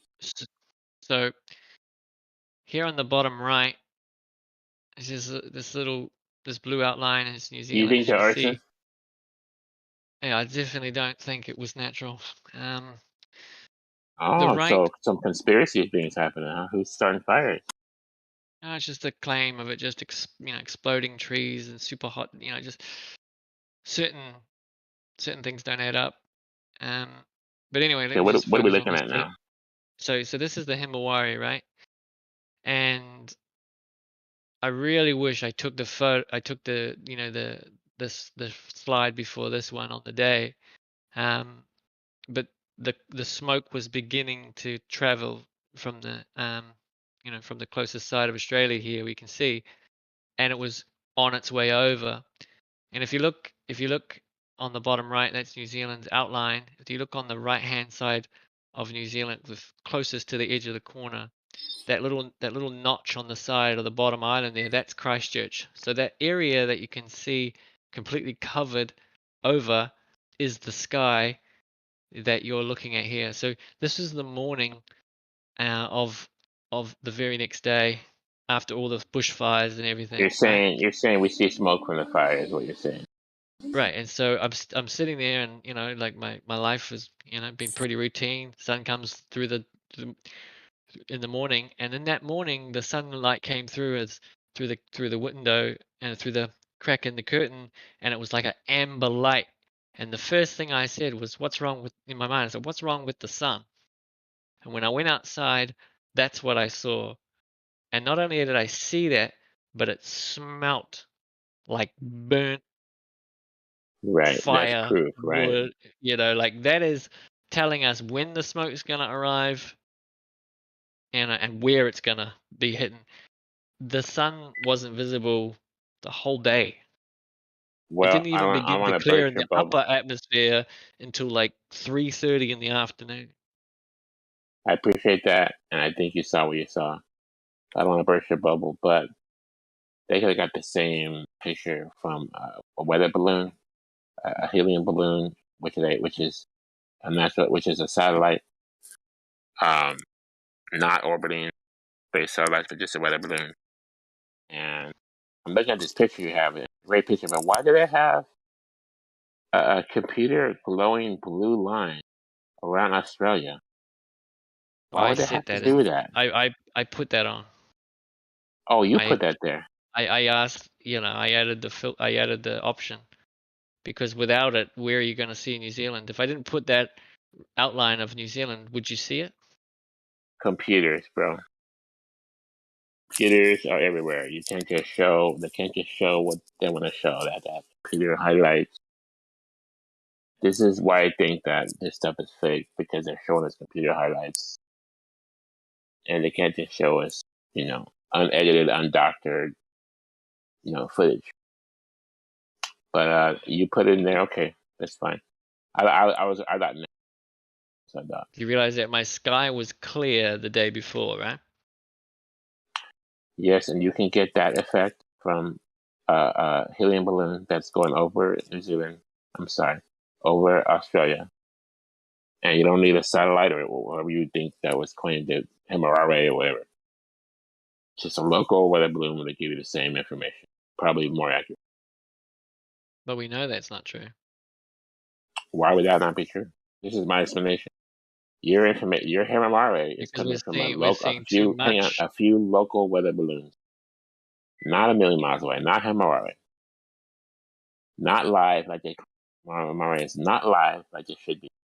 There's a delay. There's a 10-minute delay in that damn thing. Because why? Because they're drawing the globe in 10 minutes. They're taking a flat plane, they're drawing it in 10 minutes, and they're giving you the result of that 10 minutes later. That's why there's a delay.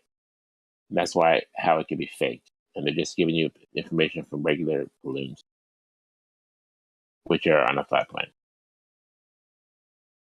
Good. Do you know the technology So when you that say takes you photos know that, when you in the say MRI? you know that that's not happening, I don't know that.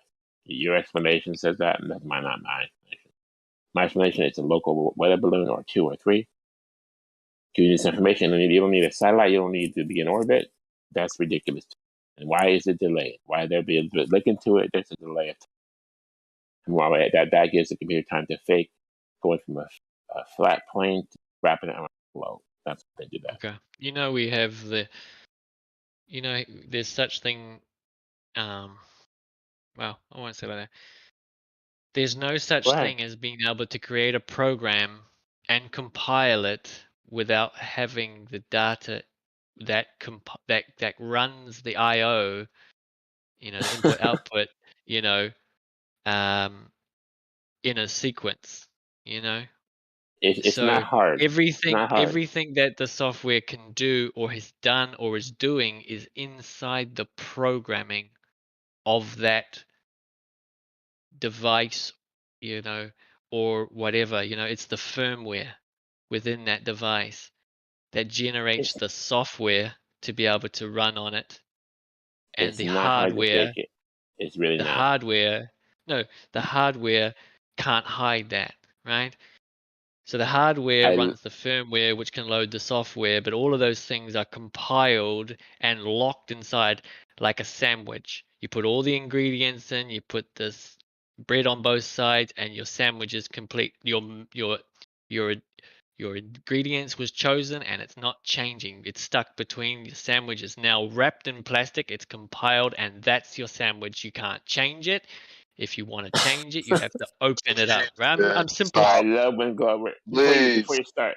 I stop. love when I'm Glover I'm say simplifying it. there's no way it could be No, faked. I love that. you just There's no- you didn't simplify anything. You just made everything. Do you think that can only be a picture from a million miles away taken by the Himawari? Is that what you're saying? It can't be No, done any other way. no, and I don't know if you were So here for my premise, Rakia, but I yeah, didn't start with "there's no other way." What I no, I said just was, asked you that. I just no, asked no. you that. It's a question. Let me know. I'll let you know my premise, just so you understand where I'm coming from. I don't care about your premise. I only care about the answer to my question. Do you Okay, think fair this is enough. the only way that this picture can be taken from a satellite that's a million miles away? No.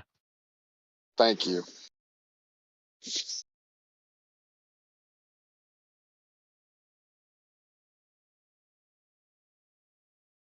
Well, I think it can be faked. I think it can be duped. I'm not saying that we know the technology they have. I personally don't.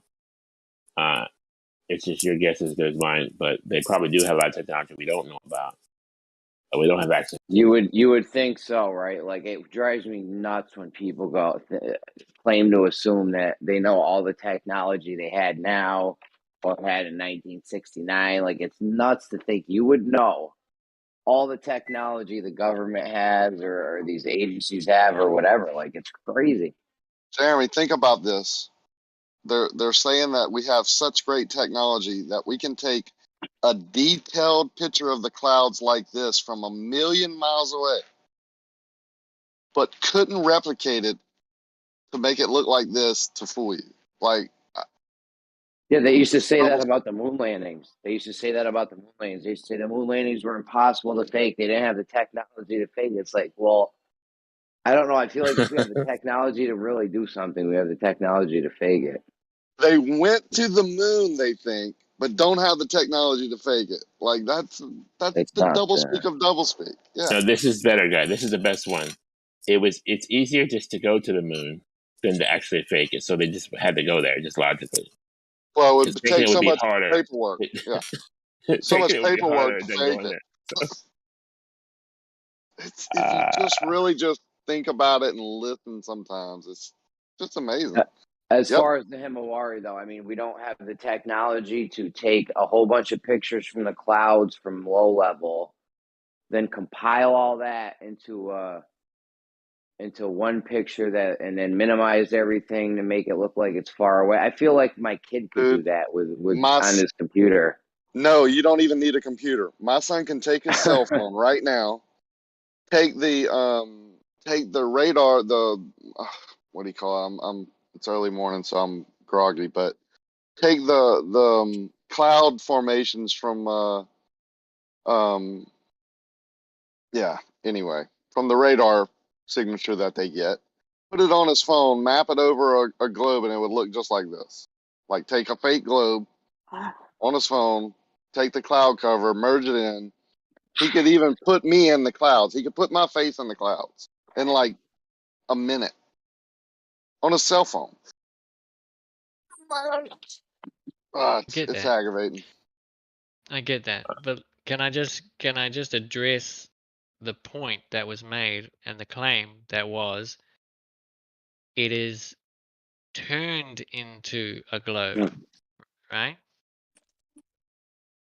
You take the data and you map it over a globe, you turn it into a globe. What I said was if that is happening, if there's a process that's taking place to make that happen, we should either be able to A, reverse it, or B, see it within the software's coding.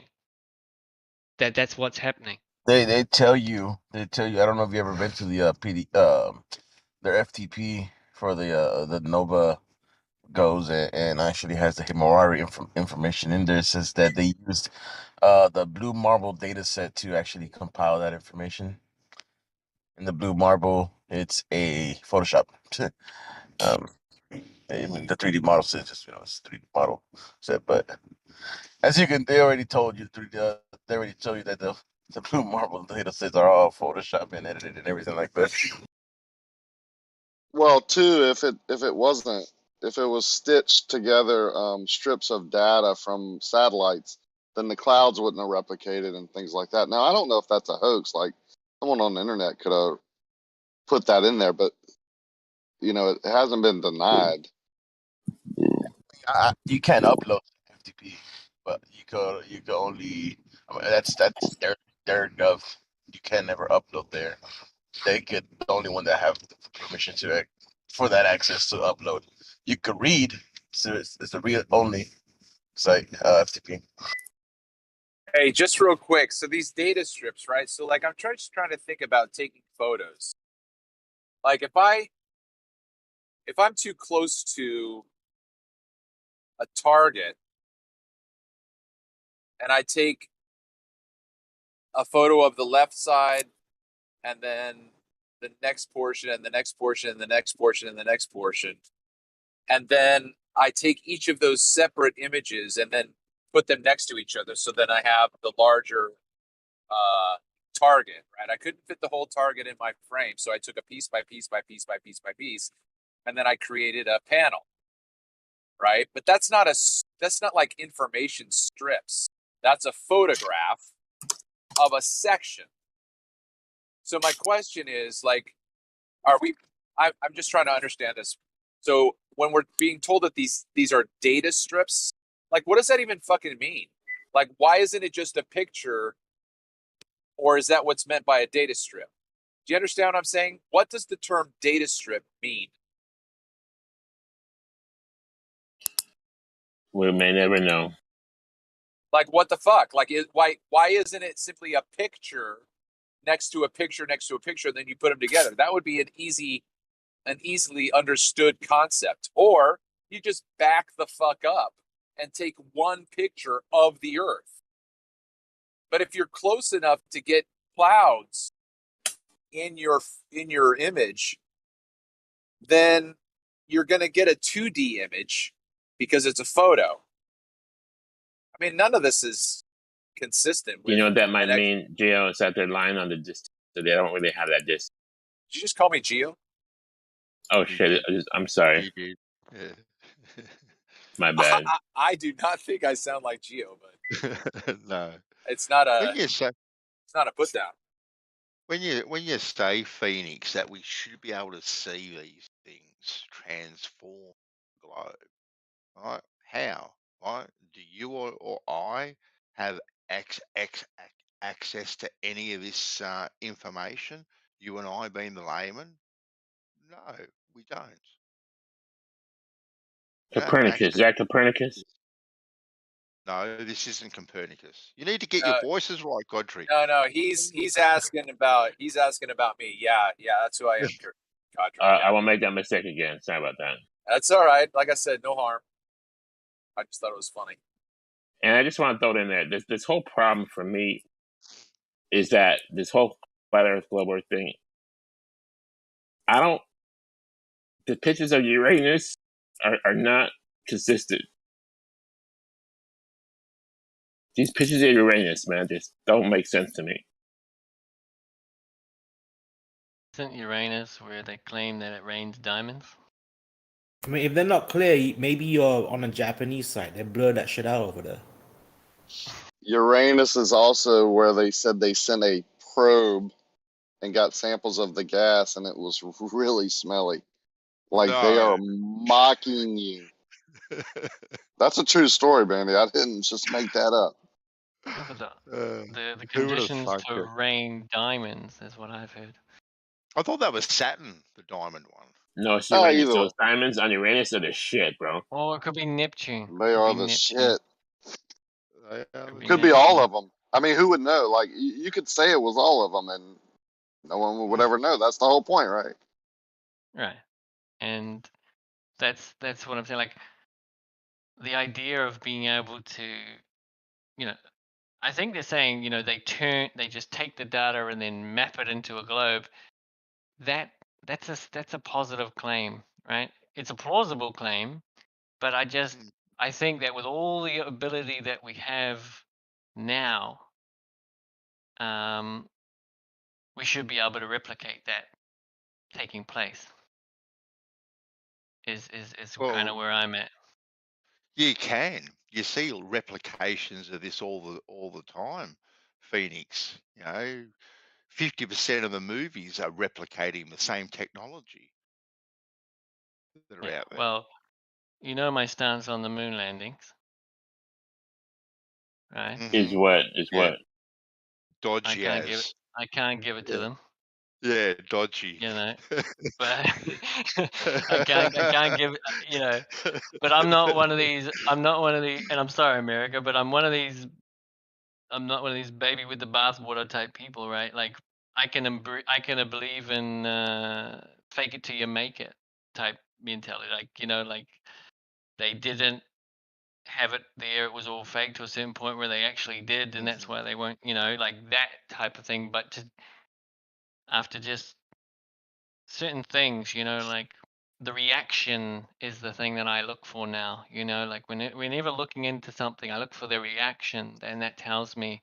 And the reaction to quickly get rid of anybody who comes out now, deathbed confessions and stuff, like the most recent one, the guy who died of, I think pancreatic cancer or something like that in February this year, left his confession behind, Well, think about what you're saying. If this was a world where it was possible for a human to be indoctrinated or to be brainwashed, in a world like that, do you think it's healthy for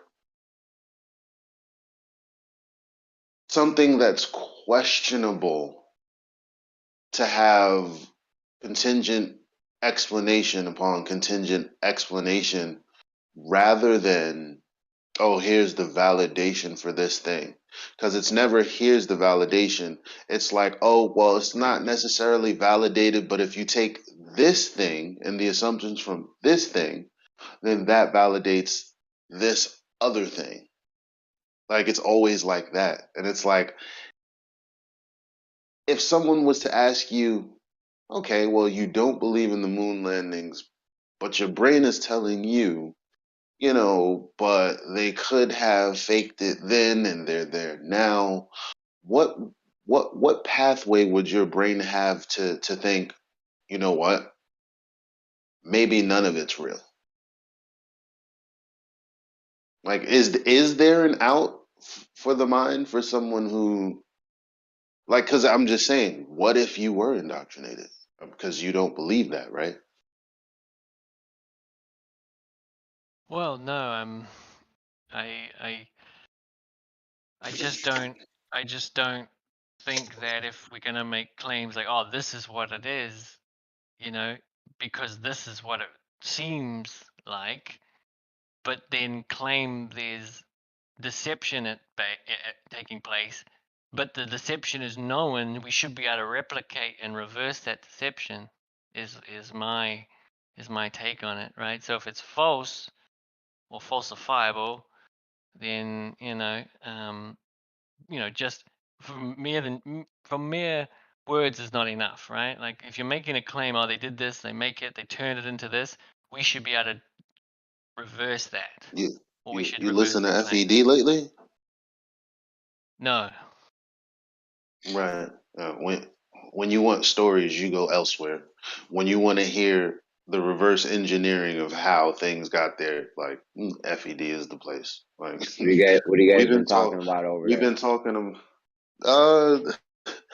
how celestial navigation came to be, and where this idea of a sphere at all came from. Like so if you want to know how it was done initially, the world that everyone believes today, because they say, oh, the earth has been around for, everybody's known for thousands of years, but all we have is world maps of the one that everyone thinks is not like actually representative of a flat world for some reason. So I don't know if I don't know if all of the other time periods had celestial sphere model users. I mean, because they all had the same kind of projection of the world, and it's like, I don't know. But anyway, like, yeah, like where heliocentrism comes from. I mean, well, me and Witsit have been speaking about that lately. There's a lot of people that are like really into that stuff, like specifically us moving around the sun, how that began, and how it was propagated throughout the centuries. Like people are talking about it, fam, how it originated, and we're taking it from the front and going to the back with it, just like you're saying you wish was the case. So And when you Yeah, said that's what FED, I'm saying. this is flat Earth debate, or is this something else? yes, it's flat earth debate. Right. Because only recently I've been hearing it called FED, and I didn't know if it was the same thing. Is it on? Yeah, it's the same. Can someone send me a DM with a link to it so I can find it? Have you never watched Nathan's?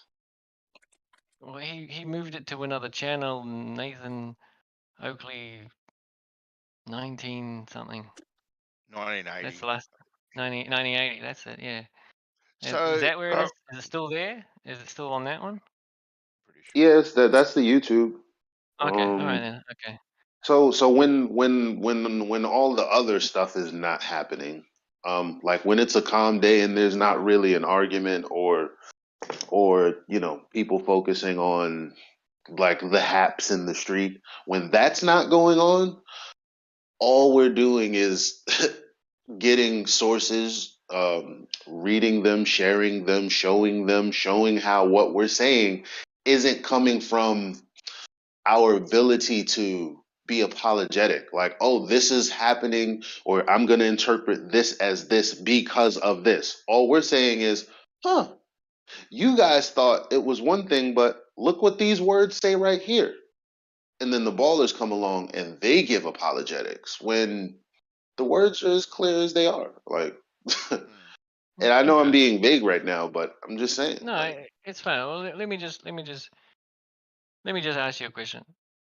By your yeah. actions looking into the globe, you feel that you're asking questions, right?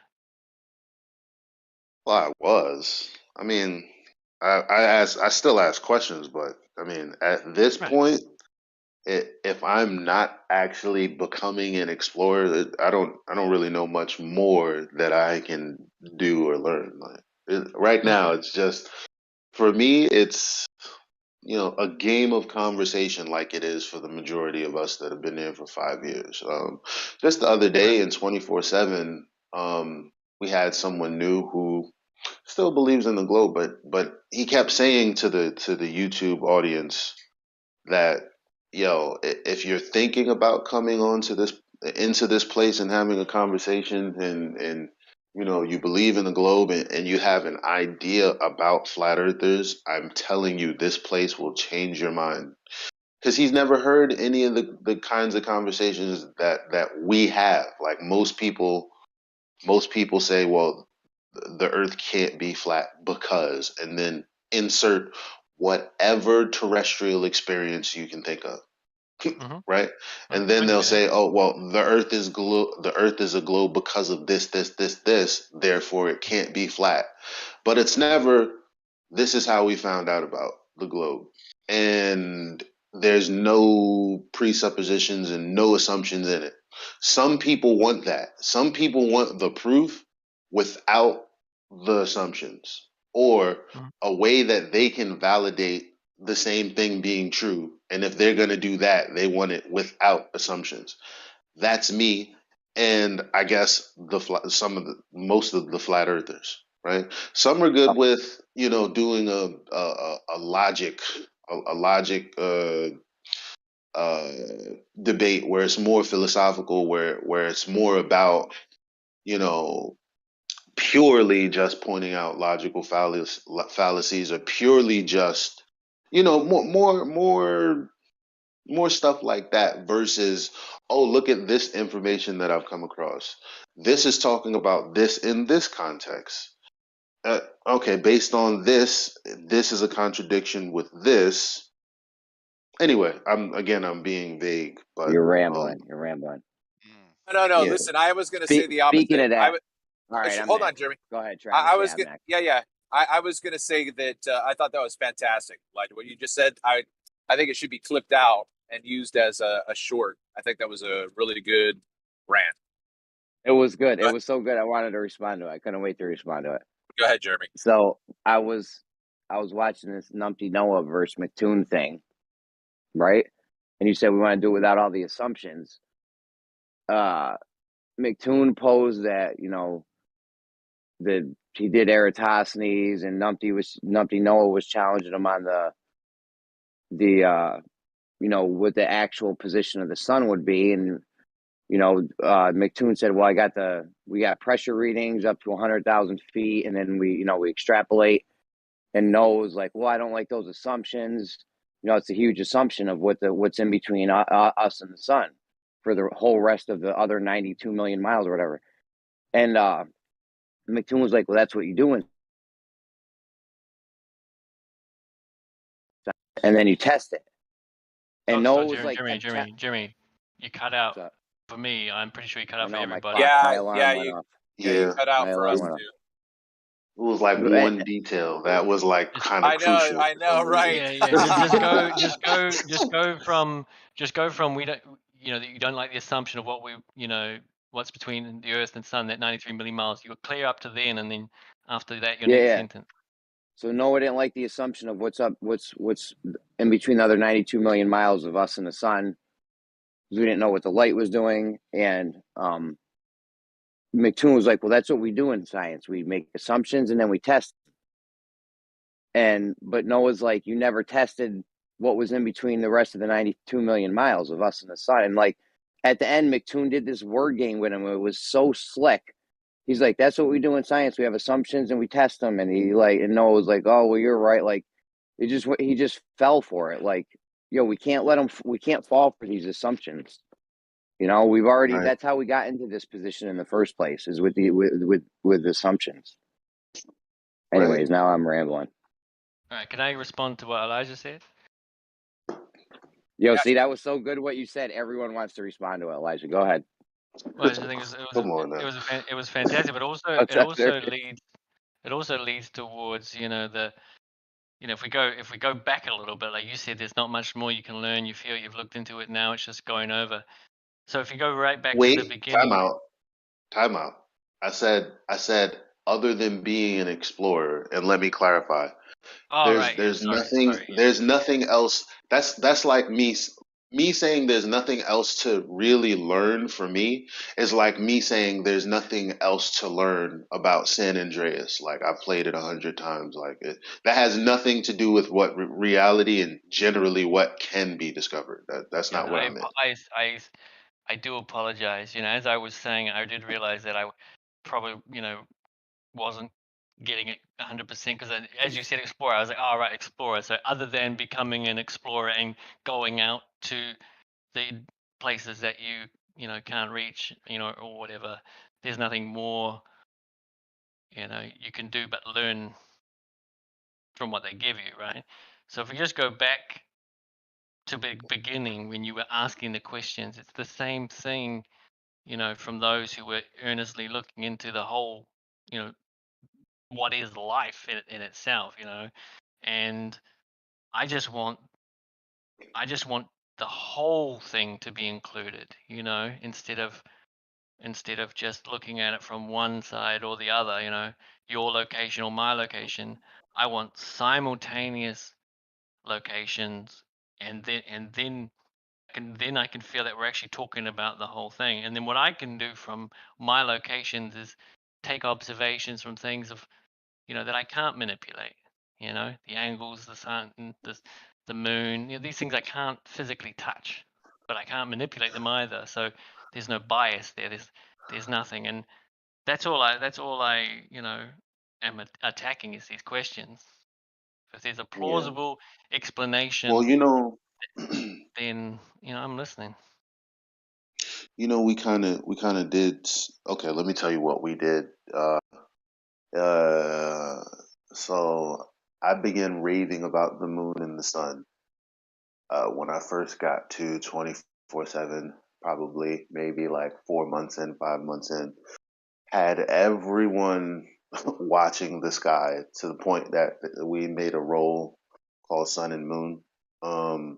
And whenever we would go into the speculation channel, it's like everyone wanted to come down there and hear what we were talking about.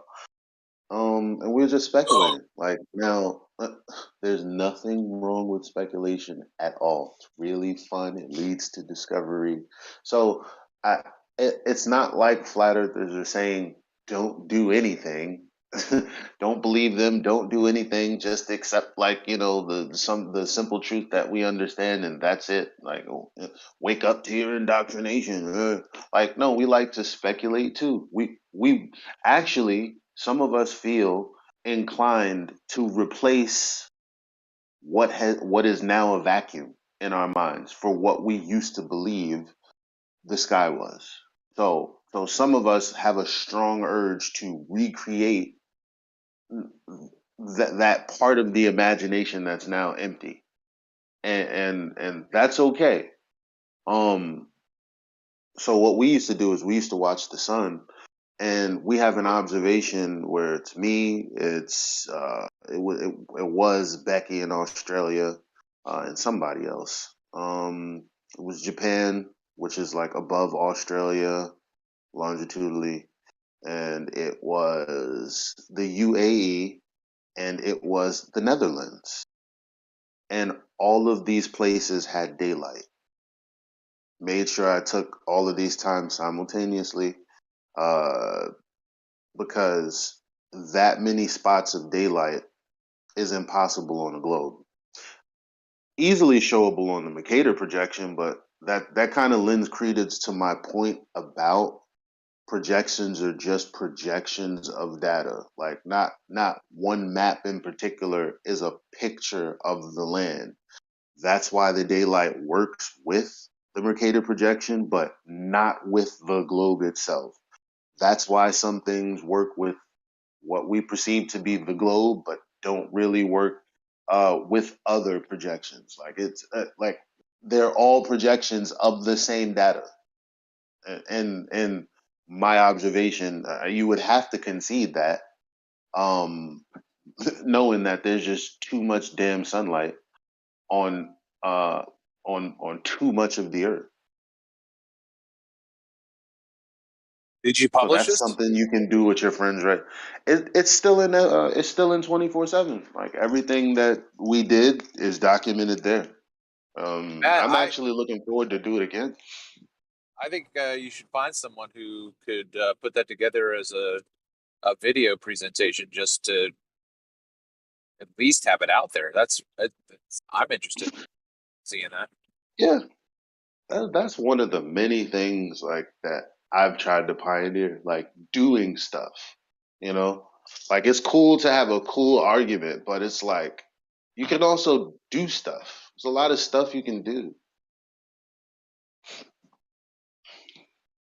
Like I still wonder why the sun rises northeast and sets northwest. Like that was the strangest. I wondered how that was possible. Happens What I every want to day. do, what I want to do is get like some kind of a ball situation, globe situation, whatever, and put a tiny camera on it that would face a light source. Put it on a tilt, spin it, and see if it appears like it arcs the way that, because to me it seems like if the earth were just rolling along, then the sun would go in a kind of like a, no, I want to say in a diagonal line, but then if we were on a rotating surface and something was going appeared to it appeared as straight, it wouldn't it appeared like that was taking a curved path. I guess I don't know. That's why I'm like I just want to do shit and see what's going on. You know, like the moon thing is one of my favorite conversations about how if you have the sun and the moon in the sky during the same time, then pretty much when the sun is setting, like around 8 o'clock, and the moon like still hasn't necessarily touched your zenith, and then sometime that night the moon is setting around 3 o'clock, it's still in the same phase, aka facing for the direction that the sun set, which is west. So if I'm looking at the phase of the moon where the shadow appears to be towards the west at 3 a.m., just before the moon sets, knowing damn well in just an hour I'm going to be looking at the sun from the east, that's a problem, especially when I fast forward 2 hours and I'm looking at the sun knowing that Jose, 3 hours from me to the west, is looking at the same moon I'm looking at, pointed not in the direction of me. Like, so it's things like that geometrically don't make sense, that anybody can, on any given time of the month, not all the time of the month, but like there are moments that you can just pay attention to the sky, whip out your binoculars and go, huh, that's an anomaly. So, whatever. I'm gonna stop rambling because it's the Well, morning, yeah, but everybody. see, it's all about time too, because I've noticed things like that, and I don't have the time to document it and log it in a way that I would want to be able to use it as evidence of a claim. There's times when I've watched the moon one night, and then the next night it comes up in apparently a completely different position. Like I wasn't ready for that. Like I had no idea. So I Yeah, wasn't like that's what? an anomaly. It jumped a few degrees, didn't it, from Yeah, where it initially was? There's no yeah. motion of the Earth that can And explain that. it happens. It happens many times. It's happened to me many times. I've been out shooting the moon. The next night, I'm not going to go out and shoot the moon. And then it fucking comes up in a different spot. I'm like, I was just here, and it last night looking in this direction, and now the moon's in a completely different place. Like, what the fuck? Did the same thing to me last night. I was actually on Bev's or somewhere. I was driving to dinner to meet my family. The moon was over the Gulf. It was up in the sky, like just so nice. It was like not even a quarter moon. I was telling everybody at Bev's, I'm gonna film this after dinner. We come out after dinner, it's gone. There's no cloud. It's gone. It's set already in like an hour or so. It must have been hauling ass because it was way up in the sky. That happened last night. Oh, you guys should publish some Yeah, papers no on one these cares. anomalies. No one cares what Yeah, we say anymore. finish chewing whatever you got in your mouth before you open your mic, please. Yeah, and get it all out. Just maybe Yeah, tell us how I mean, I'm good you just are. saying, like the point these about the anomalies. moon, Go ahead. yeah, Go ahead. they're documented. Like it's actually it's. I mean, the anomaly of the moon jumping. Like I was in this flat. First of all, these square earthers.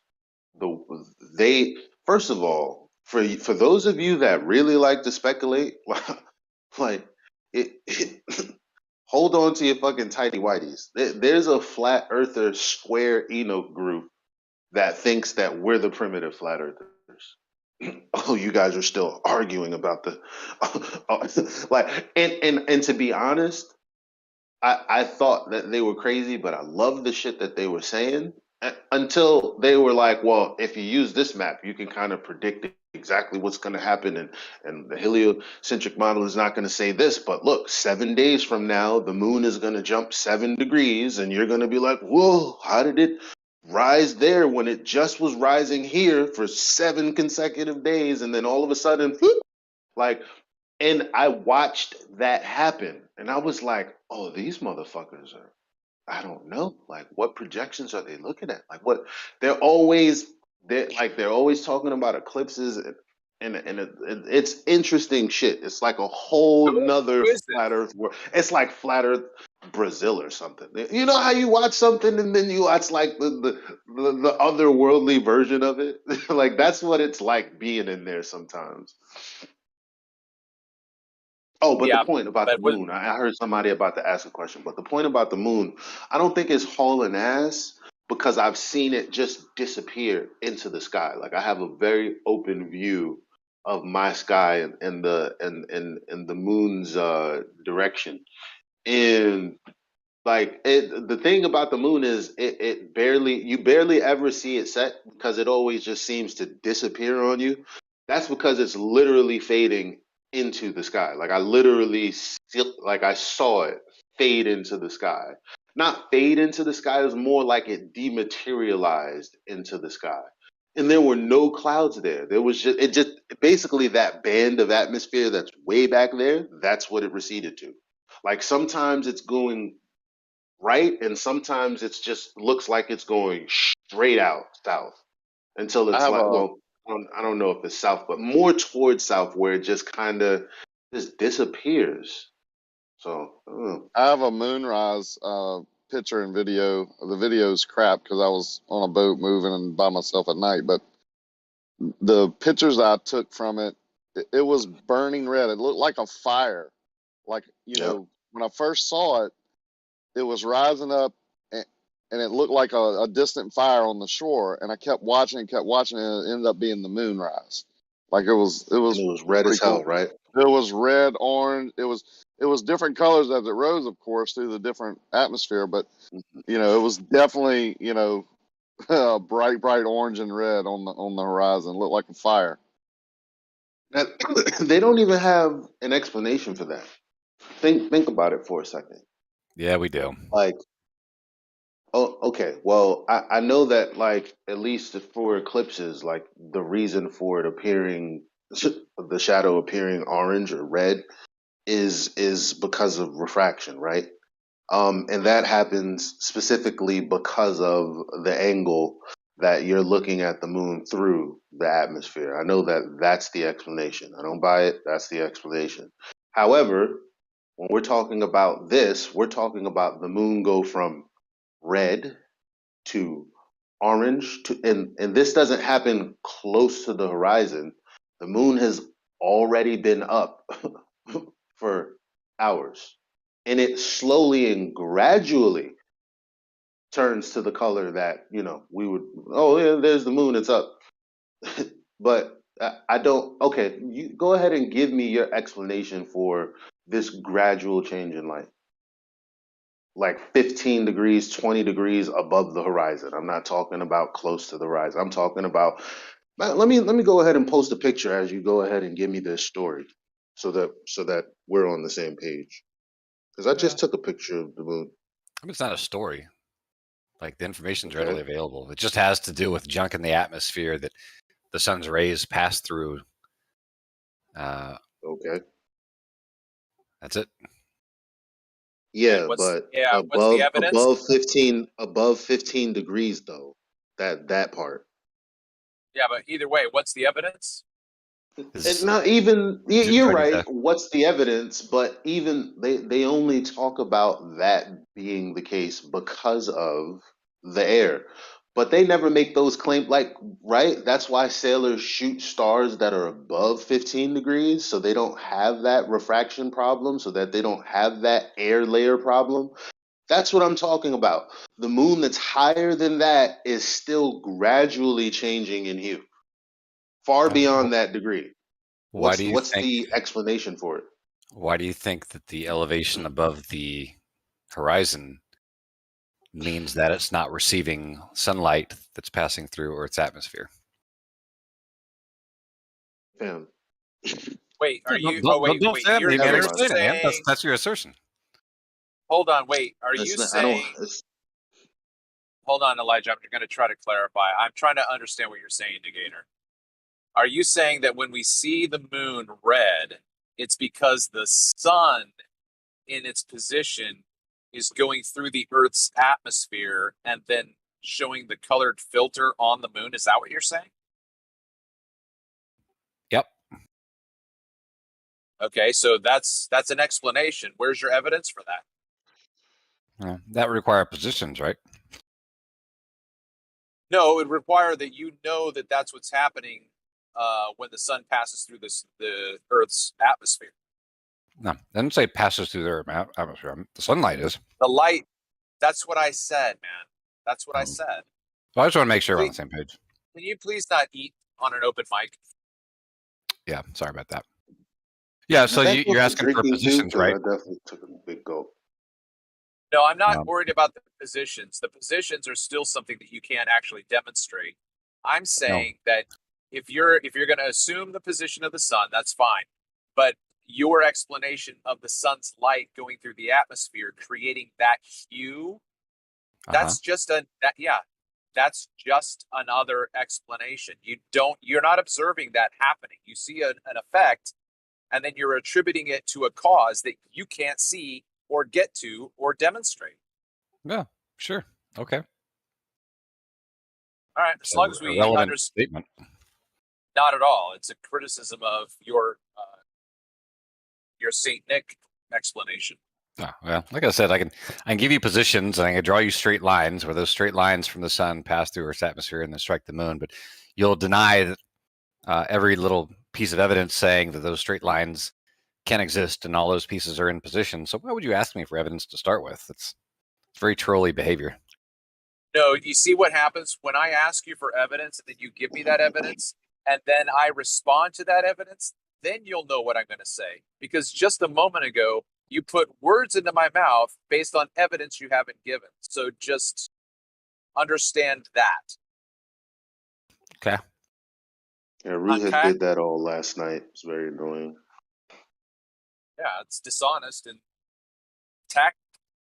No, it's not. Who was here for Ruhit's conversation last night? I was trying to say that refraction.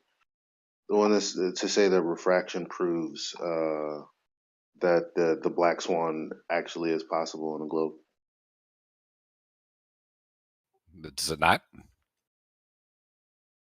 Anyway, it's an observation. It's just simply an observation. It happens, right? It happens. We can show you, Bo can show you those platforms taken from the same height, same focal length, in different positions at different distances. Refraction obviously targets. That's what happens. Yep. It doesn't prove globe. Okay. Yeah, I told him. I said, well, what are your figures? He's like, yo, we got him. I was like, well, you guys have figures for standard refraction, but you don't have any. You don't have anything that will predict the black swan. And the problem with that is actually the black swan, because he tried to pass it off as rare and unusual. And I'm like, no, that happens Yeah, it happens all the time. majority of the time. But the what you don't have is the geometric horizon being anywhere close to where it's predicted to be. That's what you don't have. So the rare thing would be that. Most of the time, I'm going to say most, just to leave some wiggle room for. There is some times where it would appear to be where it's supposed to be. I don't know about any of those times. It's never been documented. But as far as the black swan goes, like there's what where's the map for that? Because what he did was he posted some information where he's like, look, I have it right here, and you have a slider, and you can, and based on the refractive index and you know ideal weather situations, we've come up with a formula to predict these things. I was like, okay, do that with the black swan. I was like, you can't, because like even in Andrew Thomas Young's papers, he only gives you very small margin. Even with the videos that I was just watching a video yesterday about the distance to the horizon to make sure, like, because I always have to go back and make sure I'm not tripping, because that's what Globers will have you feel like you're tripping and you didn't experience what you experienced. So I went to one of these YouTubes, and the guy is explaining how the visible boundary that you see, that's the geometric horizon. Then he says, now, it could be farther with refraction. And this is like an 8-year-old, 10-year-old video. So I was like, oh, okay, I'm listening. He's like, yeah, but, just like this cup of water in my straw, and this is water and air. The displacement is not that much. So in air, it's not that much. It's about 3 meters or something like that. Like it's not by much, but it does move the atmosphere. And I was like, exactly what I read in Andrew Thomas Young's papers, right? It's not that much. Where do these Globers get off saying that the horizon at 1.2 miles can appear beyond 10 miles? What math are you having to back that up? What model or what prediction can you do? Where is it? And so Hey, he posts his thing, and there's another guy in here, Elijah. Dan something, and he No, no, said, no. I'm Let him like, this is monologue. the last sentence. So the guy from last night was like, yeah, I looked through your shit, and like Elijah said, your parameters, I went to the max and the minimum, and there isn't much difference, nowhere near what it would take to explain or have predictive power of something like the black swan. Like, yeah, Hey, no doubt. Elijah, do you have a link for that video? I'd be interested in watching it. Hell yeah. All right, send it to Hell me. yeah, I got it. Yo, you know how much shit that I have? Like, I probably have some of the best material on Flat Earth, and it's all over the place. I have like so many phones, so many things I've saved. I kind of just like, I Yeah, only I focus mean, on the main things, but I have a lot of interesting things that I did myself or things that I found that I really don't share like that. But hold I on, let do me get you find this it. video right now. Yeah, I do find it ironic that when we get pressed up against the wall, where's your predictive power? I have seen no predictive power with these conditions with looming, sinking, towering, stooping mirages. No one's made any predictions. No one.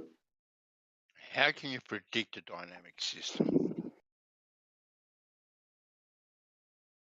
It's not like it's on a right, Bandy, right? It's not like you can predict an eclipse that's going to come back in 18 years because 18 years ago it came. So it's not, you're not going to have these conditions. It's absolutely insane. I mean, that's the one I thing. posted it. Trying to understand what I'm reading. The one thing that I've come away with is that there's not enough information in this, and that these guys are like busting a nut because they're saying, "Oh, look, we've got this information," but that's not enough. Can we watch this here? May As as long well, as you, right? as long as you don't play the audio, maybe. Really? I Depends mean on what it that's is. the whole point is the audio. Well, yeah, just mute the live stream. It's like 5 minutes. You guys should put up the closed caption so you can see the because it might be important to see what he's saying. Although it's only 144 subscribers, you're not going to get busted by that guy. Maybe not.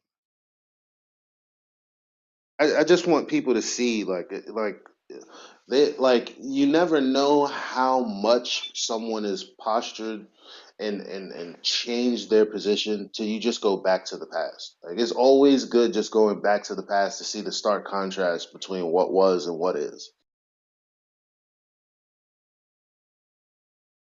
There's no comments on that video at all. 0. Loser. Nah, I'm just kidding.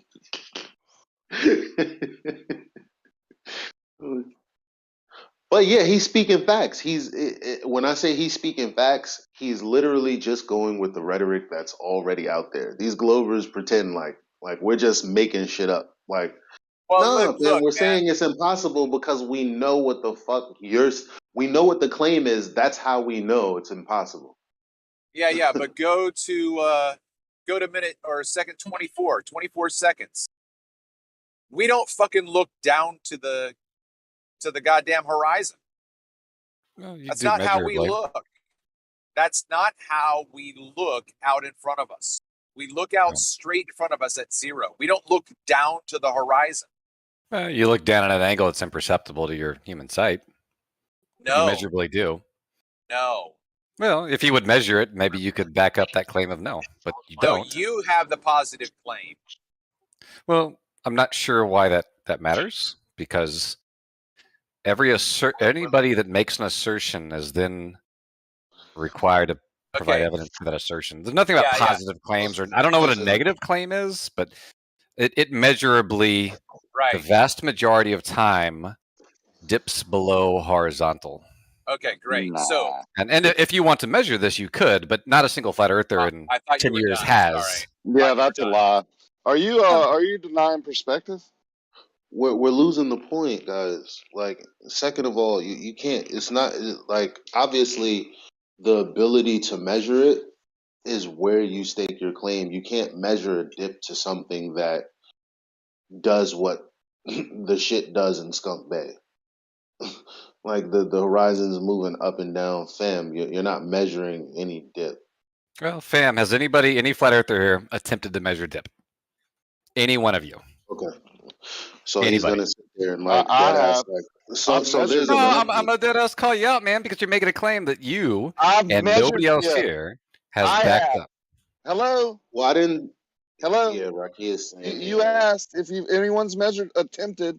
No, I've actually measured what you call dip, but you call it earth curve in the secondary point, right? It sounds like your You argument's think- with Travis then, because he's claiming it doesn't no, dip. I And don't have if you're saying it does, then So why I'm gonna can't go. he finish? I'm gonna Why go can't in he a dream. finish You guys can argue it out.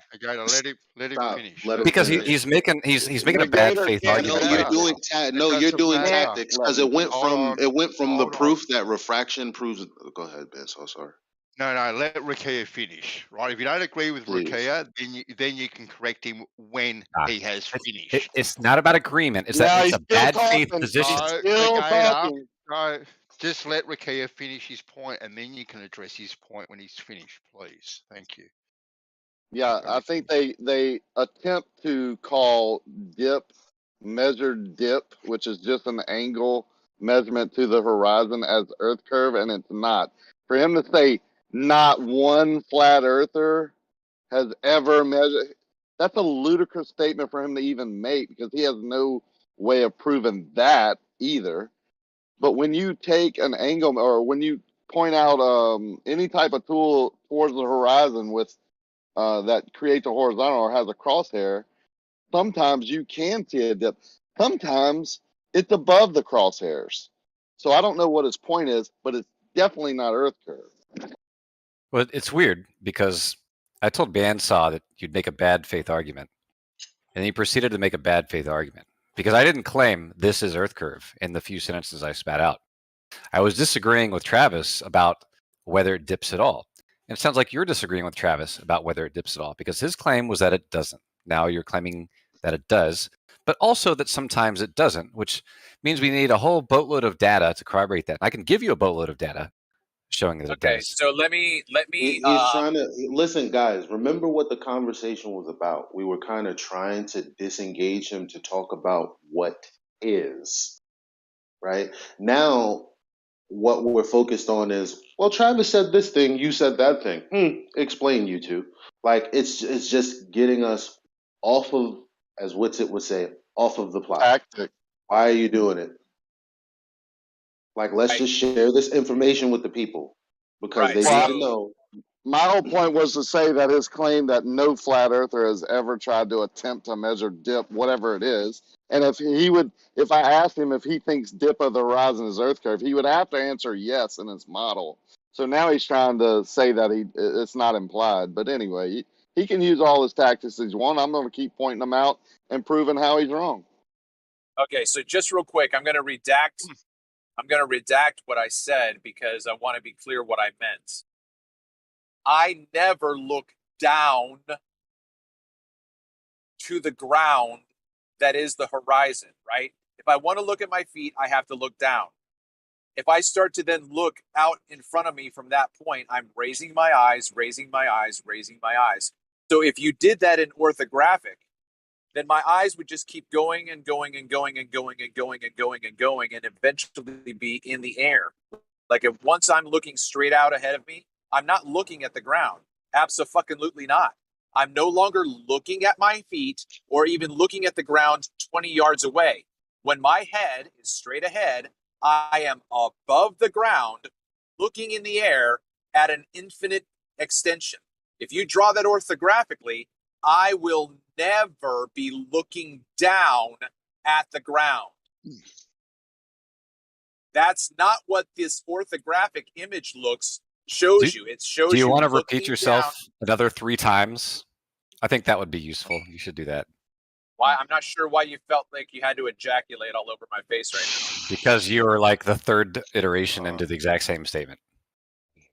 Are you paying attention? Do you understand what I'm saying? No. If the mods are good with you monologuing about looking at the ground, Yeah, are you a mod? Travis, you can look at it as a drop, and you can look at it as a hump.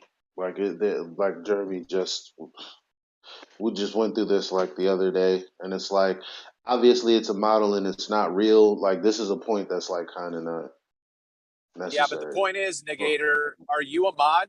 Because no mod stood up and said, "Hey, Travis, you're monologuing, bro." It was you. Are you a mod? Thanks. I didn't think so. So do you understand my point now that I've redacted what I said so that we're not misunderstanding that I didn't say there's not a dip? I didn't say there's not a dip. I was clear now as to what I meant by what I said. So Any there confusion? is there a dip or no, my bad. I guess another flat earther wants to speak. Or should I speak? Travis, you got something you want to add? Like you Dude, want to tell me again? Y'all started. Oh, there at we the go. All right, same he's got time. something. My bad. Hey, Bandsaw, man, let me know when I can talk. Okay. Why are we letting this guy Hold destroy this on, place? hold on. You both started at the same time, but seeing as Travis did address you, Negator, go. Great. So, Travis, does the horizon measurably dip on average the majority of the time? I've never measured it, so I would have to do that in order to deny. So you're not willing to make a statement one way or the other. Can I go next? He can't make a statement on something he hasn't done. We heard him say it. He didn't do it, so he can't make the statement. So I can go now, right? Elijah? Yeah. I can You go can now, wait. right? You can wait till he finishes answering, okay? Because we're having a conversation. He If you did want to have a answer. He conversation, said he wait. didn't have let the me know when y'all information get to rid of make the the statement. trolls. We'll have a civil conversation. Come on. No, Travis, just don't respond to him so that I can continue talking. Because it's your fault. We're on this non-point. You guys stop so I can keep talking. God. No, what we're saying is you're not needed, Negator. All right, go ahead, Elijah. The point is that what we try to explain to the globe earthers, the little boy explains in the video. And they would claim that, oh, we're misunderstanding it. When and this might be an appeal to majority fallacy. Majority of the people out there, based on the information, are taking away from the information the same shit we're taking away from. We can read, we can see, and it's like, okay, well, this is what the parameters are for standard refraction, which is just a model, is not really real, but okay. Standard refraction, 7/6 the radius of the Earth. That's not much. That's what the little boy explains in the video. And it's like, that's all we're saying. Well, here's the black swan.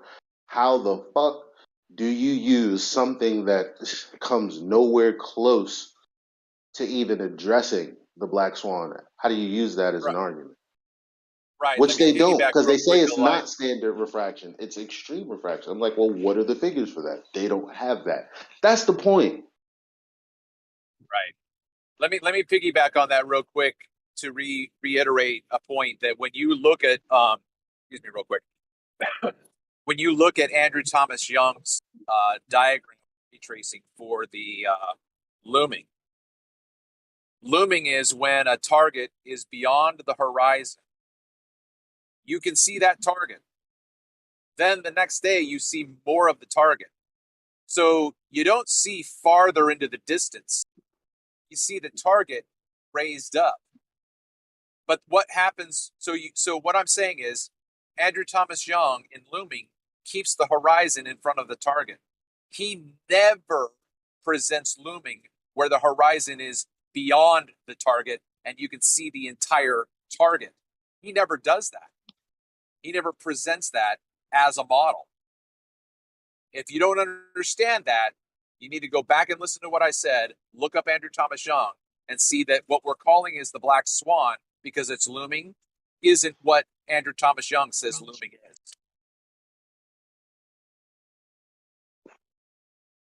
You understand what I'm saying? Yep. It's like these guys don't know how to read. Yeah, they're over. I went into Jim Pandas one day with Andrew Thomas Young's paper. They refused to look at it, and then they were saying stuff. I'm like, yeah, but you know that goes against what this paper says right here. Well, it's just the paper. It's just one guy. I'm like, well, everything that you guys repeat on refraction comes from him. But what you just said is right here in this paper, because that's where the origin of your argument is, and you don't even know it. I tried to get them to read the paper with me together, and they just would not. It was the funniest thing ever. Me and Witsit was in there that day. They're like, they can't even fucking read what Eli's asking them to read. Yeah, because it's going to bust your ass. That's why.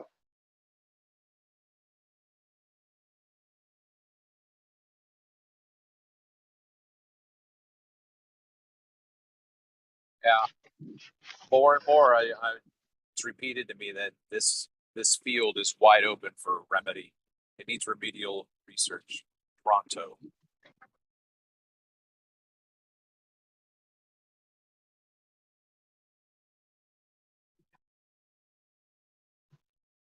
Sorry, I just got back, got my beer.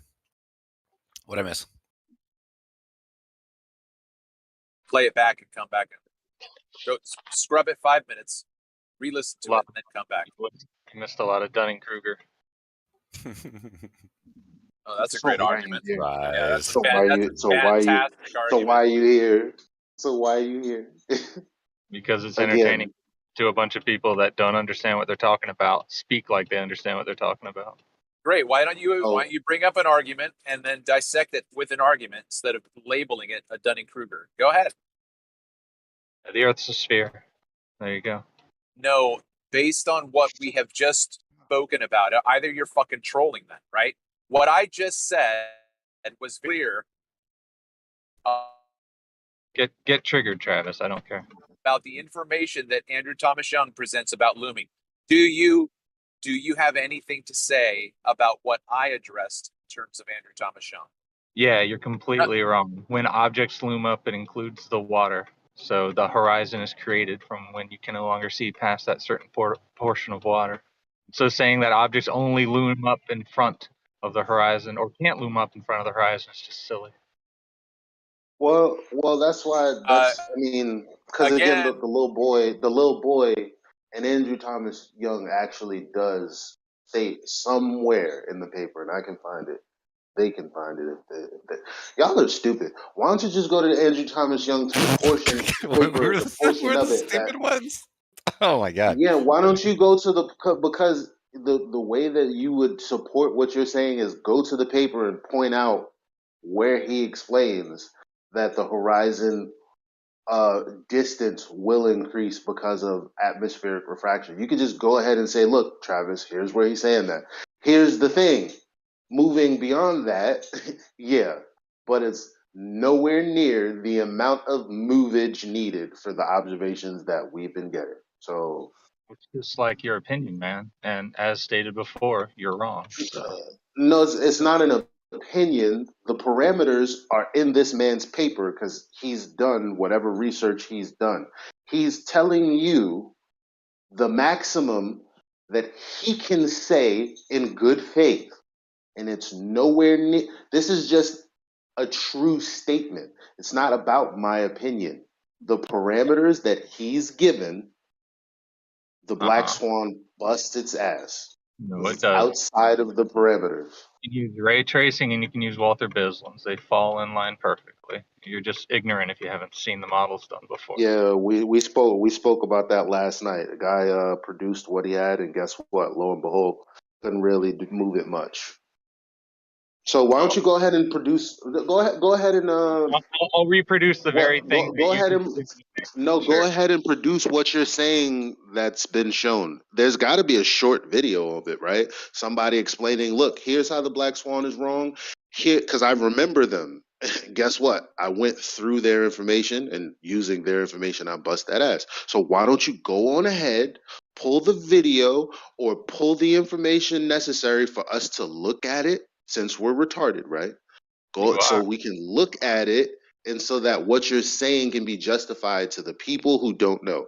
That is the audience that's listening. Here's the crux of it, Elijah. Number one, you're right. You are retarded. Number two, if I give you a video and say, draw a conclusion based off this video, assuming you're retarded, then your conclusion Moderator, will he's not doing anything. I'm just trying to have a conversation where we actually do something, look at something, Well, read Elijah, things. you learn. gotta stop That's what I want. talking. You gotta stop talking for that to happen, man. Like, I don't know if you're drunk or been He's smoking, not. but He's you really basically like to saying talk that over he's people. not gonna. Like, I just, Okay, you know, so he's basically saying what? He's basically telling you that you misunderstand it, right? You made several assertions that it wasn't within the so then parameters. go ahead and post. My bad, man. Go My ahead bad. and Go post. ahead and finish your sentence. That was in the middle of my So sentence. go ahead. ahead and post the You just keep information talking, so dude. that we Like, can look over it together. We've got to give people space to talk, guys. Come on. He just ad hom me, and you didn't say you can't call people names and blah blah blah blah blah. And I said, well, let me forego that and just say, I was actually on another screen and just came back and just stepped back into it. To be honest, no worries, because he led with, because I said maybe you think we're retarded, but if that's the case, this was the summary of what I was saying. Just go ahead and present whatever video, whatever information, so we can actually talk about it. And he led with, well, number one, you are retarded, and second of all, if I did show you something, you wouldn't accept it. That's not presenting anything. That's just talking shit. If that's what was said, all right, I'm going to say no ad homs, please. All right, let's just keep this civil and chilled and respectful. Right, we'll just keep the ad doesn't homs solve for anything. somewhere else. Let's keep it civil now. He's scared. He's running away. Go ahead and post the paper or something. Oh, well, I mean, I'd see that's not going to happen. They're making it pretty obvious. I mean, he can't. So here's the deal, right? Like, you want to have an honest conversation. You want to have an issue with name calling. You got to respect the conversation, Elijah. And you're just not with the amount of talking you do and the bad faith arguments you're making. Like, you asserted that the black swan wasn't within the parameters of what this guy predicted. What parameters? What numbers? standard refraction. What about it wasn't within standard refraction? Right. So present the information is what I'm asking. No, you don't. I don't think you understand, man. You made the assertion that it wasn't within standard refraction. What about it Which made is it what not Andrew within Thomas standard? Young talks What about. What about it wasn't within standard refraction? What's You the just- standard, and what did the black swan Somebody- show numerically that it wasn't within the standard? Is somebody 7, sharpening 6, a pencil? 7, 6 the radius. You can go to, yeah, I think they are. You can go to any earth curve calculator. It'll tell you the hidden value, right? And then with refraction, it'll bump you up to like point whatever it is. But it's not going to be like double the distance, let alone anything beyond that. So Okay. yeah, Why you that say right not there. not double the distance? Was it? I don't understand. You for you to make an argument like this, you have to lay out. Okay, I'm the black not swan making was an X argument. amount I'm of saying miles I'm away, not making. and it was refracted upward X amount of degrees, and this is what 7/6R predicts in degrees, and this is why it's wrong. But you haven't done that. Yeah, there's specifically a distance in the hidden. They weren't talking about degrees. I understand what you're talking about, but this degree is also supposed to basically express a distance. And I know that 1.2 miles and anything. The point is, post your information, then, so we can just go ahead and look through it. That's all I want. Go ahead. It's. I mean, no. You made an assertion. Okay. So Bensaw, he's not going to do anything. I already posted a video that he interrupted us talking about, and now he doesn't want to talk about it. No, the issue is you made an assertion and then you turned around and demanded that somebody else do something for you. Your assertion has not been backed up by your statements or the evidence you provided. That video doesn't back up your statements. Yeah, it does. The video says The that e- the horizon. the It says that the horizon. It says that it gives it what, give or take 3 meters is what was said. What does give or take 3 meters mean? 3 meters where? That's what I mean. Whatever it means, you don't know what the fuck you're talking about because you just told me that I didn't provide what I'm talking about. Now you're asking me what I'm talking about. Well, why don't you go ahead and, So just real quick, do let's something reel like it that. back. Not just real quick. This isn't where Travis jumps in.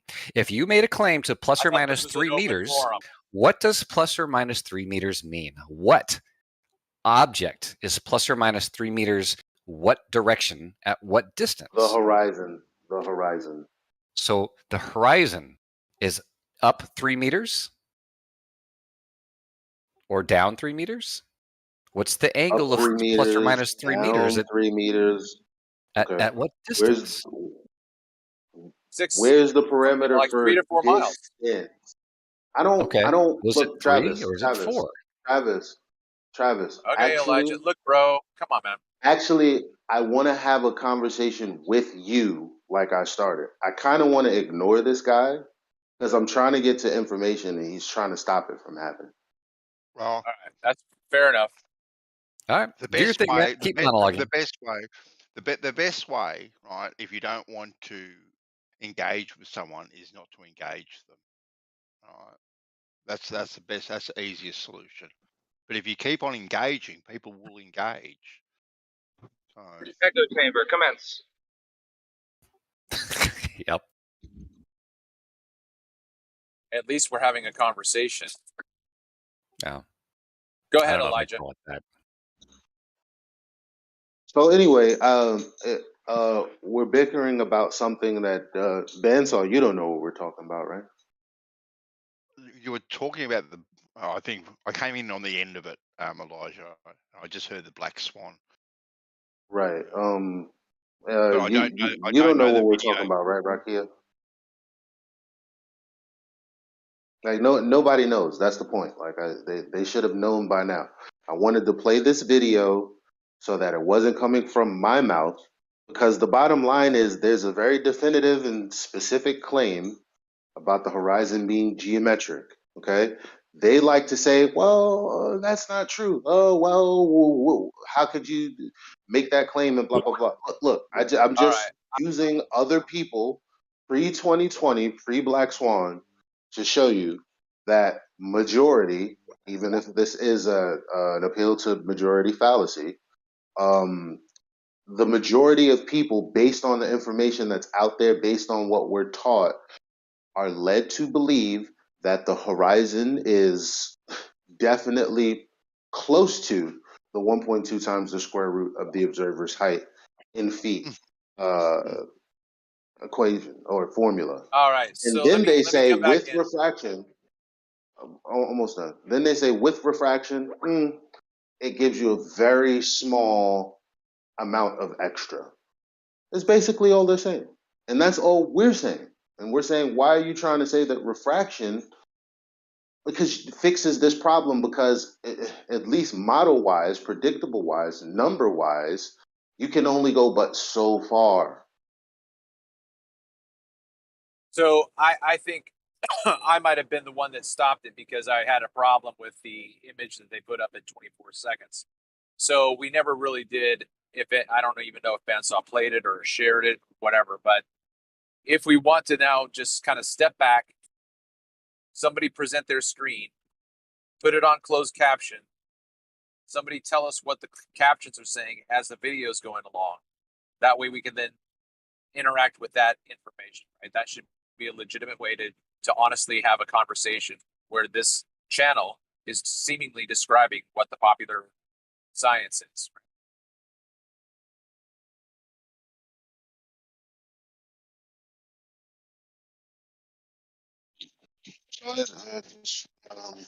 To ask again, Ben, so is there any way to play the audio and just kind of mute the live for like 5 minutes? Yeah, I can do that. If you want to play it, I can mute it for 5. All right. Since I started Yeah. this whole thing off, let me sit down and share my screen. May as well do it. Tell me when you're about to play it. All right, no worries. And I apologise to people out there in the World Wide Web, but we have copyright issues we have to adhere to. But you're more than welcome to jump Sorry. into Earth Awakening's Discord and view it for yourself. You know what you could always do, Bandsaw, is just copy the link and put it in the comments on the episode that's playing on YouTube right now. Oh, That way, can I? Let me see. that way, if someone is watching, then they can hear what I'm saying right now and Yeah. go down to your comments and then look at the video themselves. Yeah. Well, if you want to drop the link in the chat, Elijah, before you play it, I can pull it up and put it on YouTube chat right now. well. One second. Cheers, man. It's like, it's like literally flat earthers are just trying to uncover what's out there. And before that happens, they're always like, well, before we do that, let's just talk about how, because you don't think right, let's just not talk about that at all. like, no, let's just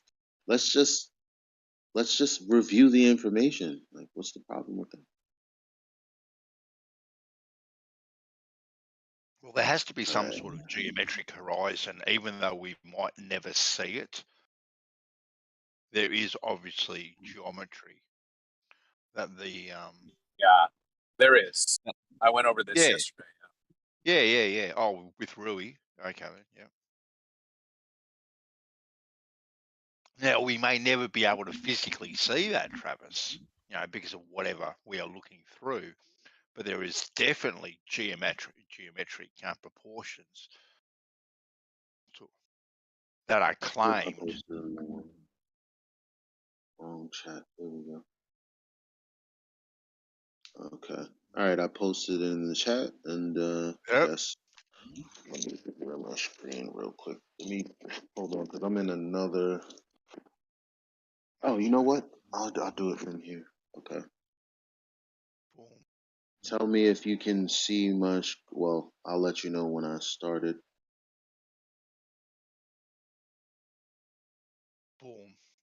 right.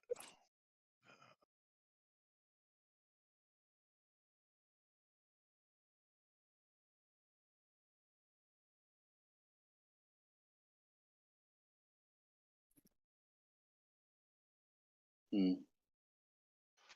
Okay. We come back. Oh, you're not sharing yet, Elijah. Oh, share screen. Every time I try to share it, okay, here we go. I think it's all right. You see me on screen? Let me pull it up.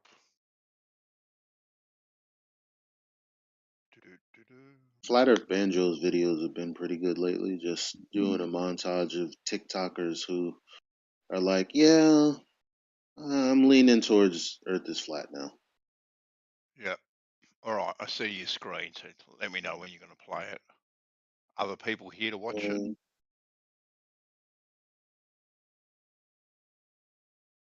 Whoever wants to watch it. I don't see him sharing anything. Yeah. It's still loading, so it's like not even. There we go. All right, let me. Does everybody see this? Yeah. Yep. Yeah. All right. How All does right. We ready one? to go? All right. All right. Yeah. Ready to go. All right. Go, Elijah. Bang. Hey, Negator, I'm Straight gonna be through. watching.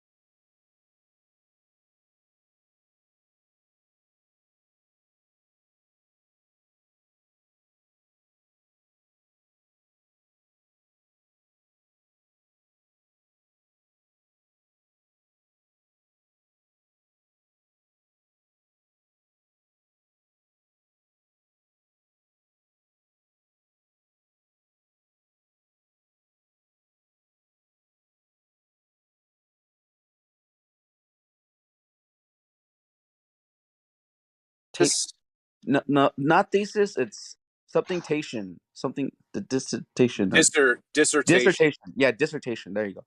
So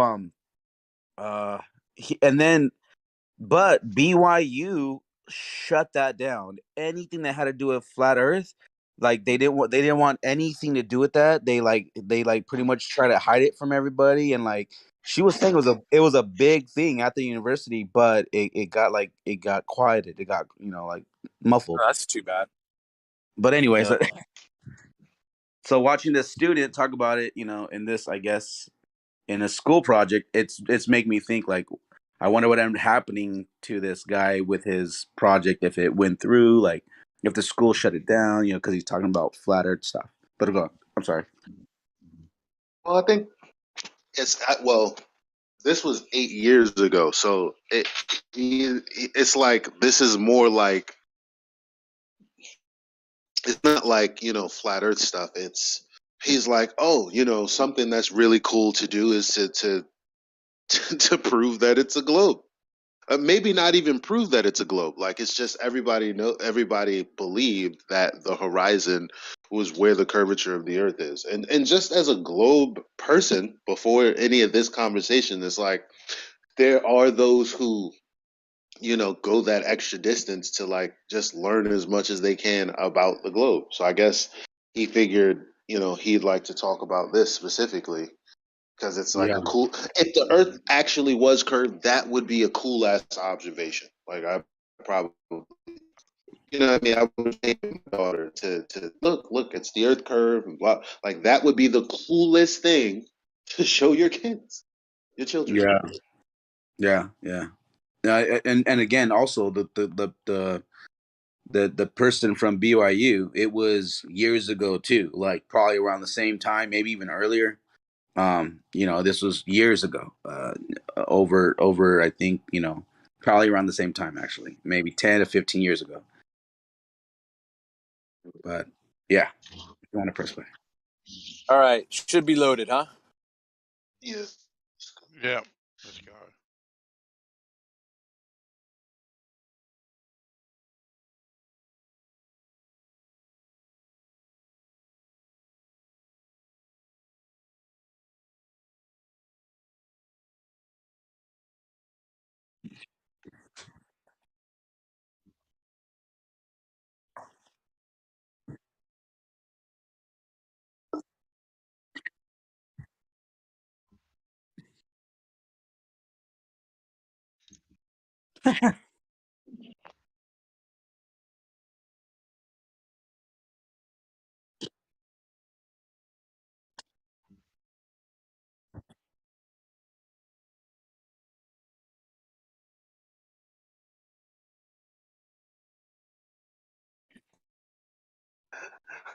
Look at the young Matthew Florence.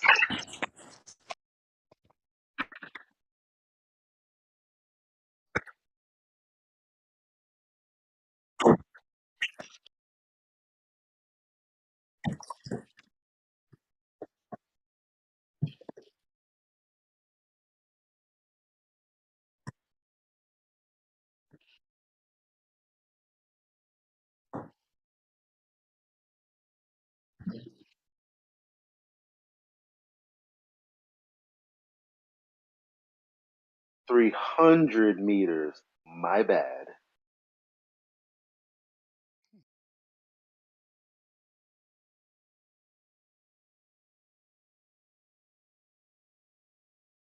I would disagree with what he just said.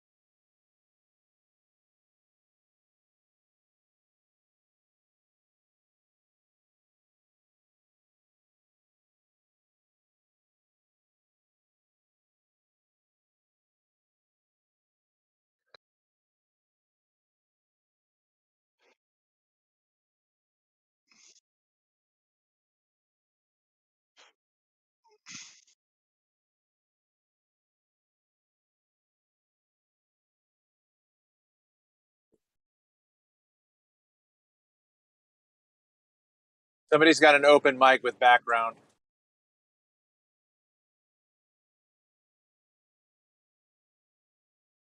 I think it's that guy's video. I think it's like in a restaurant or something. Oh, really? Yeah. Oh, okay. Sorry. Yeah. He's like in a restaurant or something.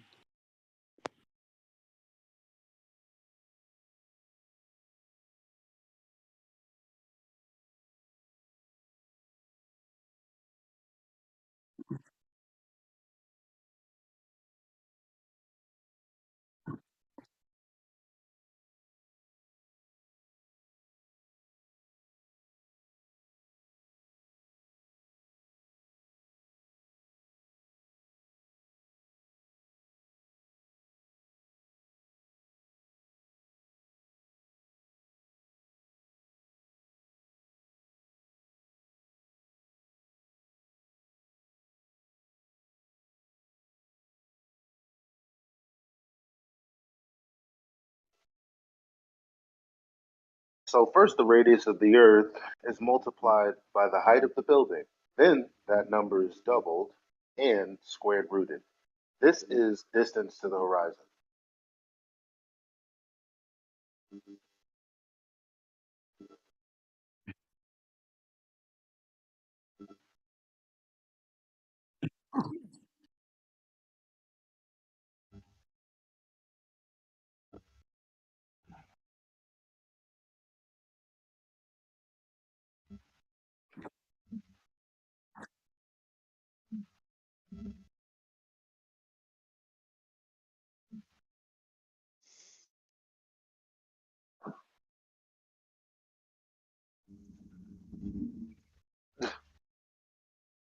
Yo, these kids are. What?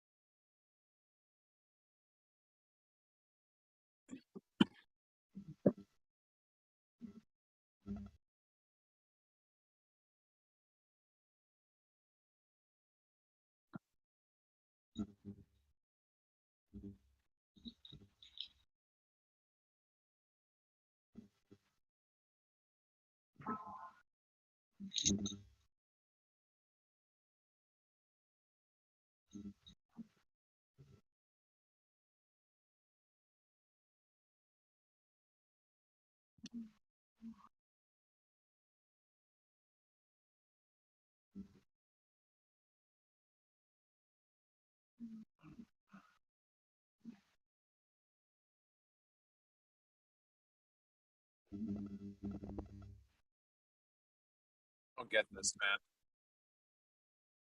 man. Why aren't they up on that freaking hotel that they were talking about? Yeah, they didn't actually do it. But yeah, I wonder what they think about, flat Earth. I mean, in the conversation, seeing is that they kind of got a head start as to what they should be looking at. Yeah, so not that much. So people were talking about refraction, and they understood that it doesn't help you much. Can anyone explain what he meant by the 300 meters? I think I understand, but I'd like to hear it from someone else. Well, I just looked at the conversion, and it's like, what is it? Damn. No, but the kid was explaining some. He had a beaker full of water with the stem in it, and then he was explaining refraction, and then he said something about the 300 meters. Yeah, he was saying like the straw in his cup of water. You can basically see the displacement. That's kind of if we applied that to the the Earth, this is kind of what we would see. But as you can see, it's not that much. It's only about 300 meters. Okay, so Which is everybody happy? translates to 0.186 miles. All right, is everybody happy with that description of what the kid was trying to say about the beaker and the straw in the water with displacement, and then No, correlating that but, to the Earth? no, but it is what it is. No, I get that, Elijah. I'm just asking if anyone else is unhappy with that as I am. That's part of the discussion, right? I'm just trying to have a discussion. Mm-hmm. So, yeah. So basically, this is what I've said from the beginning whenever somebody says, oh, you don't think refraction happens? Look at this glass and a straw. That's not what we fucking see in the air, guys. We don't see displaced objects cut in half, one going one way and the other go. We don't see that shit. So why is he using a beaker full of water to say that that's what the air is doing? That's like showing a laser beam in a fish tank and going, "Look, this is what the air is doing out when we look over the ocean." No, Yeah, it's not comparable. it's ridiculous. So how many of these people here in this voice channel are going, nom, nom, nom? Yeah, that kid was right. He used a beaker with a straw in it. Nom, nom, nom, nom. All the Globers. That's why I asked if anybody was unhappy or if anyone agreed. No one spoke up. Yeah, I'm sorry. I was just reading something else. I wasn't really paying attention to what you were saying. Who's speaking, by the way? Who's talking right now? Travis. Oh, my bad, Travis. Rakia? Travis? No. No, not the same. Not Geo, not Rakia. No, yeah, they have a much, everyone today. yeah, you're right. Rakia has like a deeper, like a louder voice, and then Geo has even a louder voice than that, but not as deep. So I But guess yeah. that means I'm somewhere in between. No, you're on the lower part of that. Like you're quieter and your voice isn't as deep. Fuck, dude. Oh, Travis definitely ain't quieter. Why are none of the Globers reacting to this? Just digesting the cringe. Hey, There's a lot of cringe in there. A lot of It white was embarrassment. cringy, wasn't it? It was like, It was cringy. That's why they call us white boy and shit like that. This is your crew. This is your crew, Reese. Right? This is your crew. You're not going to throw your crew under the bus, are you? Fuck, I will. I will. Nah, dude. Honestly, I mean, I get it and stuff, but fuck, you know, like that was cringe made in a lab right there. All right, so who's basically what flat earthers have been saying. Like the globe earthers have been running around saying that they're not saying shit like this. That the data is not. So why are they coming to this conclusion if we're crazy? Because remember when the Black Swan came out, remember what they were saying? That the visible horizon isn't the geometric horizon. Clearly, the kid is stating that the geometric horizon is the visible horizon, even though with refraction you get a little extra. That's what he's saying. That's what we're saying that you guys were saying. And you guys are saying no one's saying that.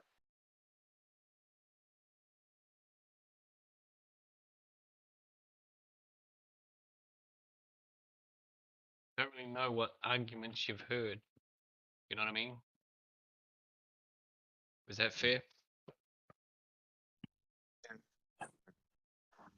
Like, I get the Black Swan, but what you just said about giving us a bit extra, wouldn't that push your visible horizon back, therefore kind of making things a little bit more difficult to discern both ways? You know what I mean? Like you're kind of giving it, you know what I mean? You're kind of giving it to the globe with that statement.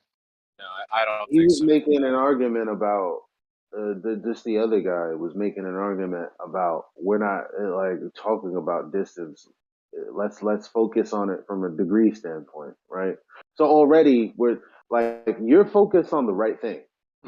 They want to obfuscate from what we're asking to say what you should be asking because you don't understand is this. And I'm like, no, fam, I'm only going off of the information that's here. Like, I don't, anyway. So it's a problem because you're like, well, they give it this extra, so it's a problem for you guys. Well, we don't have a geometric horizon. Like, whatever the horizon is, we already accept that it moves. Like, it doesn't matter what it's doing. We don't have a claim that is where the earth is bending away, right? But you guys do have that claim. Now, the extra, all you got to do is look up, just go to GitHub or any earth curve calculator that adds standard refraction in there. That's the little bit he's talking about. Because if you add 7/6R, then all you get is like from 1.2 miles is like 1.37. Like it's not going to be refraction 10 miles, refraction 20 miles. Like that's never. It's not even close. Which is why we're always like, what the fuck are y'all talking? Where are you getting these numbers from? So then last night he's like, well, my slider. If you look at this, it's like my slider does exactly what you're asking. Then this guy Dan is like, I'm looking at it right here. He posted 2 screenshots. He's like, fam, I went to the minimal that you can do and the maximum that you can do, and it's not much. So why are you saying what Elijah is saying is wrong when I'm using your tool right now? And I'm like, Oh, yeah, that's that's what what they do. those screenshots were about. Because it went up to like 39,050 or something, right? Something. It was like it wasn't 4 decimals. It was 5 decimals. Hey, I didn't know what Elijah. it was, and I thought, okay, I missed an argument between, well, not an argument, a discussion between these two. So Hey, that's why I looked Elijah. it up. What's Hey, up? Elijah. A question for you. In all your time debating flat Earth, has the I brought this up last night. Has the Ferman Belt Tunnel in Germany ever been brought up when it comes to flat Earth discussion? In your experience?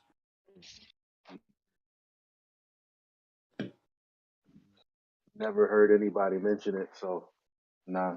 Well, the reason why I'm bringing it up is because nowhere in the in the description of it, and they tell you about how they're building it. Matter of fact, let me put a few photos up.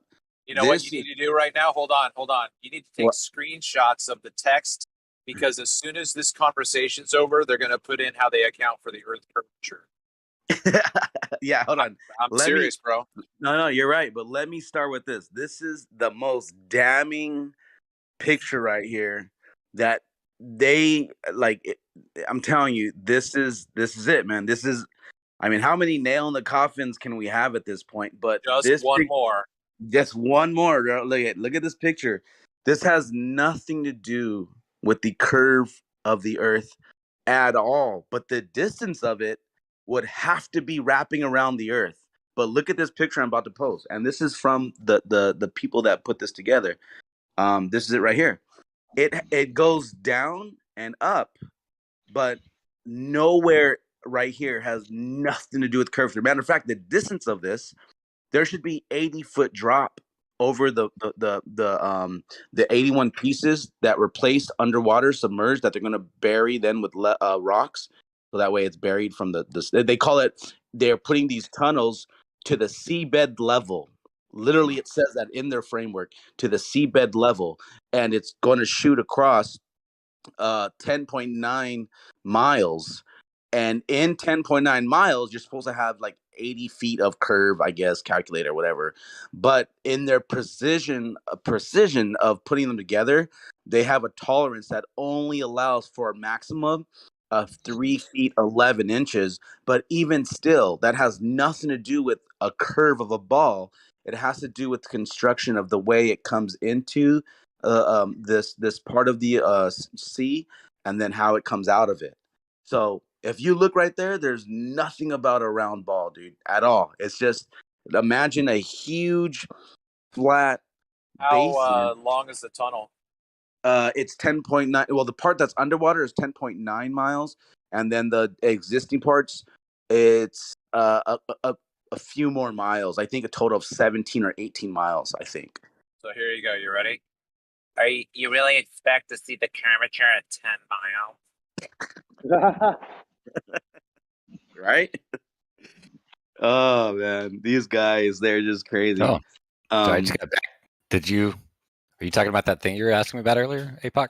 Yeah. I'm actually bringing it up here. I'll put some more stuff. Here's the numbers. That's the one that we were discussing, and then here's the photo of these tunnels that they were putting in, and you could tell that there is when we're talking about them being made with curve and stuff to compensate. No, these are made seabed level, flat, completely flat, and then inside internally, yes, they were constructed with slopes for like drainage and stuff, because they do have like a sewer system and stuff or whatnot for water and whatever. Let's say a fucking car crashes down there and they got to hose it down. The water has to go somewhere, so it is accounted for in that sense.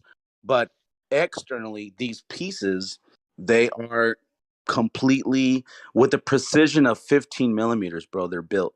That's fucking pretty good right there, actually, I would So say. you tell me that the tunnel is straight across, just flat from beginning to end, 10 miles. So just straight. Like I could, if you had an orthographic view, I could line up a ruler and it would be flat with the ruler.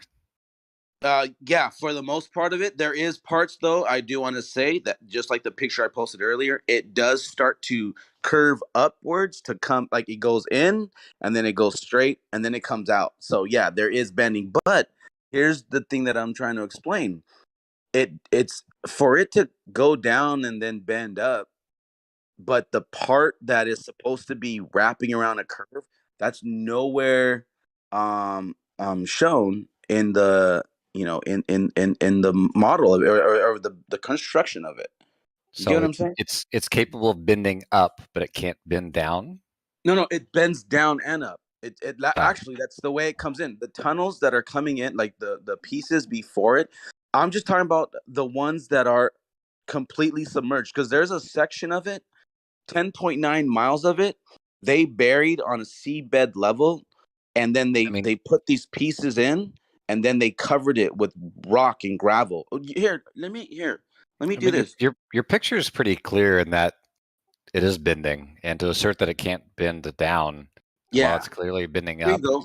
based Here you go. off the Read tolerance That's of not the what he material, said. seems Yeah, kind of silly. that's not what he said. He acknowledged early before you got here. He actually pointed that out, that it's bending down and then coming back up. His point is that, okay, hold on now. His point is that the curving up and down that you see is not due to earth curve, to the construction. No, it sounds like his point is that the materials don't have the tolerance to bend within the parameters of Earth curve, but they clearly have the tolerance to bend upward at a curve that's much more than Earth curve. Okay, so I hold don't on. know what your point This is. is why. Hold on, wait, Apocryphon, Just wait. ignore him. Like when Right. they don't make any claim, when they don't say something that's directly related to what we said, we do have the right to just ignore it and move on. Well, I did. Whether you like it or not is irrelevant. Okay, then fine. You are saying what Apocryphon didn't say, so stop saying it. Yeah, that's not what he said. No. His assertion here is that it's impossible to follow the curve of the Earth because of the tolerances of the material. Where in the image, the material very clearly is curving. No, okay, hold on. Listen carefully.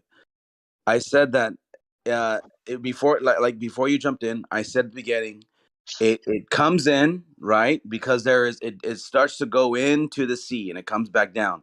But then there's a part where for 10.9 miles, it's seabed level, they call it, meaning it's flat, perfectly flat, and they do have a 15 millimeter tolerance. Now, just taking that 10.9 miles of it, not the entire part of it where it's going really far up, on both sides, because it's making an entrance in and then an entrance out. Not talking about the ends, I'm talking about the middle.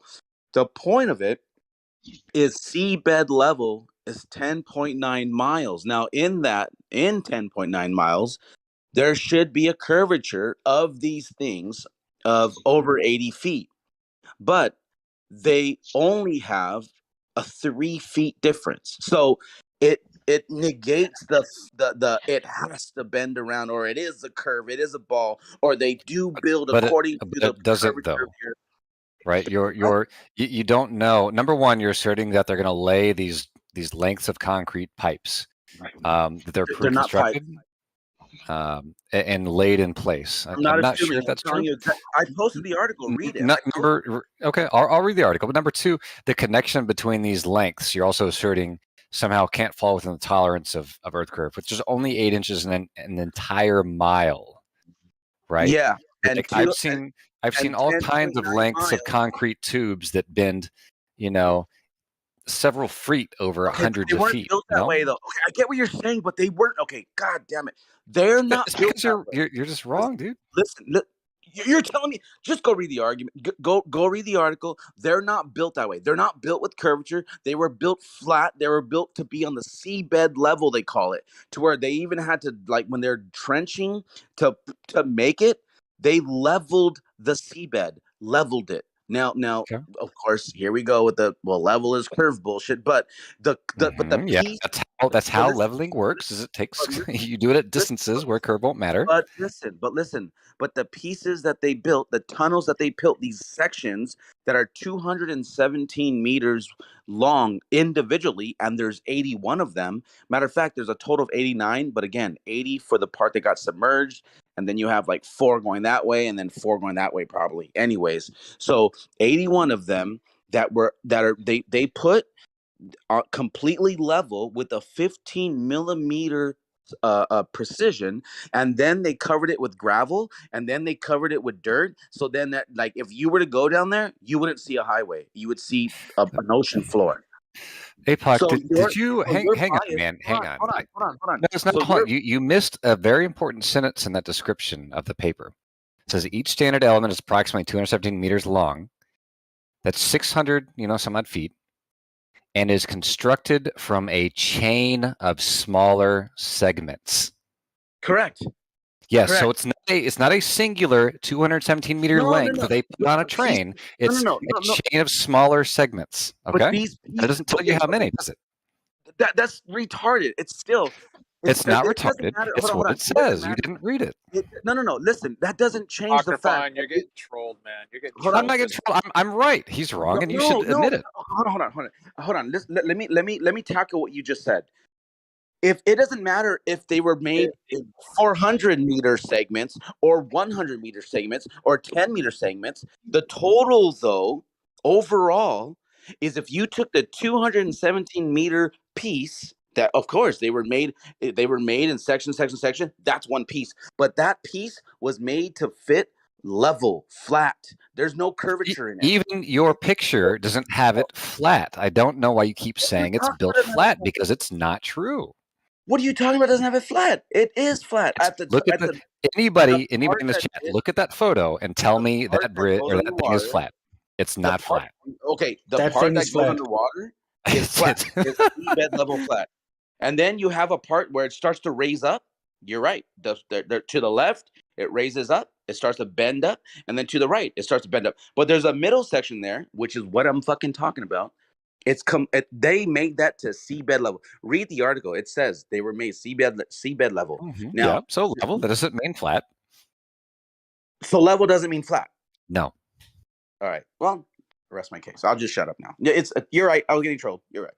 No, you're not getting trolled. You're wrong. Yeah, you initially asserted that these 200 meter elements were constructed within a 15 millimeter accuracy, which means to me that if I laid out that entire 200 meter length, it's going to bend up and down only 15 meters. But that's false, because each 200 meter length is built with a chain of smaller bits, and each smaller bit that's not false. has a tolerance between each two.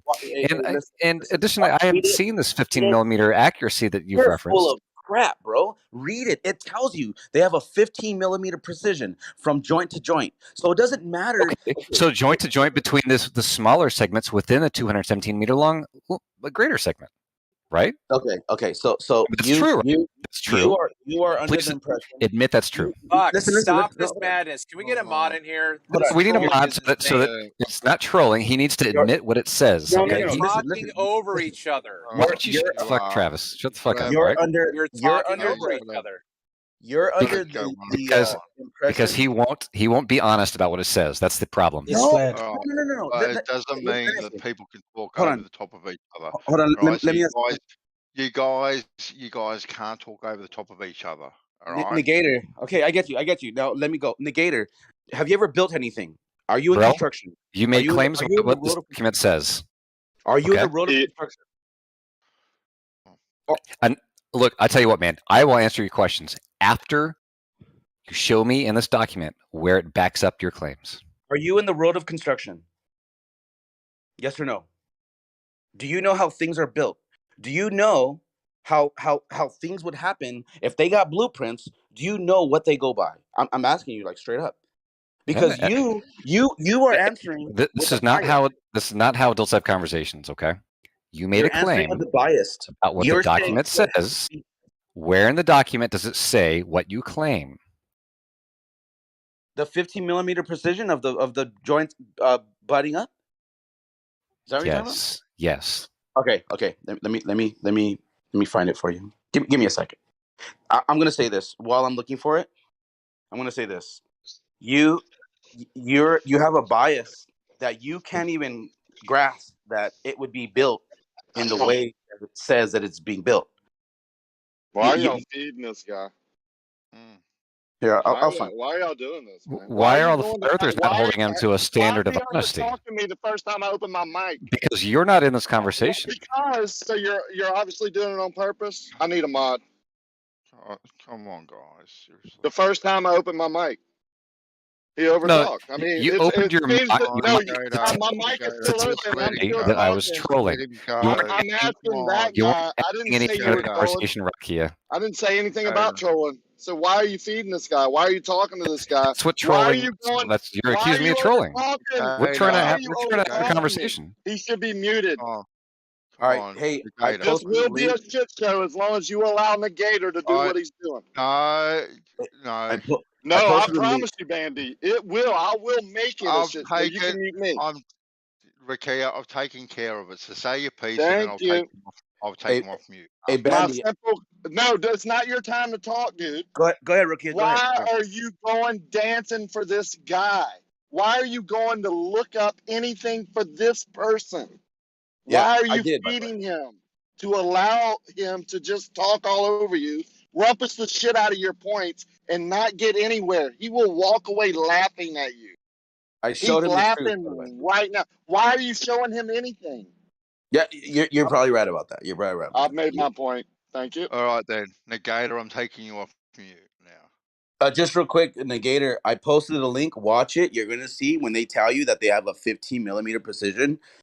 Go ahead, check it out. Again, if you don't understand how things are actually built, but or you're not even in the in the world of how things are built, I would just say like you got to step out of your bias and maybe your your understanding of what you think the way things are made, because you think that just because I make things in pieces, then there will be a curve to it. That's not the way it works. Like you have to go on the overall piece that you're building. If they say it's going to be 13 feet high, then from the front to the back, it better be 13 feet high.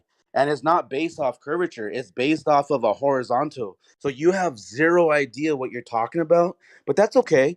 Maybe I'm just drunk and being friendly right now and just not being an asshole. And I'm trying to work with you so that way you understand that you are wrong and maybe you just have a bias. So all I'm saying is look at the dimensions, look at that video. It shows you they have to be this high from front to back, from side to side.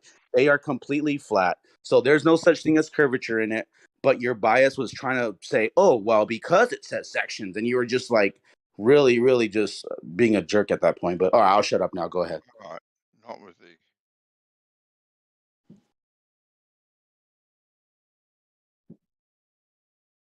So I'm watching this video. Does anybody else want to pipe in and accuse me of trolling while I watch this video? No, just watch the video. I don't know. Why When is that allowed? It's cool, Bansal.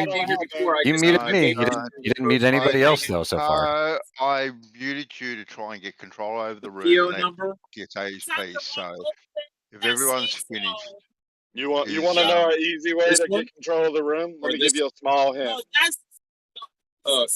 I think you already know. I would you're think hot it would be micing, that one. Travis. Travis, you're hot micing. Okay. Travis. Phoenix, are you about? Phoenix. Reese, you about? Yep. Hey, man. Hey, look, let's try and get this back on some sort of Listen, level ground. I came in here. I came in here Now- just after dinner, all right, and that was hours ago. And I proved that you can have a civil conversation for Now, hours without one ad hom, without one derogatory comment. Let's go back there. Let's go back there, Reese. Like now we know how dodgy you think going to the moon is. All right. So what do you think about? So yeah, you don't believe in the moon landing or anything like that. So what are your thoughts then on the ISS and self-landing rockets and stuff? How do you view that sort of stuff? Well, guys, yes. I mean, I feel that if I had if I put, say, $5,000 to $10,000, in to equipment, say, either US or New Zealand, in those ranges, I feel that I could get some of this kind of backyard astronomy type, observations, and for myself, So, if all of a sudden I was in that position, and then I point up at the ISS and I don't get those things, that's when I'd begin to question it. But Yeah. there's a lot of variations of footage out there, daytime, nighttime, and I mean, like, what is it? I mean, the claim of it being a drone, it's moving too fast, being a hologram, or where are the three lights being projected from? You know what I mean? Like, there's a lot of, claims. Well, there definitely seems to be something up there, doesn't there, Reese? Like, we have trackers that we can view a light moving across the sky. We've seen photos, images of it transiting, the moon. We've seen these images. So, I think there is something up there. What is up there, I think, is the question. And if there is something up there, well, what about then people being in the ISS? Like, you've seen all the footage from inside the ISS, and it looks dodgy at best. Some of it, right? It Some of it doesn't look too convincing at all. So, what are your views on, just take it that there is something up there, but actually people being up there? Thank you. That's fine. As well. Fine, according to Jervis. No. It's I mean, the idea of sending a signal, and then picking up with that signal 100% of the time, and making sure there's no glitch in it, and a delay in the packets that get sent. You know what I mean? Things get inside each other, or blur between each other, or don't quite make it, or you know what I mean? Like that. The idea that the ISS is not making a perfect orbit could do that. Plus the fact that they sometimes have to do like a burn to keep themselves in orbit. You know what I mean? At the right height and altitude, so that it's not that perfect orbit. A circle. So the idea of an interrupted or intermittent signal for a moment that jumbles something. I mean, in the best connection, you can lose it. So I think that's really kind of a difficult argument. There are some strange things, but there's also direct manipulation, and I don't like that. Like taking the guy and making him phase out, and then realizing that was from a compilation video, that they had taken a section from. But then you look at the full version, and there's no cut and fade out in the original and stuff like that. You know what I mean? Yeah.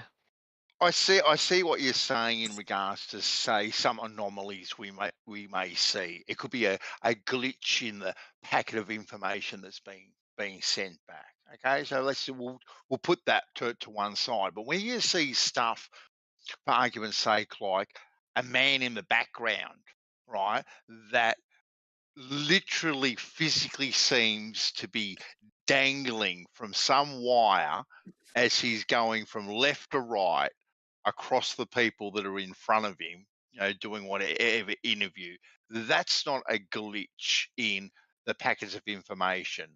Like, that definitely looks like someone dangling from a wire.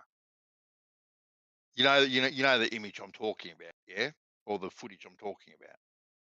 The one where there's two people in the front, and he kind of comes from right to left, floating halfway. Yeah, and it looks like he's hanging from a wire that's, from some sort of suspension wire. Yeah.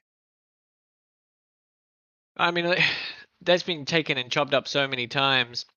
The difficulty of actually finding that original video, with the full length one. But I mean, the problem with the ISS even if it's not got people in it, it's still a problem in my opinion for the orbit claim. You know, denying there's an orbit claim. And so the idea that, you know, they put people up in that using the orbit, being able to calculate the orbit, and the idea that it catches up to it. You know, the whole idea of, you know, the Dragon, you know, the fact it's called a Dragon spacecraft, and the, you know, Satan belief and all the rest of it. I mean, it just that just pisses me off. You know, you know, it just straight pisses me off. And I'm gonna tell you right now. You know, I'm like, choose a better name. You know what I mean? Like, I know. but I anyway, know. that's what they decided to choose, and you know, the idea of that, you know, I mean, I gotta admit, like, that whole Dragon spacecraft, you know, docking stuff, you know, is pretty incredible footage. You know what I mean? And they don't have that same footage for other things. But I tell you, one of the most convincing pieces of the ISS, and whether there's men or women in it, you know, oh shit, am I even allowed to say that? You know, the Soyuz spacecraft, you know, bringing the astronauts back to Earth, you know, that stuff. I mean, if that's CGI with the contour lighting, the way the metal reflects and everything as it comes down, I mean, if that's CGI, it is some of the greatest CGI I have ever witnessed. Okay. Because I know about contour lighting, and I know about the difficulty in rendering in real time and how to achieve that. You know, how it, in that certain angle it looks like just the middle for a moment turns to gray, you know. But you know, I don't have a processing center that can batch render, you know, in 8K or anything, you know. So, you know, I'm limited by my budget, you know, of what I can afford. Exactly. But I'm saying, like, that loading of the Soyuz and the saying goodbye and then getting on the craft and then the way in the sunlight and everything, the way it matches, you know, that's some of the most convincing stuff. Okay. That I would contest, you know. You know, just Yeah, the I difficulty must say, of it. yeah, I'm not too familiar with that footage myself. I may have seen it, but I can't recall it. But that's neither here nor there, really. At the end of the day, I'm not contesting that there's something up there personally myself, at all. But what about some of these like self-landing rockets and stuff like that? What do you think about that sort of stuff? And you know, again, like, that falls under, you know, like, if I saw other footage, you know, and I haven't even searched for it, you know, admittedly, Ben, so I haven't gone and looked for somebody who went to watch the launch and said, you know, I watched the launch, we saw it go up, and then I filmed it in my own way. You know, maybe they didn't. I keep saying, you know, I videoed it in my own way, and you know, I lost sight of it basically because my camera couldn't zoom in. You know what I mean? It's logical, right? And and then as it comes back in, I filmed the entire thing that you witnessed, but from a different angle that I can compare SpaceX's original video with that footage, you know, that I can say, okay, that is not anything to do with affiliation. I haven't seen that footage, but what I have seen is one of the launch footages where they're like, oh, this is totally not the same day, you know, and you know, it was just the orientation of the camera. It was from the roof camera versus the road camera, you know what I mean? So it was everything was just switched around, but the plume was the same. And like, oh, look, they CGI'd the plume. It's like, no, the same shot from the other side, you know. The reason you don't see it because it's zoomed so far in, you're missing the water tower, you know what I mean? So things like this that I say, well, that's real.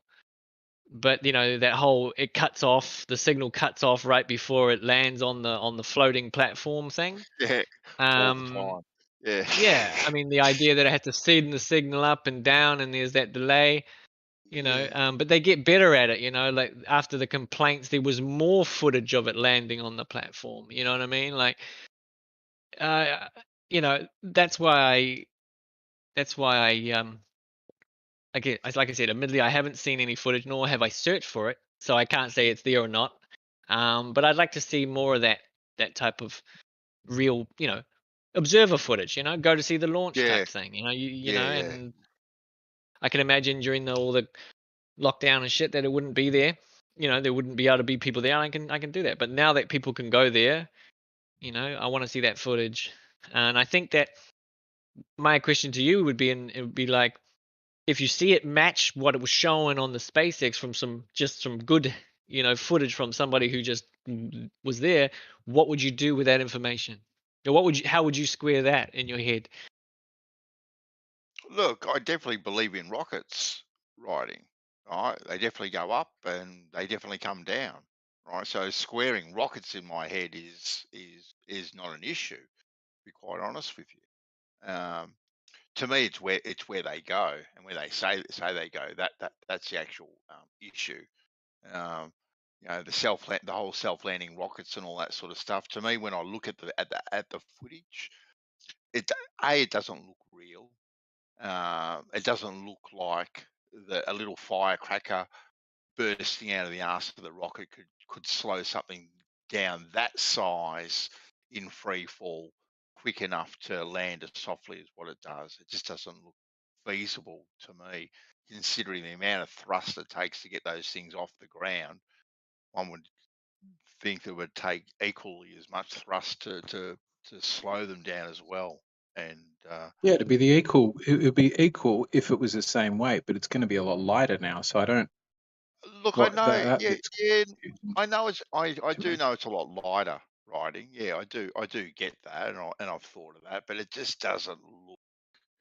I'll give Um, it to you, Banzor. It looks like when you see that SpaceX intro thing, when they're doing like the whole beginning for the launch, and you see that kind of, you know, they kind of do the intermission video or whatever, and it shows the rockets doing what they did in the past.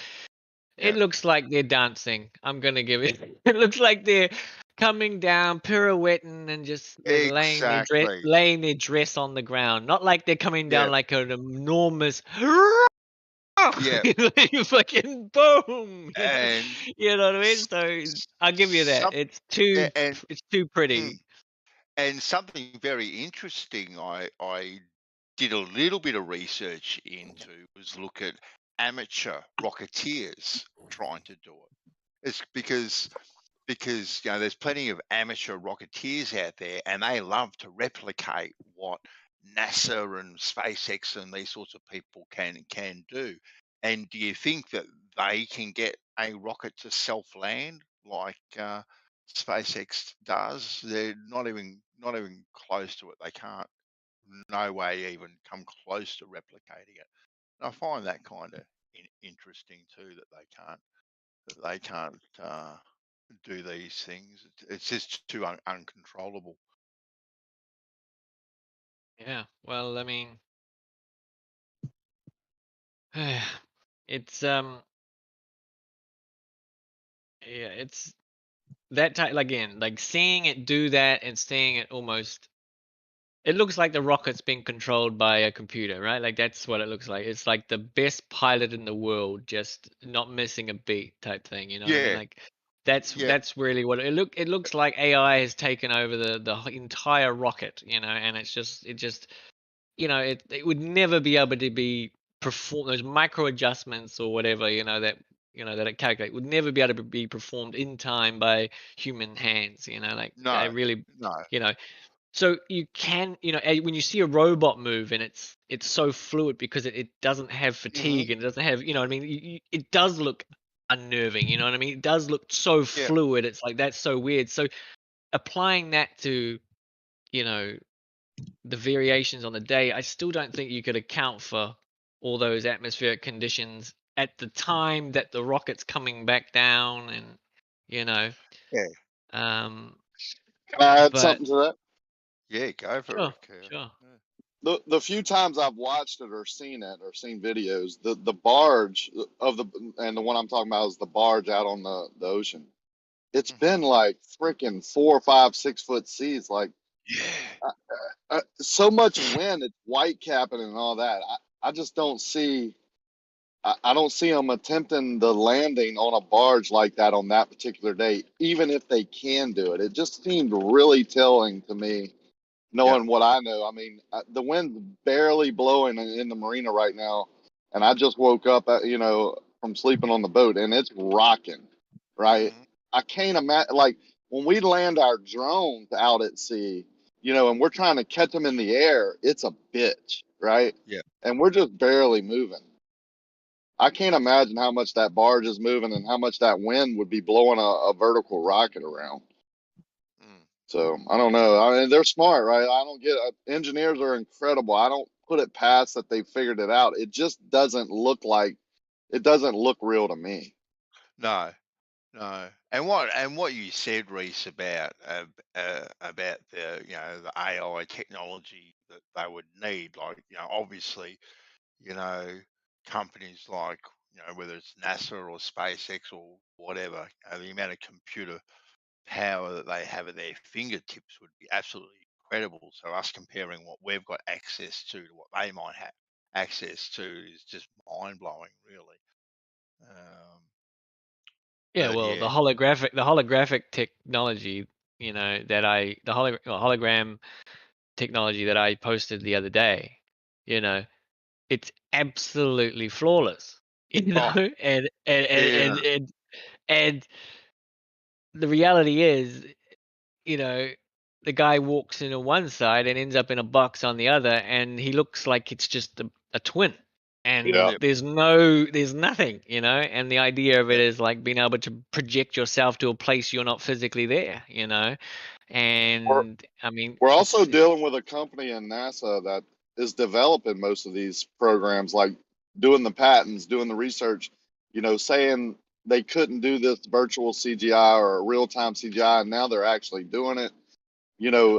How far ahead are they of us in just the way we think? They're the ones developing it, so surely they're more advanced than what they're telling us, right? yeah, oh definitely. Like what we see and what they're working on behind the scenes, what they even have access to, we'll never know. So wouldn't they yeah, be just kind of testing it out? Like, okay, here's Yep, you develop this, and then we're gonna do these holograms in yep, the sky and see how people react, and get the feedback off the internet. They're definitely studying groups here on the internet. So, they're I think that makes logical sense. That's how I would do it, right? If I had control of it and I want to develop products and see how the public would be fooled by it or believe in it, or you know what I'm saying. That's how I yep. would do it. I I'd love get to the see one skepticism. firsthand. I get the Sorry, Reese. skepticism. Sorry, I cut you Yeah, off too. It's like we spoke at the same no, no, time. no. Yeah, you're right, buddy. It's I get the skepticism, right? Like I do, and you know me about like transparency. If there's nothing to hide, they shouldn't be acting like there's something being uncovered. You know Yep, what I mean? Because it's all out there, isn't it? You know what I mean? So yep, probing and questions, that should just be totally, you know, on the, within the rules of the game type thing. You know what I mean? yeah, And so yeah, I think that this idea of just accept it, that's just fueling the doubt within people, and that's why I listen, and then I try and go and test things, and that's like, I mean, we've got Rocket Lab here in New Zealand. I mean, the guy who founded it, the last name is Rocket, right. and I just, and I'm Yeah, like, like what? I'm just like, you taking the piss, or are you just born for this job? Well, Like, which one that's is what it? I was gonna say. Like, Yeah, are they yeah. even on the glitch out, right, of the landing of the rocket? Are they trolling us? Like, even if it's real, right, and they're making it glitch out on purpose so people like us will go, oh, let's see, it glitches out every time it goes to land. It's fake, like they could be just freaking trolls, bro. Like, you know what I'm saying? Everybody loves it. And I think Yeah. everybody likes that trolling aspect. And if you got multi billions of dollars, what entertainment do you have than to fool, like to troll the world? You know what I'm saying? Like, who better to do it? And it's a good litmus test as well, right? Like they go, okay, this is real and this is real, and we'll say this is real, but it's totally fake, and this is real. You know what I mean? They just throw them in there, and then see the circulation of things just to kind of test everybody. Like like the guy who buys an ice cream but then goes to eat it, but he was wearing a mask, and he's been captured when he's just he's just Yeah. he's just put the soft serve right into his face, and he's taking it away, and his eyes are like, oh, don't take a photo of me. Like you can't beat that. That's real. So I don't And know. it's not that hard really either to fool the general public. Or the general public will just watch this thing on the news, or a brief clip at it. We're in this realm and we're watching these clips 50, 100 times. You've got people that pick these things apart frame by frame ad nauseum. But the general public themselves only watch the 30-second clip on the news, and they just accept it because it's kind of a fait accompli already. They're already in the world of belief, and it is happening and it is real, and they just go, wow, look at that, look what we can do. Yeah, exactly. And you had the one of the the agency's directors, say that, we'll know the program is complete when everything that the American public read and see and believe and it's a lie. So it's like Yep. everything they see and believe is a lie. We will have finished. We will Yep. know. We've completed our goal. Now, why would you want to deceive the entirety of the public? I could tell you why. I'll tell you why. Do you know, or do you want me to tell you? No, I want to hear your. I Yeah, want to hear. yeah. I want to hear your. Yeah, because I'm speaking my fucking ass off. if you're trying to control people, right? If you want to control people, which is what they want to do. I mean, let's face it. You want to have control over your own house, and they think this world, Earth, America, whatever is their house. So if you're trying to control people, the best way to do it is to only let them know what you want them to know. What could be more controlling than that? Having control over someone's mind and their thoughts, what they think in their head. Was that good? No, I get you. I the maniacal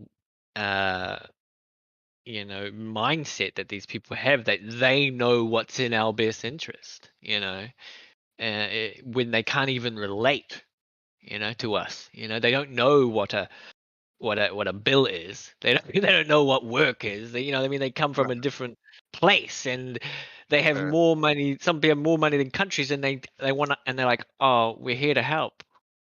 You know what I mean? It's insulting. And I let it pass, 10 years ago, like, yeah, okay, maybe there's not enough money. But when people went up $300 billion US in net worth in 2 years during a lockdown, I'm like, okay, this is a problem now. We've now got enough money to fix every problem on the earth. Whatever the shape of it is, there's still fucking starving people, is the way I look at it. And I mean, it's just the excuses have run out. Oh well, if we, oh well, that won't fix it. Well, let's just leave it, get the problem get bigger then. You know what I mean? Let's just let the problem get worse. And it's just the excuses run thin, and it does become a distraction. You know what I mean? Like this, it's like they're trying to take my life and tell me what it's worth when it was God given.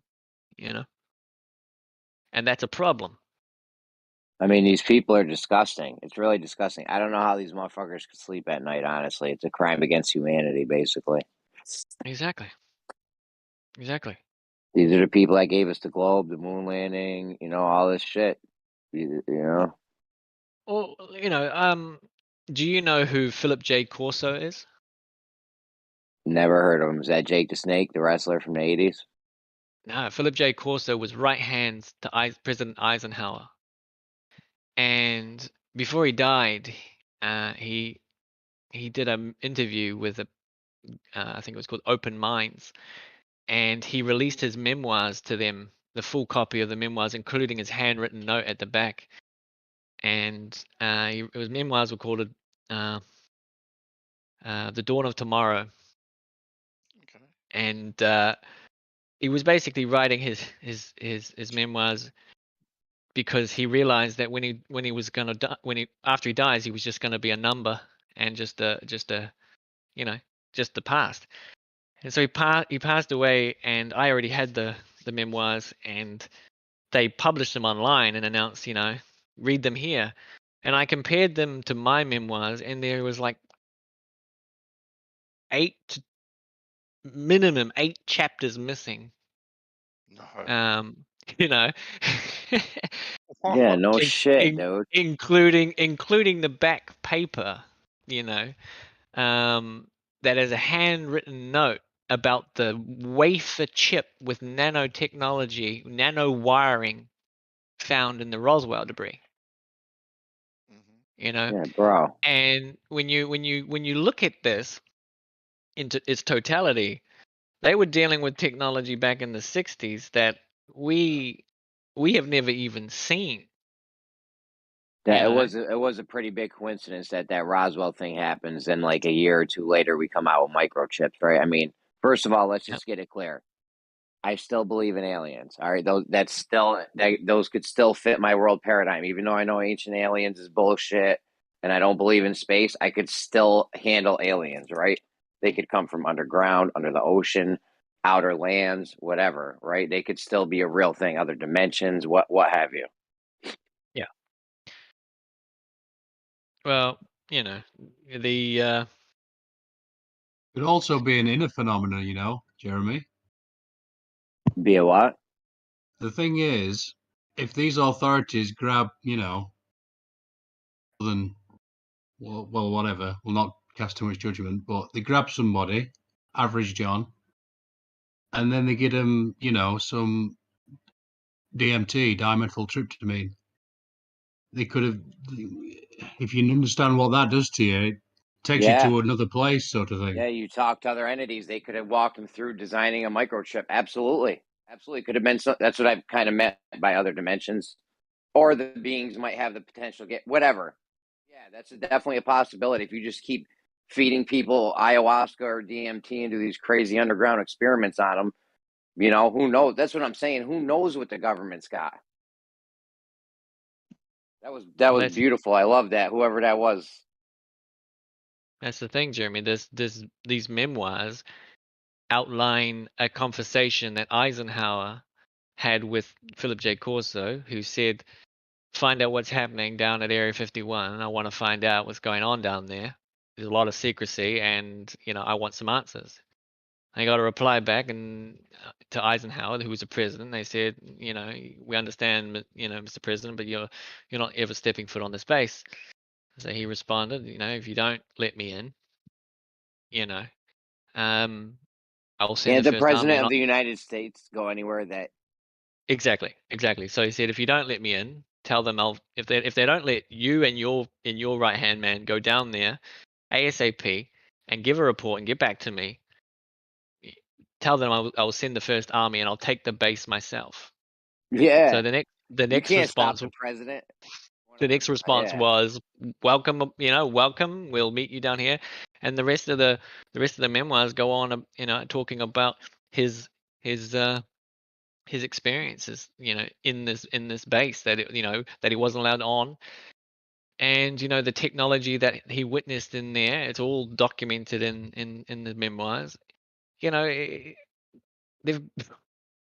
They've been holding a lot of shit back from us, a lot of shit Yeah, back, dude, bro. If you don't, and when they didn't have those chapters in the online published version, I knew that that shit wasn't meant to get out. bro, if you have a source for infinite power or unlimited energy or something, like you don't let that shit come out because you need the money. The way our system's set up, like if you all of a sudden introduce this new technology, it would crash the economy and shit. Like you got to keep things as the way they are. You can't just You can't just release some crazy new technology of unlimited power or something crazy like that and think everything's going to be fine and dandy. How about the ability to solve world hunger?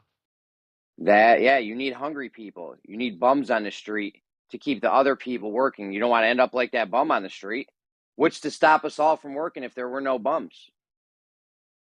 Well, that's the thing. Inside the memoirs, they go to lunch, right? It talks about going to lunch. They go into this room, and in this room, it's like a small room with a window at the top, and there's meat, all sorts of different cuts of meat and fruit and vegetables, and there's orange juice and milk and everything all just sitting on the table.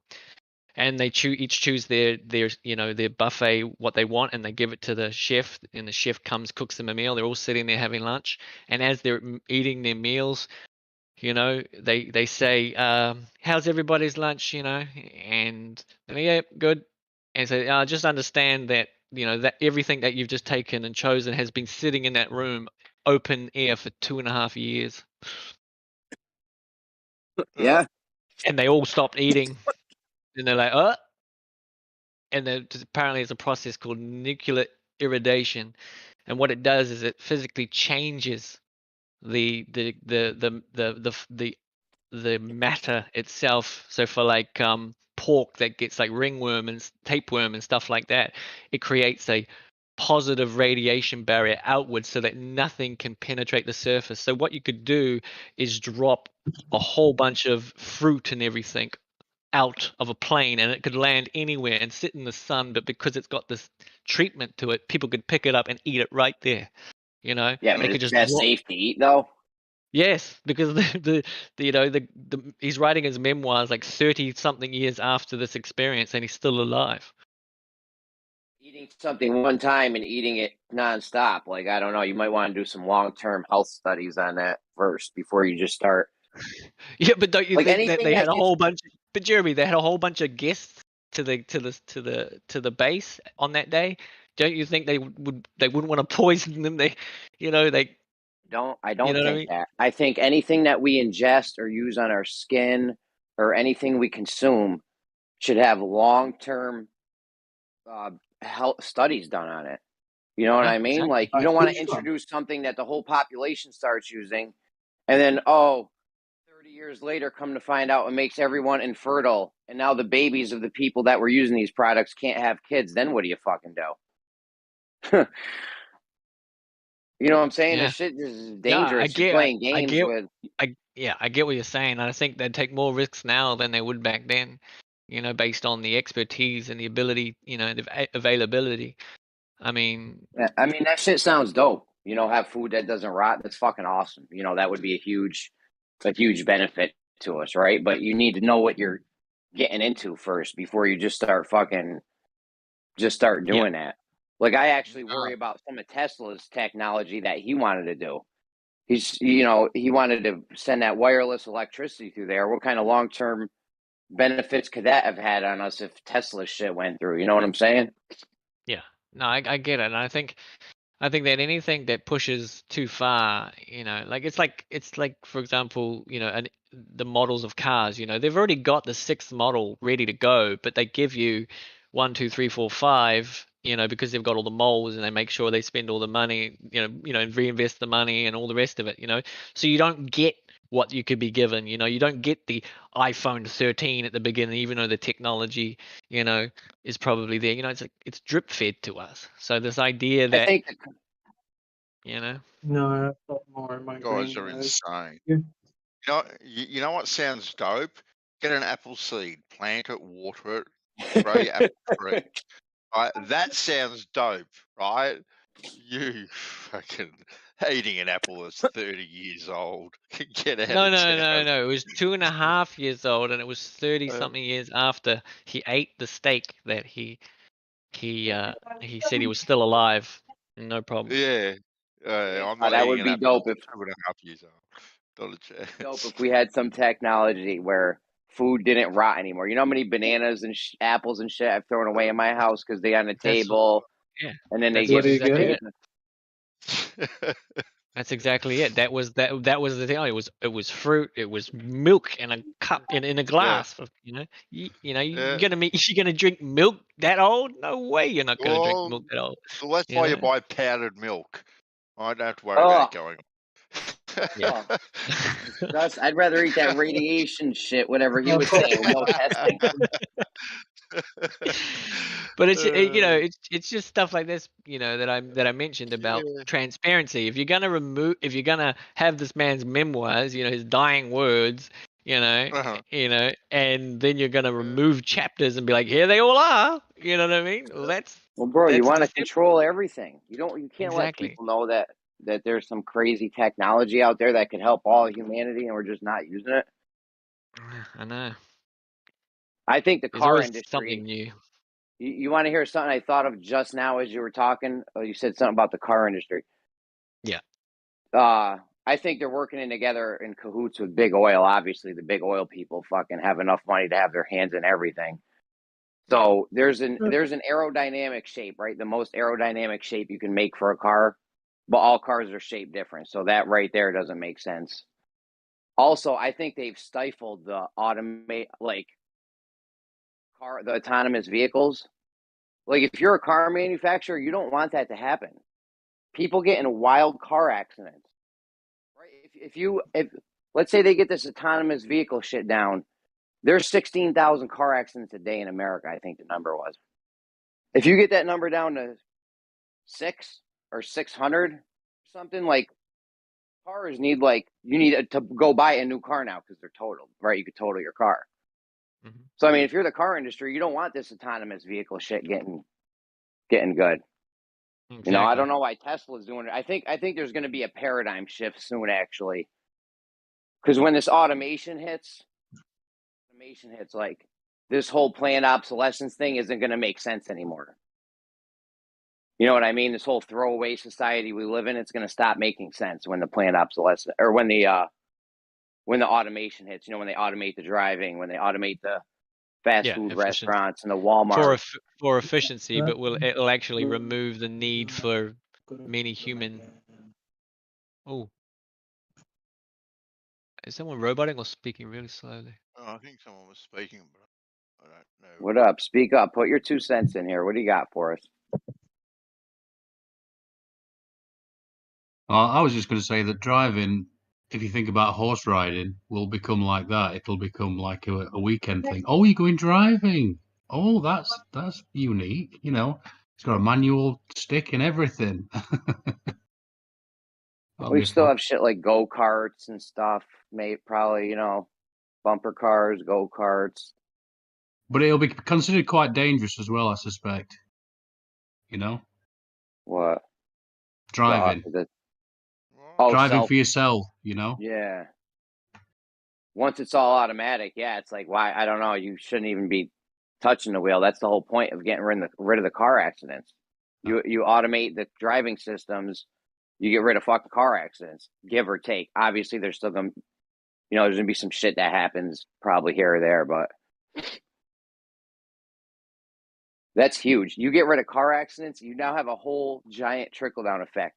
You know how much money is involved in a car accident? You got nurses, doctors, tow trucks, car repair guys. Sometimes there has to be a new car. Sometimes there's a lawsuit. Now you got judges, attorneys,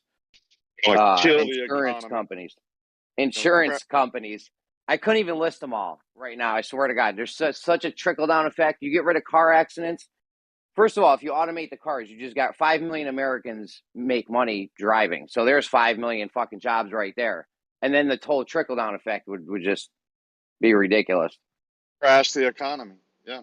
No more car crashes, but you crash the economy. Yeah. Yeah, one big crash of the economy going thug when it hits the ground. When it hits the flat earth, the funk. Could you imagine it? Just like automated trucks to automated loaders and unloaders to automated trains, and you're just sitting there and shit's just going around you. You know what I mean? Like, get the hell out the way. You know what I mean? That wouldn't That's even exactly. feel like we're living in and this whole idea of efficiency is, to me, is such a scam. You know what I mean? Like, Why is efficient? No. The scam part is what we're doing now. We're like enemies of efficiency right now. That's the scam, bro. No, the They scam keep is you the fact spending that money. the scam is that they could lower the prices and get everybody back out, get everybody back in the black.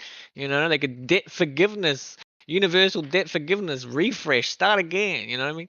These type of things they could do now that they can sit back and control it all, and that's when you know that it won't. So I mean, They have shit. the worst deficit of anybody I've ever heard of. Any company, any person, they're bankrupt. But the only reason they don't go bankrupt or file for bankruptcy is because they can just print more money. Think about it. The thing If that's you could print stopping more them. money. My bad. Look at the way they crush small businesses, worldwide, or and then Dude, they've been playing in that crushing. They've been playing in that since the 70s and shit. Whenever they lowered the tariffs on incoming goods, they knew right then they were going to get rid of small business. They'd be playing this shit like decades ahead in the future. I don't even know what I'm doing tomorrow. Right? These guys are playing in decades into the future. They knew they were going to crash them small businesses when they lowered the tariffs on incoming goods. Yeah, they got us fighting each Because other they want to get all everywhere. the money. They want to. This whole system we use it's only all about the money always, all the time, and nothing else matters. But yeah, I wanted to say something to what Rocky said. The thing that keeps them not from filing bankruptcy and not going bankrupt is growth. You got to have growth. You got to keep more money moving this year, next year than you did this year. You know what I'm saying? You got to keep the money moving. That's what stops them from going Printing it. bankrupt. They're just digitally hitting the key and putting more in circulation. Like it's Well, they got that too working for them. Yeah, but you can't go bankrupt when that can happen. Think about it. Just scale it back to you, right? If you could just print your own money, you would never go bankrupt. You could just spend more than you ever had because you know you could print more. That's what they're doing. They spend more than they tax dollars bring in, and then they just print more. Yeah. Yo, my mom had this. My mom was taking this college course, and she had this economics book. And in it, I swear to God, I read it. It said, this is not verbatim, but it said something to the effect of the United States can never go bankrupt because we can just print more money or something like that. Well, the exact thing that Rocky has been saying. Like it literally says this in college level textbooks. Currency is debt, though, and therefore it will crash. That Ponzi scheme must inevitably crash. That's how it's designed in to the system. Yeah, but go on, Rakia. Sorry, I didn't really mean to interrupt you. Oh, okay. So I think that's what they're doing right now. Personally, I think they're just totally crashing the system. And this whole "you'll own nothing and be happy," I think that's just as we were talking about. The car will come to your house, and you'll get in, and there'll be 5 other people, no driver, of course, or 6 people. And even the clothes on your back will be rented as well, and all microchipped, of course. So it's always about control with these megalomaniacs, isn't it? Well, they've gotten it to the point where they know our every step. They know what we eat. They know what we drink. They know when we sleep. They know, when we're having sex and doing the things that we enjoy. They can basically, with the recognition stuff they have, they know your mood, right? It's pretty much there. Casinos and things like that told you this was capable. Now think about what the government has, but these cameras on every stoplight and in every shop and every store, every time you turn around, that they can track everything you do. They don't really need to microchip you. They already have your credit cards chipped and your phones chipped. So it's just that answer now. They're watching more than the cameras on the street corners and in the stores and shit, bro. There was a thing, Project Echelon. It was in the 70s or some shit. It was Australia, England, and America. They were listening to every communication worldwide, everywhere. Right? And now we're all walking around with cell phones with mics and cameras on them, computer. Your house is half your house. Yeah, half your house is probably covered. Ring doorbells. The Super Bowl, that Ring doorbell camera. Dude, they're watching, and that's power. Information is power. They know what you're doing. That's power. Power, more control. They showed it during the Super Bowl. they've been using the face recognition technology in Australia for a good What happened couple at of the Super years Bowl? I now. don't. The Super Bowl, they did a halftime interview with a family, right, through their TV. So they used the smart TV to film the living room. They didn't need to send reporters there with a camera. They had it. They had it in the TV already. Yeah.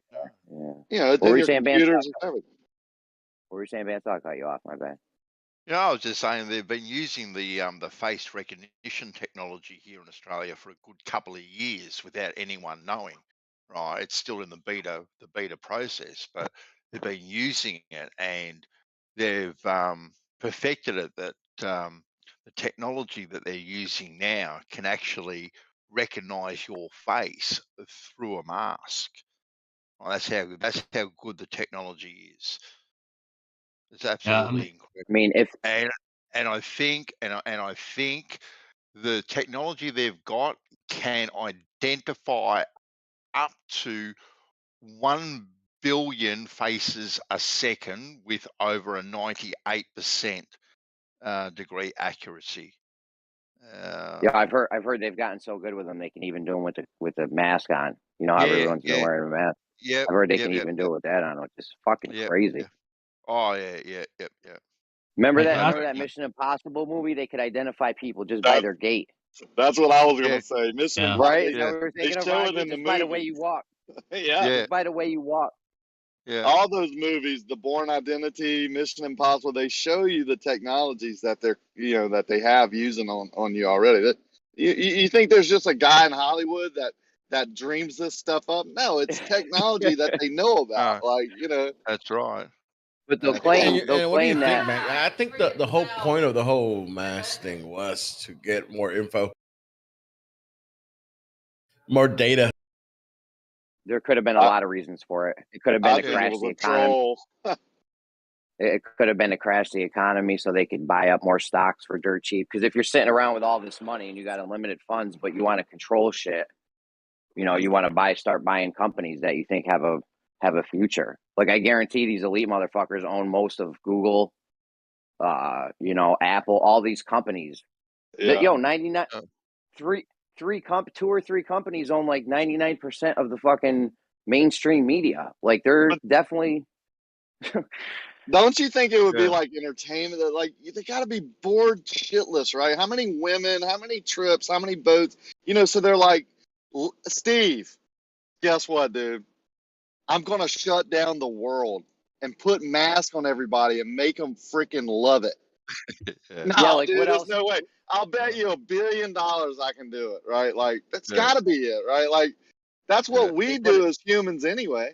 You know, playing pranks on people and all Yeah. that. And you're only right, put $1 Rakia. on it. I was just Yeah, gonna say, trading places. you're right, Rakia. Randy, They quit cutting us off, dude. I mean, come on. Yeah, I'll try to. Yeah, stop clipping me, Rakia. You're right, mate. They don't have to microchip us. Like we actually invite the tracking process and the monitoring process into our lives. We actually go out of our way to buy it. You know, whether it's through our phones, GPS, smart fridges, smart TVs, we actually buy the technology that they're going to use on We us. pay top dollar. We can't wait That's to right. buy the newest model. Look, when the credit That's right. cards when the credit cards went to the chip, that was way back when, what, 10 years? This is before I became, you know, like really weirded out.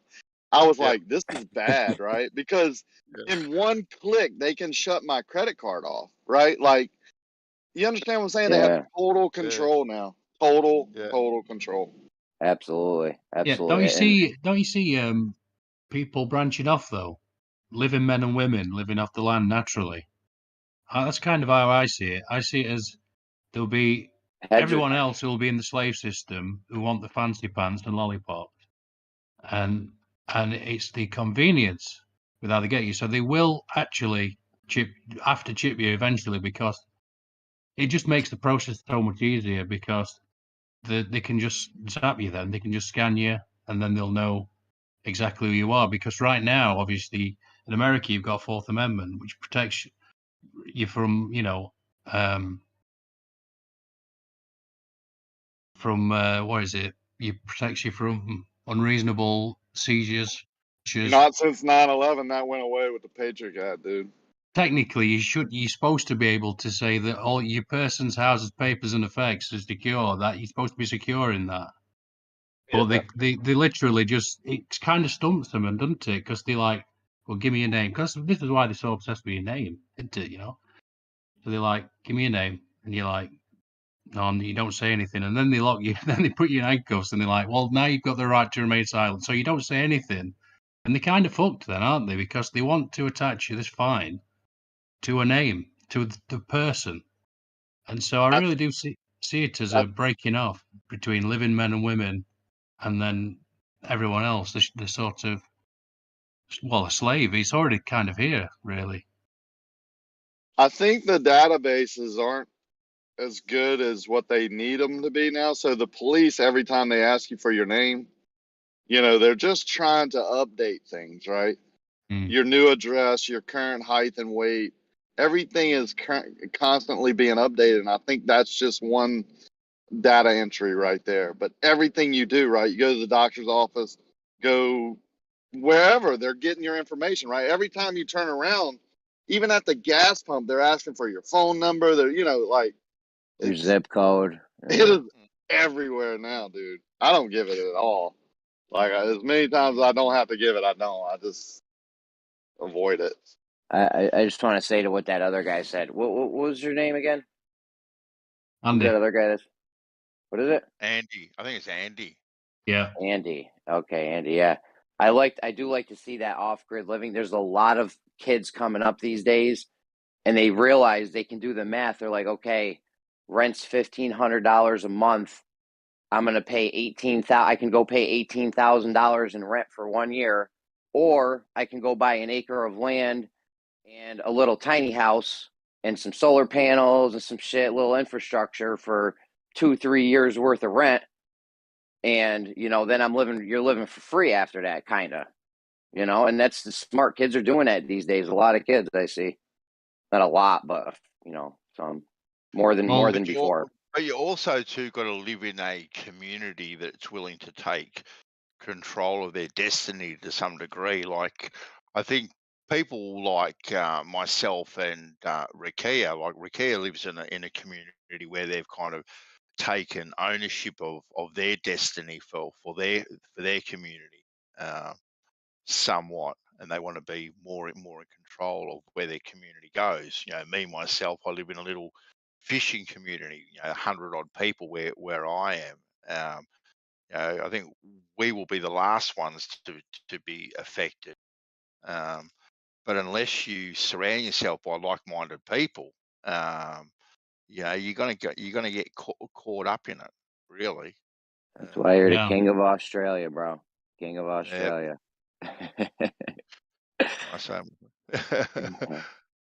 Yeah, the you parents. got The it, parents man. won't give them birth certificates. You know, if they really know what's going on, they'll not have any birth certificate whatsoever. So they won't be handed over to the, you know, the state essentially, and put on the stock market. And you know, you guys get it. You know how it works. But think about that. When they fall into the system for whatever reason, they won't be able to be processed. They won't know what to do with them. They'll be sort of totally out of the matrix because they won't have a name to send the fine to. It's a funny thing. If you have a little off-grid community and shit, and you just do a home birth, now the kid has, you know, you do homeschooling. They don't even know that kid exists. Yeah. You got your own doctors, your own dentists in the community. Like, you don't, if you never have to go outside of that community, like, yeah, you'll be totally off grid. I remember one time I was a little kid, 7, 8, 9, 10, 11 years old, something like that. And they had a little fair going on downtown. And my mom brought me down there, and we're going around, and police had this little fingerprinting station set up just to go get your fingerprints. It was like a cool thing to do. And my mom had me do that. And you know, they're just collecting data everywhere they can. But yeah, I love the off-grid shit with own communities and shit. Like, that's fucking awesome. We need to stop it. It'll be a rough life. It'll be, you know, not without struggle. Obviously, you'll have to toil your arse off, and you won't be able to use their things either. So that'll be the funny thing. What struggle though?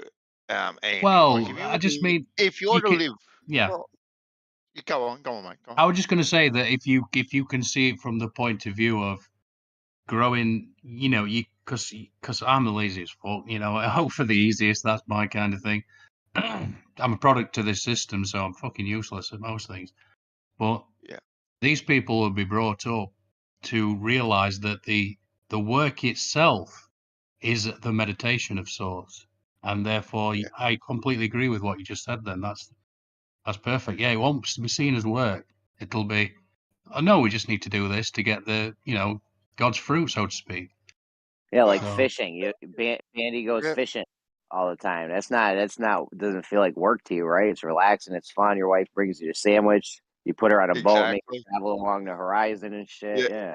That's right. That's right. But the work that you put in, right? It's rewarding. The work can be hard, but you're working for yourself. Like, you see the fruits of your labor. So if you're stuck out in the middle of nowhere on your piece of acreage, yeah, it might be a hard life. You might have to toil hard, and you're set with adversity and whatnot. But the work you put in is all the work that you put out. Regardless, you have to work.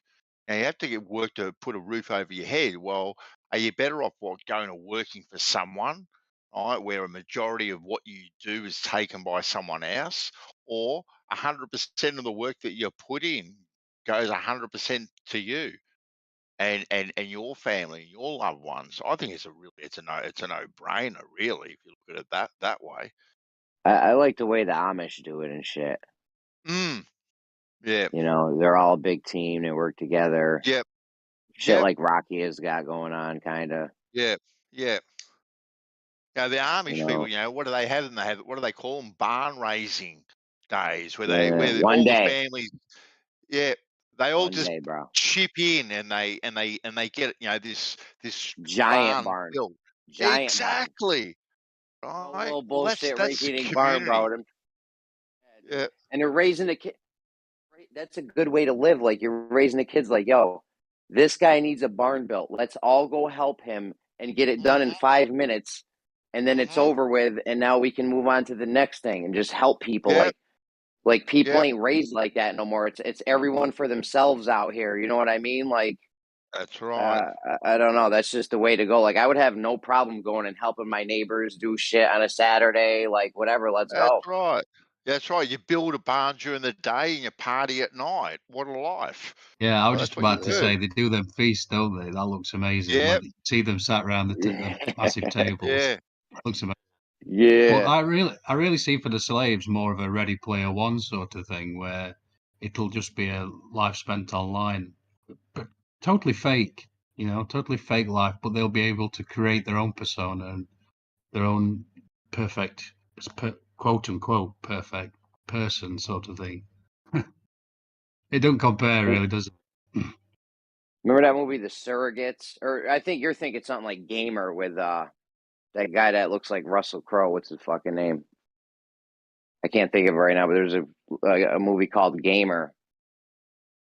I can't think of that guy's name. Looks just like Russell Crowe. He was in that movie with Jamie Foxx, Law Abiding Citizen. Gerard Butler.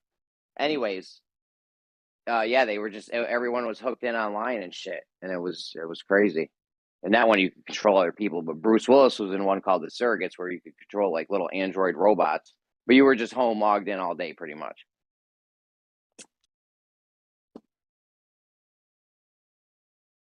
I mean, I'm already kind of there already. Most people are, yeah, especially now after the past events. People are not even getting out of their pajamas and shit.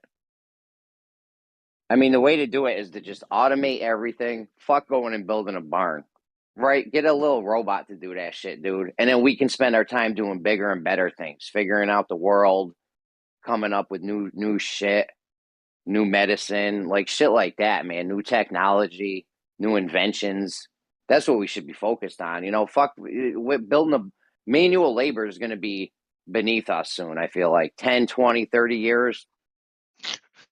You're a lazy fucker, Jeremy. No, it ain't about laziness. Listen, my wife says that all the time. argue with you like you're my wife, okay? There's a fine line between laziness and efficiency.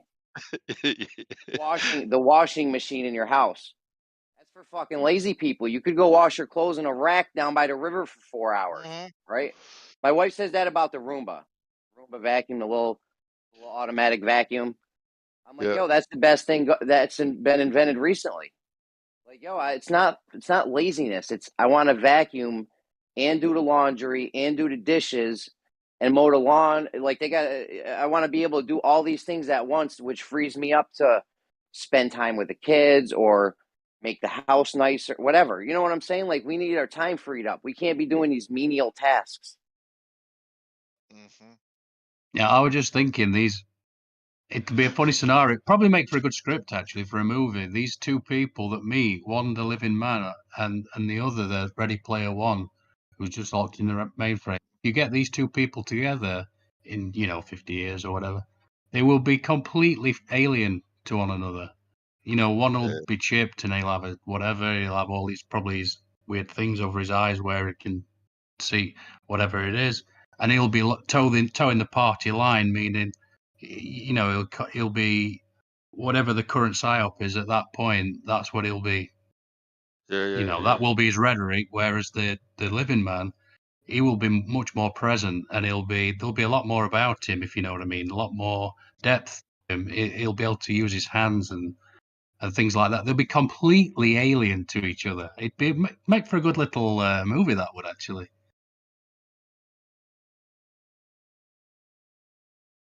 I'd start writing it instead of talking to you, reprobates. Yeah, seriously though. Right now, they're enemies of efficiency. They don't want this efficiency shit going on because of the way the system's set up. They want the more inefficiency, depending on who you are. My friend works for the Court of Appeals. He's a computer guy, a programmer, and he automated like 3 people's jobs one day. And he brought it to his boss, and his boss goes, "Why would you ever automate something a human can do?" Like, dude, that's totally backwards. Totally backwards. You want some guy 3 guys sitting at a computer all day when you can write a program to just do all their jobs? It's all about the way. I'm telling you, man, it's the way we handle money. It's capitalism. It's all about the money. Nothing else matters. So now your friend just got 3 people sacked. So you no longer have a job. What the hell, Jeremy? You put them out on the his boss street. didn't let him implement it. He never put it into play. His boss wouldn't let him do it. Yeah, that's because he cared about those guys' families. All right, they've got bills and stuff. What the hell, Jeremy? Dude, I don't know what to tell you. We need to get on some kind of new system where it's not all about money.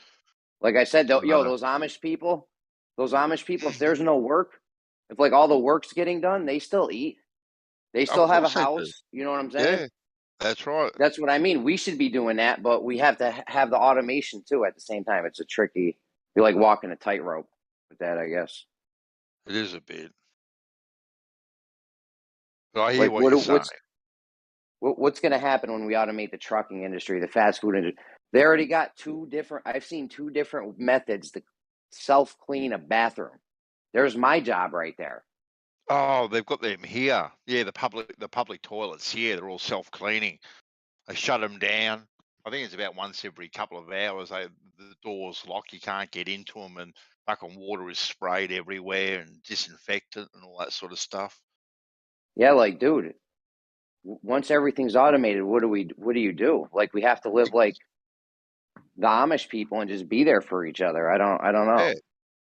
Like if you've got nothing to do, like if there's no jobs, then Jeremy, what do you then do for an income? Are you then reliant on the system to give you income? I mean, you'd have to be because there's no jobs. There you go. So what has that We have solved? to get rid of this system the way it is now, though. It's fucking brutal. Like, you can't have that system. That system and automation doesn't really, I don't think you can even have that together. They are trying things like they talk about universal basic income and shit. So they are like trying to think of ways because they know it's coming. And there's no stopping it either. You can't stop this. Yeah. Like McDonald's, no one's going to stop McDonald's from automating their shit. McDonald's does not want to pay millions of employees You know, people calling sick. People are liabilities, honestly. Like, I mean, if you get a machine in there, yeah, the machine might break. Like their ice cream machines constantly break. Anyways, you can get a machine to fix the machine. Like, eventually, there's just going to be nothing to do, and then what? You Yeah. know? Yeah, but a universal basic income though, Jeremy, is just going to make the divide even greater then between the haves and the have-nots. That's all that's going to do. Oh, dude. Well, look what happened just now. They gave every American, you know, 1,500, or me and my wife got almost probably 10 grand from that. The thing where they were just giving out free money. Yeah. And look where it all went, though. People, what That's not people free do? money, Jeremy. That's not free money, I dude. know. Yeah. I That's know. kicking can down the road. I know, but they're kicking a can down the road. Yeah, but look what people did, though. They didn't invest it in stocks and their shit. What they do? They went and bought bicycles. They gave Bezos all the money. Musk got all the money. You know what I'm saying? The people that are already rich, they ended up ultimately with all the money that they gave out. Mm-hmm. But yeah, that's not free money. You're kicking a can down the road. I hear that. Well, goes back to what Rakia was saying. The system. Somebody said it. This system can't last. It's a Ponzi scheme. I think you said that. The Ponzi scheme. It can't last, right, Andy? Yeah, I did say that, and I think that's Yeah. where they're heading with it now, to the cryptocurrencies. I do agree with Crow 777, who says once it goes totally totally digital, it will be the biggest loss of freedom in the history of the human race. I do agree with him on that, and I realise there's a lot of people who they go into this, I don't know, this cryptocurrency, and they think it's the savior of the human race. They think the exact opposite, and we'd be able to cut out the middleman. I don't know. It seems like naive thinking to me. I mean, the money changers have been doing this a long time. Do they not understand the cleverness of these people? I mean, I look at couldn't the understand. heliocentric model in itself. You have to admire it, don't you, in some respects? And I find myself sometimes looking at these people and how devilishly clever they are, and thinking, they're so clever, aren't they? I couldn't understand crypto at first. I'm like, yo, these people have had a monopoly essentially on the monetary system of the world for the past, 100. I don't even know how many years. I'm like, they're really just going to let it slip out of their fingers, the cryptocurrency. No. I couldn't believe. I thought they were. I couldn't believe that was even happening when it first started happening. You know what I'm saying? But people are being trained for a crypto anyway. Like people don't even handle money these days. Everything Yo, is it's just all numbers. digital, anyways. Exactly right. Only So 5%.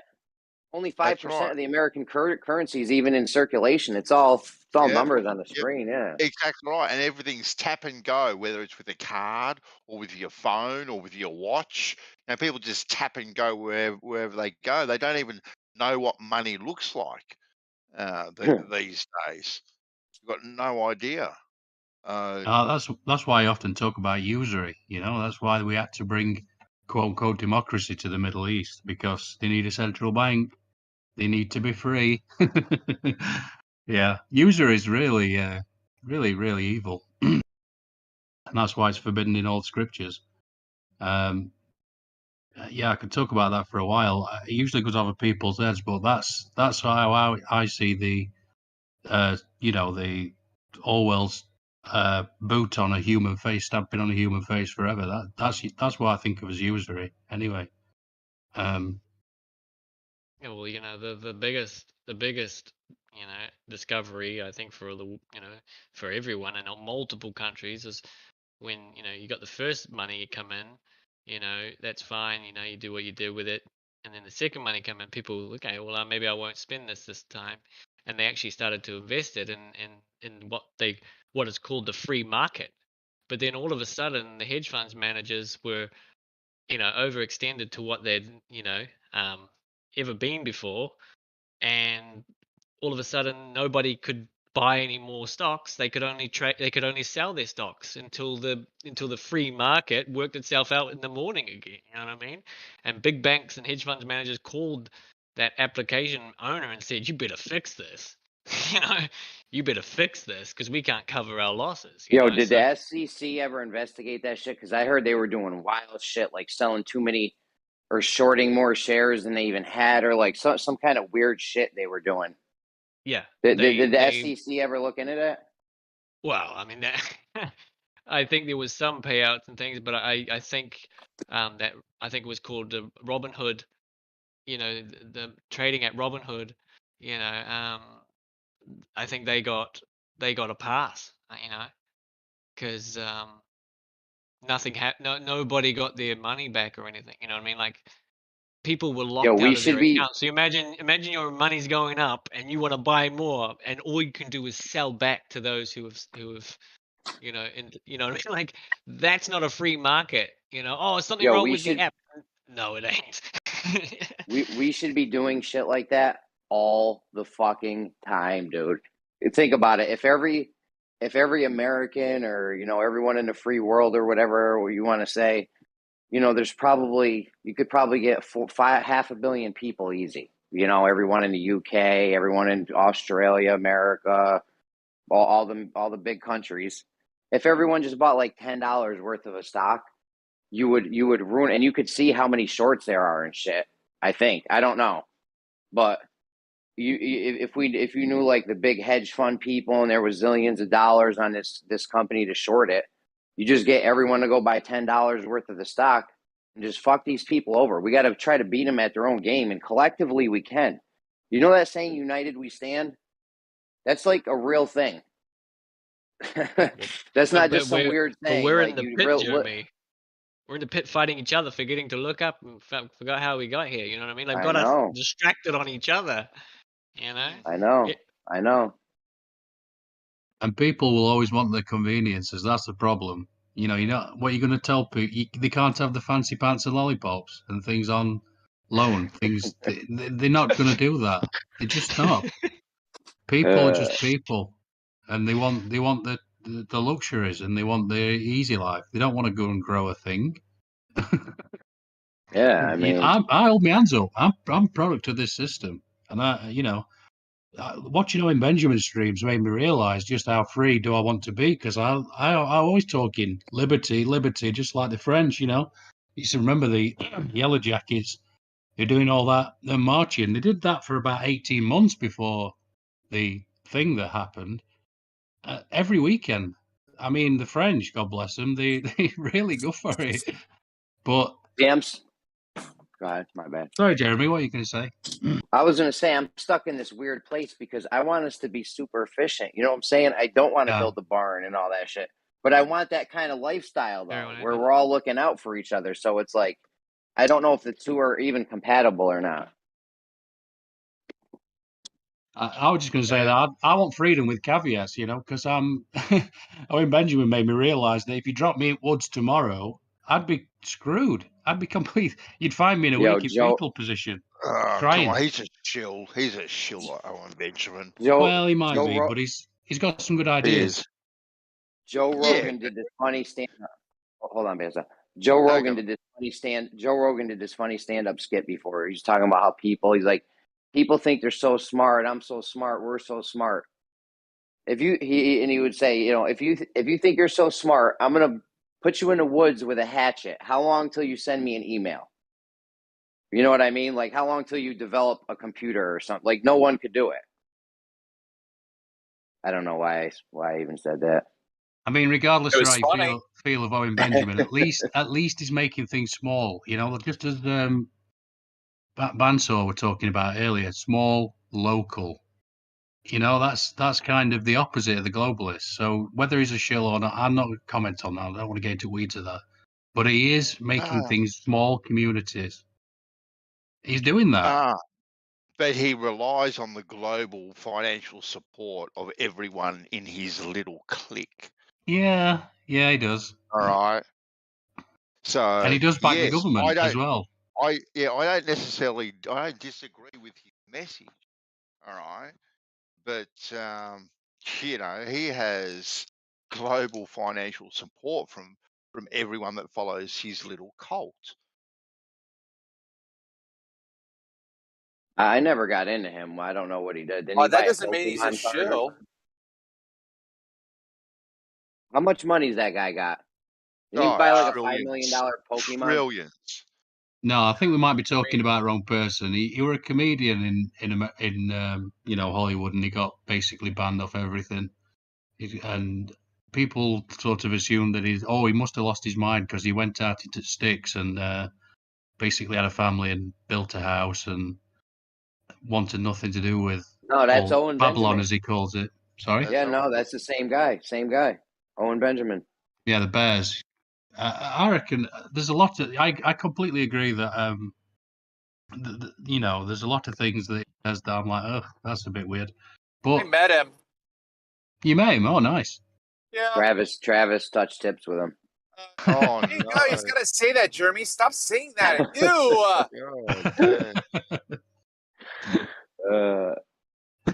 Does he have trillions of dollars though? That guy? No, he ain't got much money at all, really. He does too. He done. He's got his own. He's built his own house, and he's got some land with his house. He's got that Ursa Rio, which is probably worth quite a bit. And then they've crowdfunded another thing now, which is way far away from him. But he is putting that message forward of small holdings, you know, growing your own food. So it's not all fear porn, is my point. Yeah, we all have this insurance, right? Like you got car insurance in case your your car crash your car. Health insurance in case you get tons of insurance, life insurance, million kinds of insurances. What you don't have insurance on is if the food stops coming or if the water stops flowing out of your tap. Like who's to say that's always going to happen? The food's always going to be in the grocery store. I think the events in the past couple of years have taught us the food might not always be in the grocery store, and heads should get on their game. Yeah. It's a good message that he's putting. We should be growing our own food. Yeah, I mean, lots of others. I mean, they only push that, you know. What am I thinking on David Icke and who's that Australian guy? I can't remember his name now. Max Egan. Max Egan. He's another one. I interviewed him. Oh. Yeah. AKA touch tips. We touched tips with him as well. He's a tip toucher, Travis. He's a tip toucher. Not funny. It's kind of funny. We call Travis TT. Triple T. Or Triple T. Travis the tip toucher. That's 4 T's, bro. It's 4 T's. Okay, you don't 4 count, T's. You don't count the the? No, they never count the the. They never count the the. Triple T. T cubed. Who's this new voice? I don't recognize this other guy. Andy, I remember you, Andy, from Gems. Thanks. Yeah. Oh. From what? Gems? Damn. Yeah. I've never been in Gem Panda's server. If that's what you're saying. No, different Andy. Oh, my cool. bad. I couldn't put myself through that. Different I endorse Andy. My bad. Andy's a good guy. I endorse him. Look at that! I've got backup from the Welsh. Thanks, He's Flay. vouching for you. He vouched for you. Yeah. Jeremy. As well. Jeremy, I'm on my boat and there's a hurricane. Oh, the I remnants of a wouldn't get off hurricane. the boat.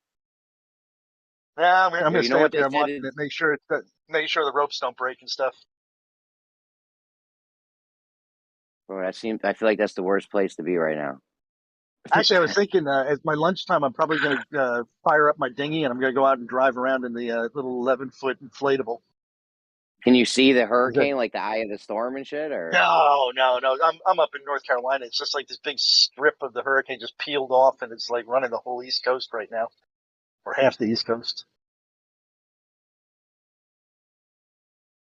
So I've got like 48 hours, 50 hours of thunderstorms and rain, I think, coming.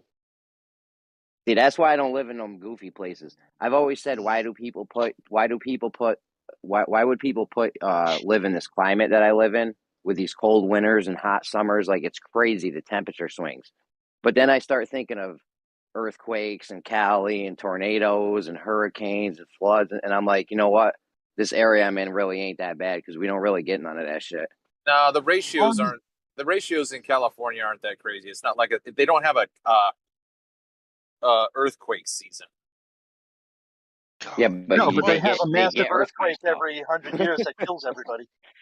I don't know. You guys get hurricanes, earthquakes, snow,